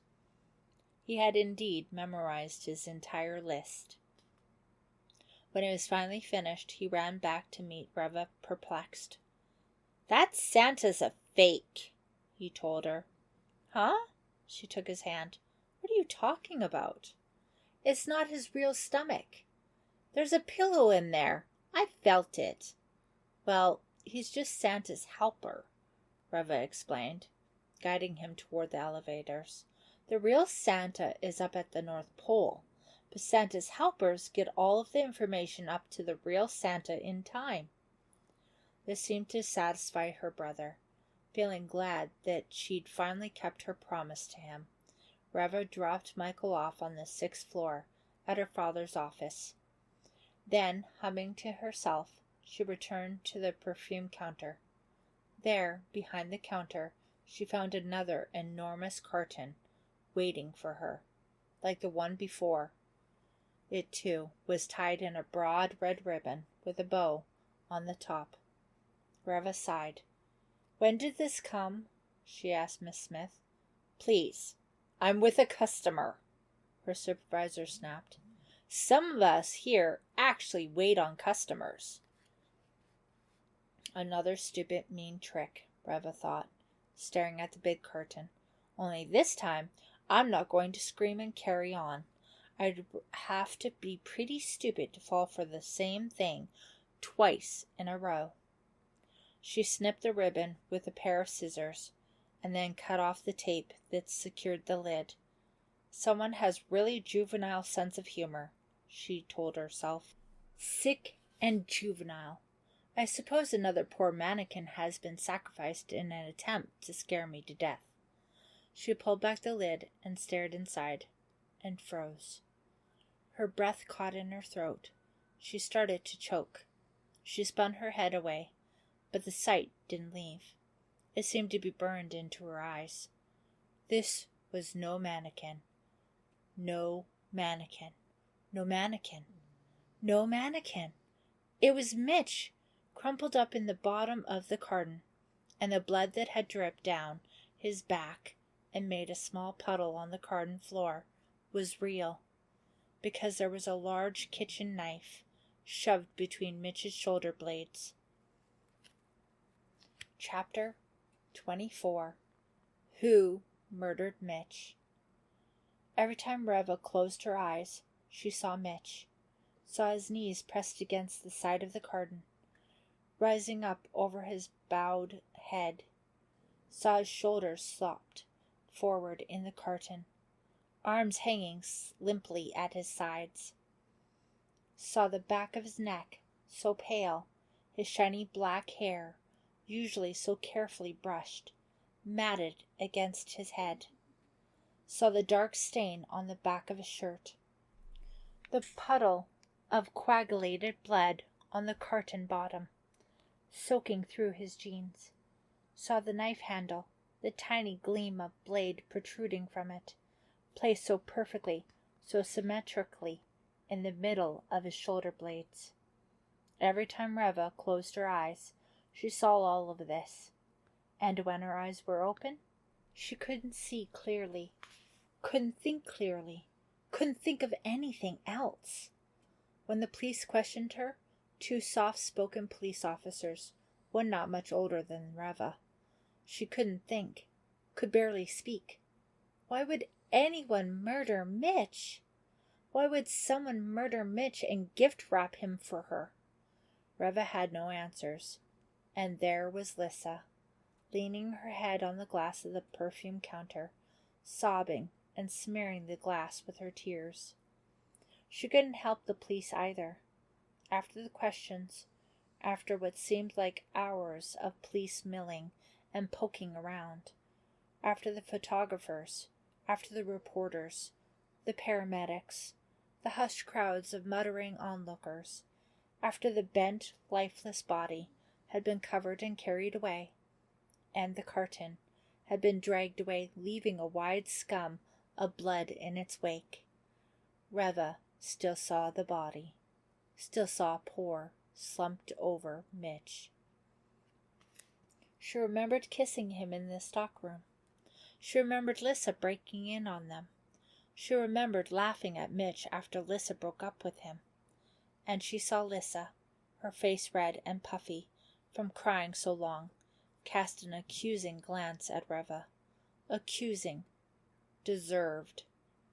I owe Mitch an apology, Reva thought, but it's too late. Too late to tell him I'm sorry. And for the first time in years, Reva felt like crying. Felt like it, but still managed to hold the tears in. Go home, her father said gently, his warm hands on her trembling shoulders. Shall I have someone drive you home? No, it's okay. I'll be okay, she said, reaching up to squeeze his hand. I'll never be okay, she thought. At home that evening, she kept seeing Mitch, kept apologizing to him in her mind.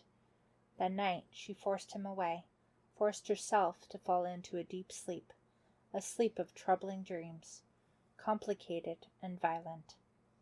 Just before 2 a.m, Reva sat straight up, wide awake. I know who killed Mitch, she said aloud. Chapter 25. He's just a worm. Clay, did you kill Mitch? Sprawled on Mickey's couch, Clay looked up at Pam, the smile fading from his face. Did you? Pam demanded, standing over him, her hands on her hips. Did you kill him? The wind rattled the loose pane in the living room window. Mickey stepped out of the shadows of the darkened kitchen and turned on the floor lamp next to the couch. His face was drawn. Pam saw, his eyes tense, wary. He held a half-eaten 3 Musketeers in his left hand, but wasn't chewing on it. Clay still didn't reply. Give me a break, Pam, he muttered, rolling his eyes. I'm not going to let you off the hook, Pam said. I want to know, Clay. I have to know. After I told you that Mitch was the one who was blackmailing us, that Mitch was the one who grabbed me and threatened me, did you go to the store and kill him? Of course he didn't, Mickey interrupted, speaking with unusual fervor. But he sounded more hopeful than convinced. Tell her, Clay, he urged. Stop being so stubborn. Clay snickered. She's accusing me of murder. And you accuse me of being stubborn? He said wryly. I really don't believe this. Well, Mitch is dead, Pam said heatedly, crossing her arms over her chest, refusing to retreat from her position, glaring down at Clay. And he was murdered. So? Clay asked, his gray eyes flashing angrily. You think I did it? Yeah, Mickey agreed. What makes you think it was Clay who did it? Because he said he'd do it, she told Mickey impatiently. Clay said when he found out who was threatening us, he'd kill him. She turned back to Clay, who now had a smile on his face. What if I did kill him? He asked. Did you? Pam insisted. He shrugged, his smile insolent, defiant. Pam glanced over at Mickey, who was still standing at the lamp, In the yellow light, he looked frightened. "Clay!" He let the candy bar drop from his hand. It landed noiselessly on the worn carpet. Staring hard at Clay, he didn't bother to pick it up. Clay ignored him, continuing to smirk at Pam. "You didn't kill him, did you?" Mickey asked, his voice frightened and small. "Come on, man. Just say you didn't, okay?" "Okay, I didn't," Clay said, still smirking. "I don't believe you," Pam said. She glanced over at Mickey. It was obvious that Mickey had changed his mind about Clay. He didn't believe Clay either. "Hey, come on, guys," Clay said, pushing himself up on his feet from the low couch. He took a step forward, rolling down the sleeve of his black Motley Crue t-shirt, forcing Pam to back away. "Get out of my face, okay? I'm telling you the truth. I didn't croak Mitch. All right?" He walked to the window and stared out into the tiny front yard. "I wanted to," he said, his back to them, "when I found out he was in the store that night, watching us the whole time. I wanted to kill him, but then I thought about it, and I decided he wasn't worth it. He was just a worm. Why should I mess up my life on account of a worm?" Mickey picked up his candy bar and tossed it onto the low table by the wall. He and Pam exchanged glances. They were each trying to decide whether to believe Clay or not. "I hope you're telling the truth, man," Mickey said, walking up close to Clay. "Because if you're lying, Without warning, Clay spun around and grabbed the front of Mickey's gray sweatshirt. He jerked it violently, near pulling Mickey off his feet. "I'm not a liar," he screamed, his features hard and menacing. At that moment, Mr. Wakely stepped into the room from the dark kitchen. "Hey!" He seemed surprised by the violent confrontation across the room. Clay immediately let go of Mickey's sweatshirt, and Mickey stumbled backward quickly, regaining his balance. Mr. Wakely stood blinking in the light. Pam could see that his eyes were red-rimmed and bloodshot. He was stopped and unsteady on his legs. It was obvious he'd been drinking. "He's aged 10 years in just the past week," Pam thought. "Get out of here if you're going to fight," he screamed, shaking his fist at Mickey. "Get out! Get out!" He lunged toward Mickey and nearly fell over his own feet. He's totally out of control, Pam thought. There's no reason for him to be so angry at Mickey. "We were just going out, Dad," Mickey said, backing off. "Come on, guys." They grabbed their coats, and a few seconds later were standing out front, shivering in the swirling winter wind. "Sorry about Dad," Mickey apologized, obviously embarrassed. "I don't know what his problem is." He kicked at a rock at the curb, shooting it across the street. "I'm out of here," Clay said glumly. "Unless you want to call the cops on me and turn me in for killing Mitch." He glared at Pam and Mickey, challenging them. "You didn't do it," Mickey said softly. "I know you didn't do it, man." That odd smile returned to Clay's face, the smile Pam couldn't interpret, the one that sent a cold chill down her spine. Chapter 26. A Confession. Saturday morning, Reva woke up early and quickly slipped into a pair of gray wool slacks and a cream-colored cashmere pullover. She hurried downstairs, brushing her hair as she walked, eager that her father didn't leave without her. In the breakfast room, her dad raised his eyes from his cup of coffee, surprised. "You're up early for a Saturday," he said, studying her. "If you're not careful, you'll get to work on time this morning." Reva didn't smile at his little joke. "I didn't want to miss you," she said seriously. "I have an idea." "About the murder?" The smile quickly faded from his face. He put down his coffee mug. "What's your idea?" "I'll have to show you when we get to the store," Reva said. I'm not sure, but I may have a clue. It came to me in the middle of the night." Reva had done a lot of thinking during the night about the robbery, about Mitch, about Hank, and about herself. She wasn't happy about herself. She realized about how hard, how cold she had become. But Mitch's murder and the feeling it had stirred in her had hinted that it wasn't too late. There was still some of the old Reva hiding behind the hard shell she had built around herself. She spooned down a bowl of cornflakes, grabbed her coat, and hurried out to the garage, where her father was already warming up the car. A red morning sun was climbing the sky. The air was still and cold. The lawn sparkled under a layer of frozen dew. They drove to work in silence, listening to the all-news station on the radio. "What's your theory?" Mr. Dalby asked, after he had parked the car in his reserved space, and they were walking across the lot to the back entrance of the store. "I have to show you," Reva said. "I don't mean to be mysterious, Daddy. I just have to make sure myself first." They went up to the 6th floor and put their coats in his office closet.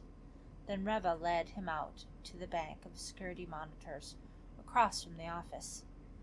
Hank had just arrived, his eyes only half open, his blue store uniform crisp and unwrinkled. He was starting up the system, checking the monitors and the VCRs, and seemed surprised to see Reva and her father coming into his area. "Morning," he said, staring at her questioningly. "Hank, do you have the security tapes from yesterday?" Reva asked. "Yeah, sure," he said. "I was just rewinding them all." The police looked at them, but they don't show anything. "Reva, what's this all about?" Mr. Dalby asked impatiently, straightening his striped tie.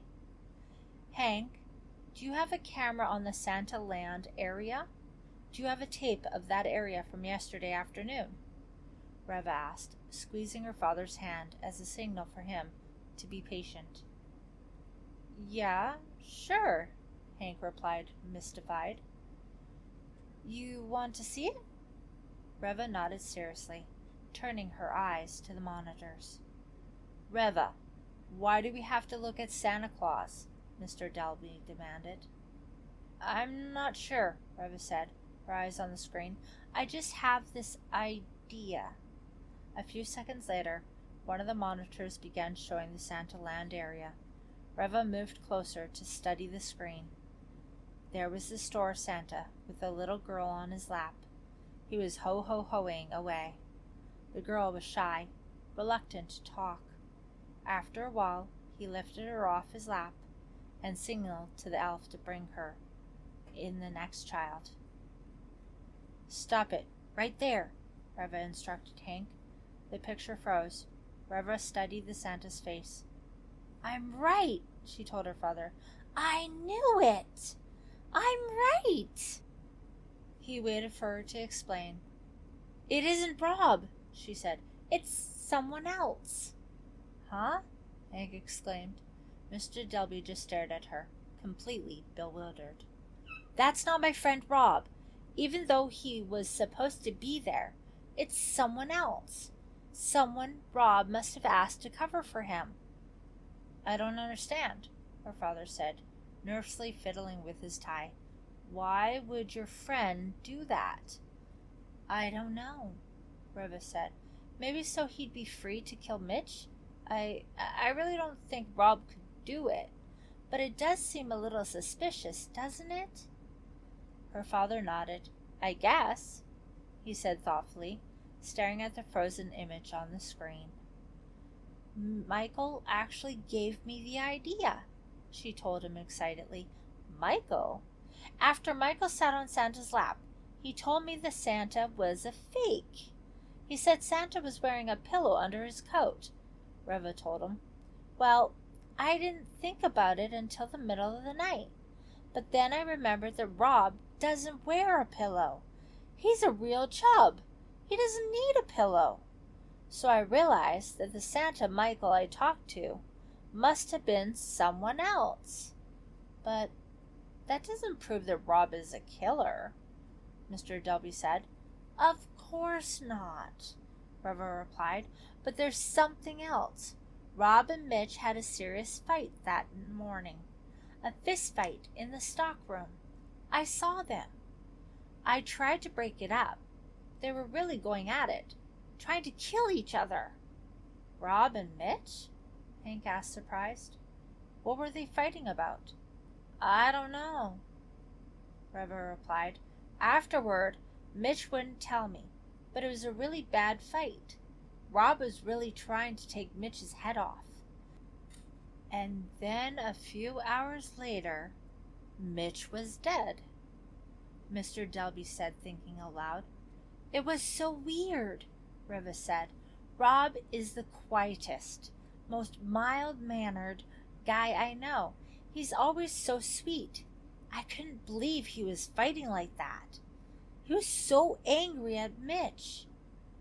Angry enough to sneak off and kill him? Hank asked. Reva shrugged. Her father stared hard at the picture on the monitor screen. I'm calling the police, he said. Since it was the last Saturday before Christmas, the store was jammed with shoppers from the time the doors opened, and even though it was early, there was already a line of 20 or 30 children waiting impatiently for their big moment on Santa's lap. Reva stood off to one side, her emotions swirling as she watched Rob deal with the kids. Maybe I'm wrong, she thought. Rob always seemed like such a teddy bear, sort of sad sometimes, but always nice. Is it really possible that he's a cold-blooded killer? Maybe I'm wrong. It just doesn't seem possible. It doesn't seem real. And it didn't seem real to Reva a few minutes later when 4 police officers descended on Santa's candy-striped throne. Rob had a little girl dressed in bright orange sweatpants and matching sweatshirt on his lap as the 4 grim-faced officers surrounded him. The little girl was angry. It's my turn, she shouted. One of the police officers gently lifted the protesting girl off Rob's lap. What's going on? Rob asked, very worried. Santa's being arrested, an alarmed child called from the front of the line. Look! They're arresting Santa Claus! What did Santa do? Oh, no. Stop them! They can't arrest Santa Claus! The cries of astonished and alarmed children mixed with the hushed voices of their confused parents. 2 officers grabbed Rob by the arms and helped him up from the chair. One of them reached up and pulled off his beard. Several children still in line, staring in the bizarre scene, gasped. A little boy burst out into loud sobs. Are you Rob Spring? One of the men demanded. Yes. But I didn't do anything, Reva heard Rob exclaim over the cries of the distressed children and their parents. We'd like you to come with us to answer some questions. The cop pulled Rob away from the garishly decorated throne. The other 3 stiffened, preparing themselves in case he resisted. But I didn't do anything, Rob repeated fearfully. Are you going to come quietly with us? The officer asked in a low, determined voice. This is so awful, Reva thought, glancing at her father, who was watching from the line of children. He just shook his head. Just then, Reva felt herself being shoved aside and someone struggled past her. Regaining her balance, Reva was astonished to see her cousin Pam frantically rushing up to Rob. Foxy! Pam cried. What's happening? Why are they arresting you? Does Pam know Rob? Reva asked herself, surprised why she calling him Foxy. Excuse us, miss. One of the officers tried to move Pam out of the way. Foxy, what's happening? Pam demanded, dodging the policeman and grabbing the arm of Rob's Santa costume. Foxy, Reva thought. That must be Pam's nickname for Rob. I only wanted to help you, Pam. Rob cried emotionally. What? Pam's face paled. What did you do, Foxy? What did you do? I only wanted to help you. I only wanted to get even, Rob yelled, glaring past Pam to Reva. What's he talking about? Reva wondered, suddenly chilled by Rob's wild, angry stare. Is Rob confessing? Is he confessing that he killed Mitch? I only did it for you, Rob told Pam. Foxy, I don't understand, Pam said weakly and covered her face with her hands. Mr. Dalby stepped forward and put his arm protectively around his niece. The 4 officers led Rob away. I only wanted to show Reva, he screamed, turning his head back toward Pam, his red Santa cap falling to the floor. Then he and his dark uniformed escorts disappeared down the short flight of stairs. Parents began pulling their troubled children away from Santaland. The area resounded with children's cries, angry adult voices, confused nervous chatter. Reva stood near the wall, oblivious of the noise and confusion, thinking hard, trying to figure out what Rob had meant. He had screamed that he did what he did for Pam, that he only wanted to show Reva. Show Reva what? What could killing Mitch possibly show Reva? Am I the cause of Mitch's death? Reva wondered. How can that be? She looked across the now empty aisle to where Pam was standing, staring at her, studying her, accusing her. Chapter 27. The Dark Store Again. Reva surprised herself by going back to the makeup counter and staying the rest of the day. She involved herself in the customers, listening to their demands, working hard, forcing herself not to think about anything that had happened. Whenever there was even a brief lull, the frightening pictures would flash back into her mind. Pam's accusing stare, Rob's wild, terrified shouts, Mitch folded and bloody in the carton. At least the murder has been caught, Reva thought, consoling herself. At least Rob was found out before he could kill again. The day went by surprisingly fast. The store closed at 7. Reva's father had to go to a early in the afternoon, so she'd have to go home on the bus. She stepped out through the employee's entrance into a clear, cold night. A half moon was high in a purple-black sky. She had started around to the bus stop at the front of the building, her shoes thudding on the narrow walkway, when she saw a figure half hidden in the shadows, leaning against the building, waiting. Waiting for me? Reva wondered. Sudden fear made her stop. The figure stepped quickly away from the building and approached Reva. Reva took a step back, then froze. Pam? Her cousin, wearing only a raincoat, her hands buried in the pockets, came hurrying up to her. Pam, why are you still here? Reva asked, relieved. Happy holidays, Pam said sadly. Her blonde hair, normally tied back neatly, fell loosely about her shoulders. Her eyes, Reva saw, were bloodshot. It was obvious that she'd been crying. I waited for you, Reva. I thought maybe you and I could talk. She stared at Reva expectantly, all the coldness, all the accusation gone from her eyes. Sure, Reva replied, studying Pam's troubled face. It's been so long since we really talked. Pam said quietly. Talked honestly. Reva sighed. Since Mum died, she whispered. Despite the cold night air, Reva was flooded with warm feelings. feelings for Pam, feelings that took her by surprise. She took Pam's arm and began walking toward the front of the store. "Listen, Reva," Pam said urgently. "Foxy, I mean Rob, he couldn't have done it." "Huh? He couldn't have killed Mitch, Reva." "No way," Pam said with real emotion. "I know him too well." "I was shocked," Reva admitted. "I didn't think Rob could do it either. But he must have, Pam." "No!" Pam cried. She pulled her arm out of Reva's grip and stopped walking. "I'm telling you, Reva, it wasn't Rob. I know it." "But he was talking so crazy," Reva insisted.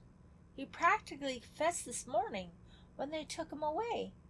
"You don't understand," Pam started.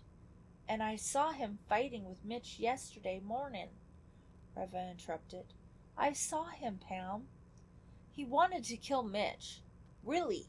And then later, that afternoon, he asked someone else to be Santa for him so he could sneak away." "I can explain everything," Pam declared. "There's my dad's car over there." She pointed to the hulking Grand Prix at the curb. "Please, Reva, let's sit down. Get out of the cold. Let me explain. Give me a chance." "Of course," Reva said. She followed Pam to the big old car and climbed into the passenger seat. It smelled old, sour. "I know why Foxy was fighting with Mitch," Pam said, sliding behind the wheel, starting to talk before she had even slammed the door. "It was my fault." "Your fault?" "Foxy knew that Mitch was blackmailing me," Pam revealed. "That's why he was fighting with Mitch." Reva's mouth formed an O of surprise. "Huh? Mitch? Blackmailing you? Come on, Pam. Why?" Pam hesitated. She rested her forehead on the wheel for a few seconds before sitting up again. "It's too long a story, Reva. I'm sure it'll all come out. But later, right now, I want to talk about Rob." Reva eyed Pam suspiciously. What is it she doesn't want to tell me? She wondered. Why would Mitch be blackmailing her? So why did Rob ask someone to take his place as Santa? She asked. "It's all very innocent, really," Pam said, sighing. "He got a friend of his to stand in for him for an hour so he could see me." "You?" "Rob and I have been going together for nearly 6 months. He knew I was very upset about things, so he sneaked off to see me, just to be with me." Reva knew Pam was telling the truth, but there were still things to be explained. "What was he saying when the police took him away, Pam?" Reva asked. "What did he mean that he was only trying to show me?" "Foxy told me that he had been doing mean things to frighten you, playing cruel jokes. He said he put a needle in your lipstick, and he sent you things, a cologne bottle, a mannequin in a box. I told him it was silly, but I was just so angry at the way you treated me, at how awful you were to me, and at how you tricked him into being Santa Claus, how you humiliated him in front of everyone." Reva avoided Pam's eyes. "But that's all he did," Pam continued. "You've got to believe me. He didn't kill Mitch. I know he didn't. I know he couldn't." Reva saw that Pam had tears in her eyes, and to Reva's surprise, she did too. "You had a right to be angry at me," she told her cousin, her voice a whisper. "Rob did too, I guess. I guess a lot of people do." Then with sincere feeling, Reva reached over to Pam, threw both arms around her shoulders, and wrapped her tightly in a long hug. "I'm really sorry, Pam, really. I'm so sorry," she said. "Can I drive you home?" Pam asked, tears rolling down her cheeks. "I want to call to find out what happened to Foxy." "Yes, thanks," Reva said. Maybe you could stay for dinner, and we could talk. You know, catch up? Maybe, Pam said, searching for her car keys. They were 2 or 3 blocks away when Reva realized she didn't have her bag. I must have left it up in Daddy's office, she told Pam apologetically. Can we go back and get it? Pam made a U-turn and the next light. When they reached the store, Reva directed her around the back to the employee's entrance. Wait right here, she told Pam. I'll be down in 2 seconds. Reva stepped into the narrow corridor, surprised to see that the night guard wasn't at his table. Daddy wouldn't be pleased about that, she thought. She walked quickly through the dark, empty back hallway and stepped out onto the main floor, her eyes searching the darkened store. Except for some pale ceiling lamps against the far wall, the only light came from the twinkling tree lights on the tall Christmas tree under the balconies. Chill out, just chill out, she warned herself, feeling her old fear begin to return, just as a suggestion of the terror she always felt, a heaviness in the pit of her stomach. But she knew it would soon spread. The fear would soon spread until it had her in its grips. Stupid phobia. Chill out, Reva. There's nothing to be frightened of. What was that music? Reva stopped to listen. Someone had left the music system on. Silent Night echoed eerily through the empty store. The Christmas tree lights still on, the music still playing. No guard at the back door. Someone had been careless, Reva decided. It's a good thing Daddy's not here. He'd make someone pay for these slip-ups. The fear tried to push her back, keep her frozen in the center of the aisle, but with the soft Christmas music in her ears, she forced herself forward. She held her breath until she reached the employee's elevator, then slipped inside and rode up to the 6th floor. She stepped out into the executive waiting room, feeling relieved, feeling proud of herself for not allowing the fear to overwhelm her. Moving quickly over the plush carpet, she hurried toward her father's office in the corner. To her surprise, the security monitors were still on, their screens buzzing, filled now with nothing but gray. What's going on around here? She wondered, and then she saw that someone was standing at the monitors. Hank? She called, moving toward him. Hank? What are you doing here? It wasn't Hank. The man who stepped out from behind the bank of monitors was wearing a blue security guard's uniform. The buzzing, gray screens washed him in gray so that he seemed unreal, a strange video creation. Staring into the gray glare, it took Reva a long while to recognize him. Mr. Wakely? She cried, and then her surprise, she blurted out, You don't work here anymore. I still have some work to do, he said. Then Reva saw the pistol in his hand. Chapter 28. Take it easy, Mr. Wakely. The chorus singing Silent Night over the loudspeakers seemed to get louder. Reva's mouth dropped open as her eyes traveled from the pistol up to Mr. Wakely's face, gray in the light from the monitor screens. He took a step toward her, then another. His natural color returned. His eyes were red and glassy. Reva noticed she could see red veins on the bridge of his bulbous nose. Maywood promised me there'd be no problem, he said, his eyes floating from side to side in their sockets.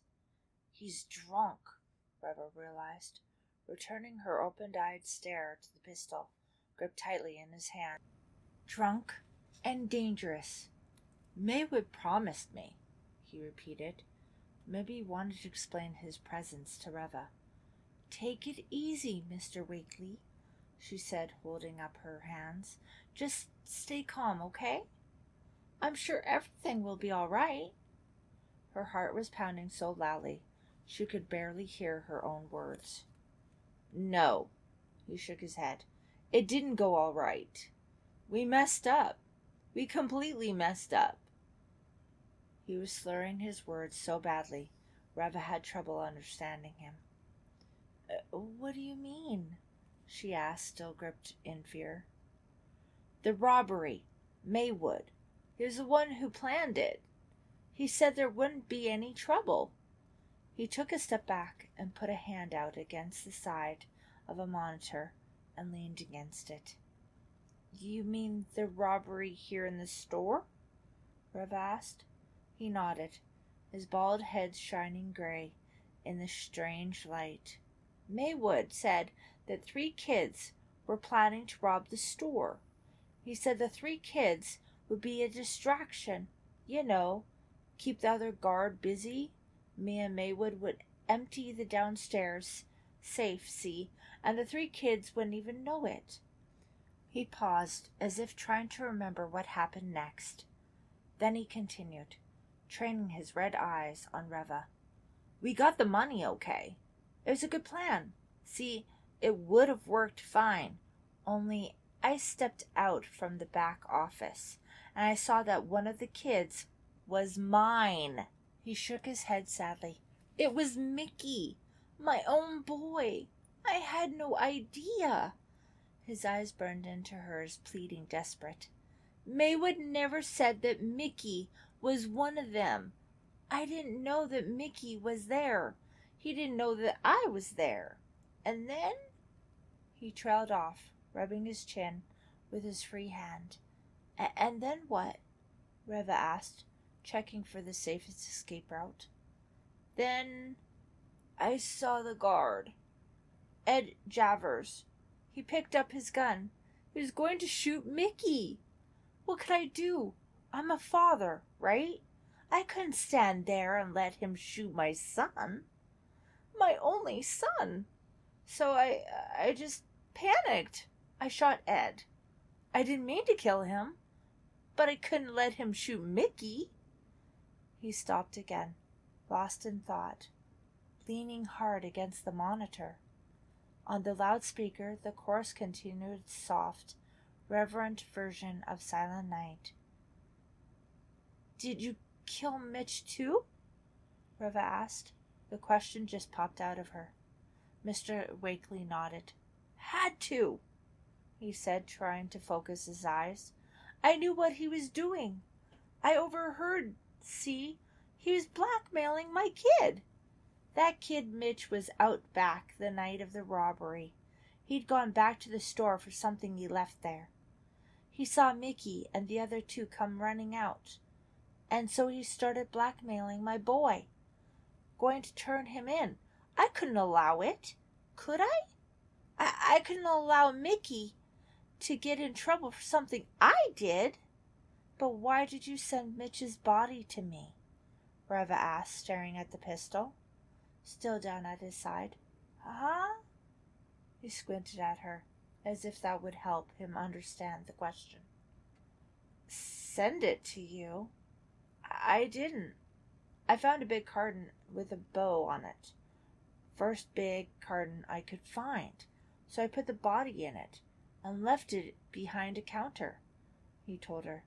The carton that had the mannequin in it, Reva realized it still had her name on it, and it hadn't gotten delivered to her all over again.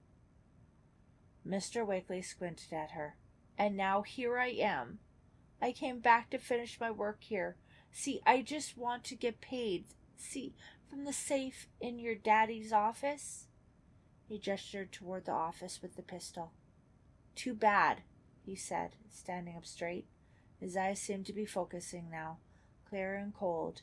He raised the pistol. "You've given me no choice." "No!"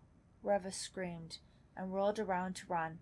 Her legs felt as if they weighed 1,000 pounds, but she forced herself forward, bending low as she ran, her entire body tensed in anticipation of the gunshots. He was coming after her, the pistol poised. She could hear his heavy breathing, hear the heavy pad of his shoes on the thick carpet. What can I do?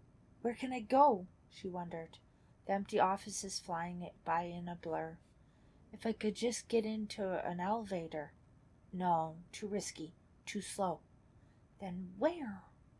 If she could double back to her father's office, she could lock the door, lock herself in, call out for help. Yes! But how could she get past him, to get back there? No time to think about it, no time to make a plan. She just had to do it.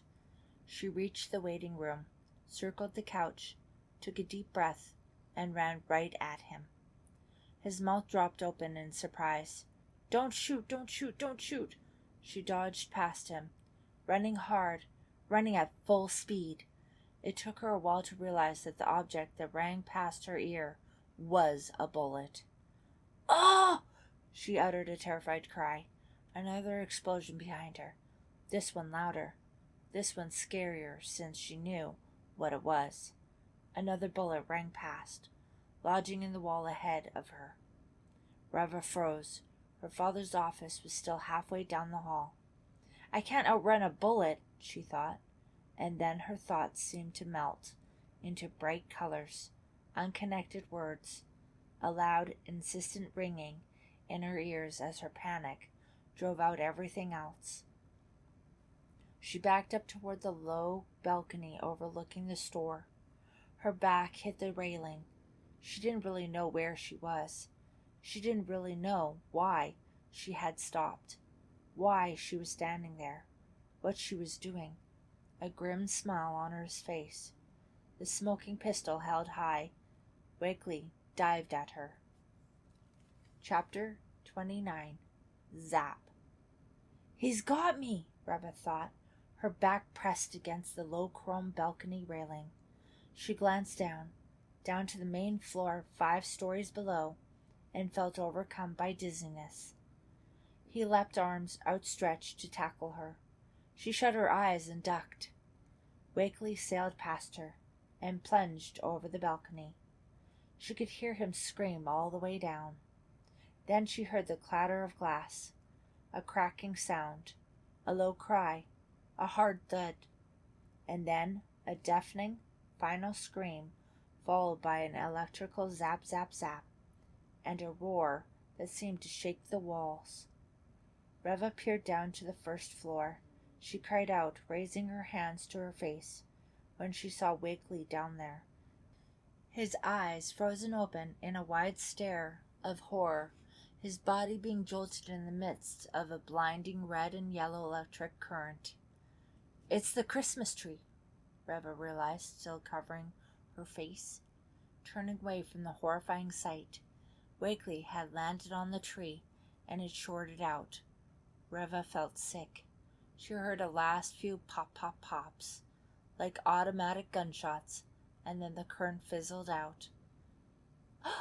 Oh, she moaned softly, and suddenly someone was holding her. Strong arms were around her, supporting her, comforting her. Hank? I was downstairs fixing a video cam, he said softly, holding her tighter. I saw everything. On the monitor in the basement. It's all on tape. Wakely's confession, everything.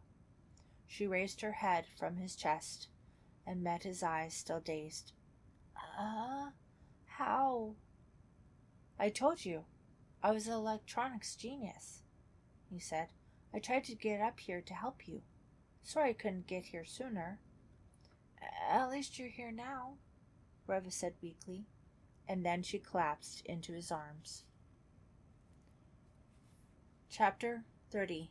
Real Feelings. Reva sat between Hank and Rob on the long wooden bench. They huddled together, hunched in their coats, collars up, squinting against the bright glare of the lights above them. Footsteps echoed on the marble floors, and from time to time a door would open, and a uniformed police officer would hurry past. Reva and the 2 boys had been sitting outside the Shadyside Police hearing room for nearly an hour, staring at the tile walls, not talking much, nervously waiting for Pam to come out. What's it like in there? Hank asked Rob, gesturing to the tall double doors that led inside. It's not bad, Rob said, shivering. It's warmer than out here. The North Pole is warmer than out here, Reva cracked, holding onto the arm of Hank's overcoat. There are a bunch of little rooms back there, Rob said, with chairs and desks and stuff. That's all. And one-way mirrors, right? Hank asked. So they can spy on you? Rob chuckled. I don't think so. I didn't see any mirrors at all. How long were you in there? Reva asked, glancing expectantly at the door, then checking her wristwatch. About an hour, maybe a little more, Rob replied. I was scared, but I knew I hadn't done anything wrong. He blushed, except for those mean things I did to you. I deserved it, Reva said softly. Then she laughed. Besides, I'll find a way to pay you back. It's my turn. Rob became concerned. You're joking, right? Reva nodded slyly. Maybe. They sat in silence for a while, staring at the double doors, willing them to open. Reva gripped Hank's hand tightly. What do you think will happen to Pam? Hank shrugged. The doors opened. Pam came walking out, weary and pale, flanked by her somber parents. She brightened a little when she saw Reva and the two boys waiting for her. They jumped to their feet as Pam and her parents approached, their footsteps echoing in the high-ceiling waiting rooms. Pam, what happened? Reva asked, hurrying to her. Pam shrugged and glanced back at her mom and dad. There's going to be a hearing, she said. In the meantime, I'm in my parents' custody. Custody? Reva exclaimed. What a horrible word. Pam's going to be okay, her father said briskly. She's never been in trouble before, her mother added, so they're only going to charge her with trespassing. And what about Mickey and Clay? Rob asked. I don't know, Pam said, shaking her head sadly. Mickey's hearing won't be until after his father's funeral. He's staying with his aunt. Clay's hearing is next week. They all walked out the door and down the steps of the police station. A light snow had begun to fall, tiny, wet flakes that tickled Reva's nose and felt good on her cheeks. The sidewalk and ground were already white. She searched for the moon, but it was covered by clouds. Holding Hank's hand, Reva glanced at Pam on her other side. Pam smiled at her, and Reva stopped, turned away from Hank, and gave Pam a long hug. I feel so warm, Reva thought, so light, as if a layer of ice had melted away from me. If I hadn't been so cold, so bottled up, so hateful, maybe none of this would have happened. What a shame that such horrors had to take place before I could feel again, Reva thought. Now she felt sadness and relief that it was all over. I have real feelings now, she realized. Warm feelings, sad feelings, silent. She made a New Year's resolution to herself never to lose those feelings again. Then, leaning against Hank, she walked with the others through the silent night into the soft falling snow. The end. The evil spirit is really getting into the team spirit of things. Until next time, kiddies. Let's see if Corky can save the day. The evil spirit is really getting into the team spirit of things. Let's see if Corky can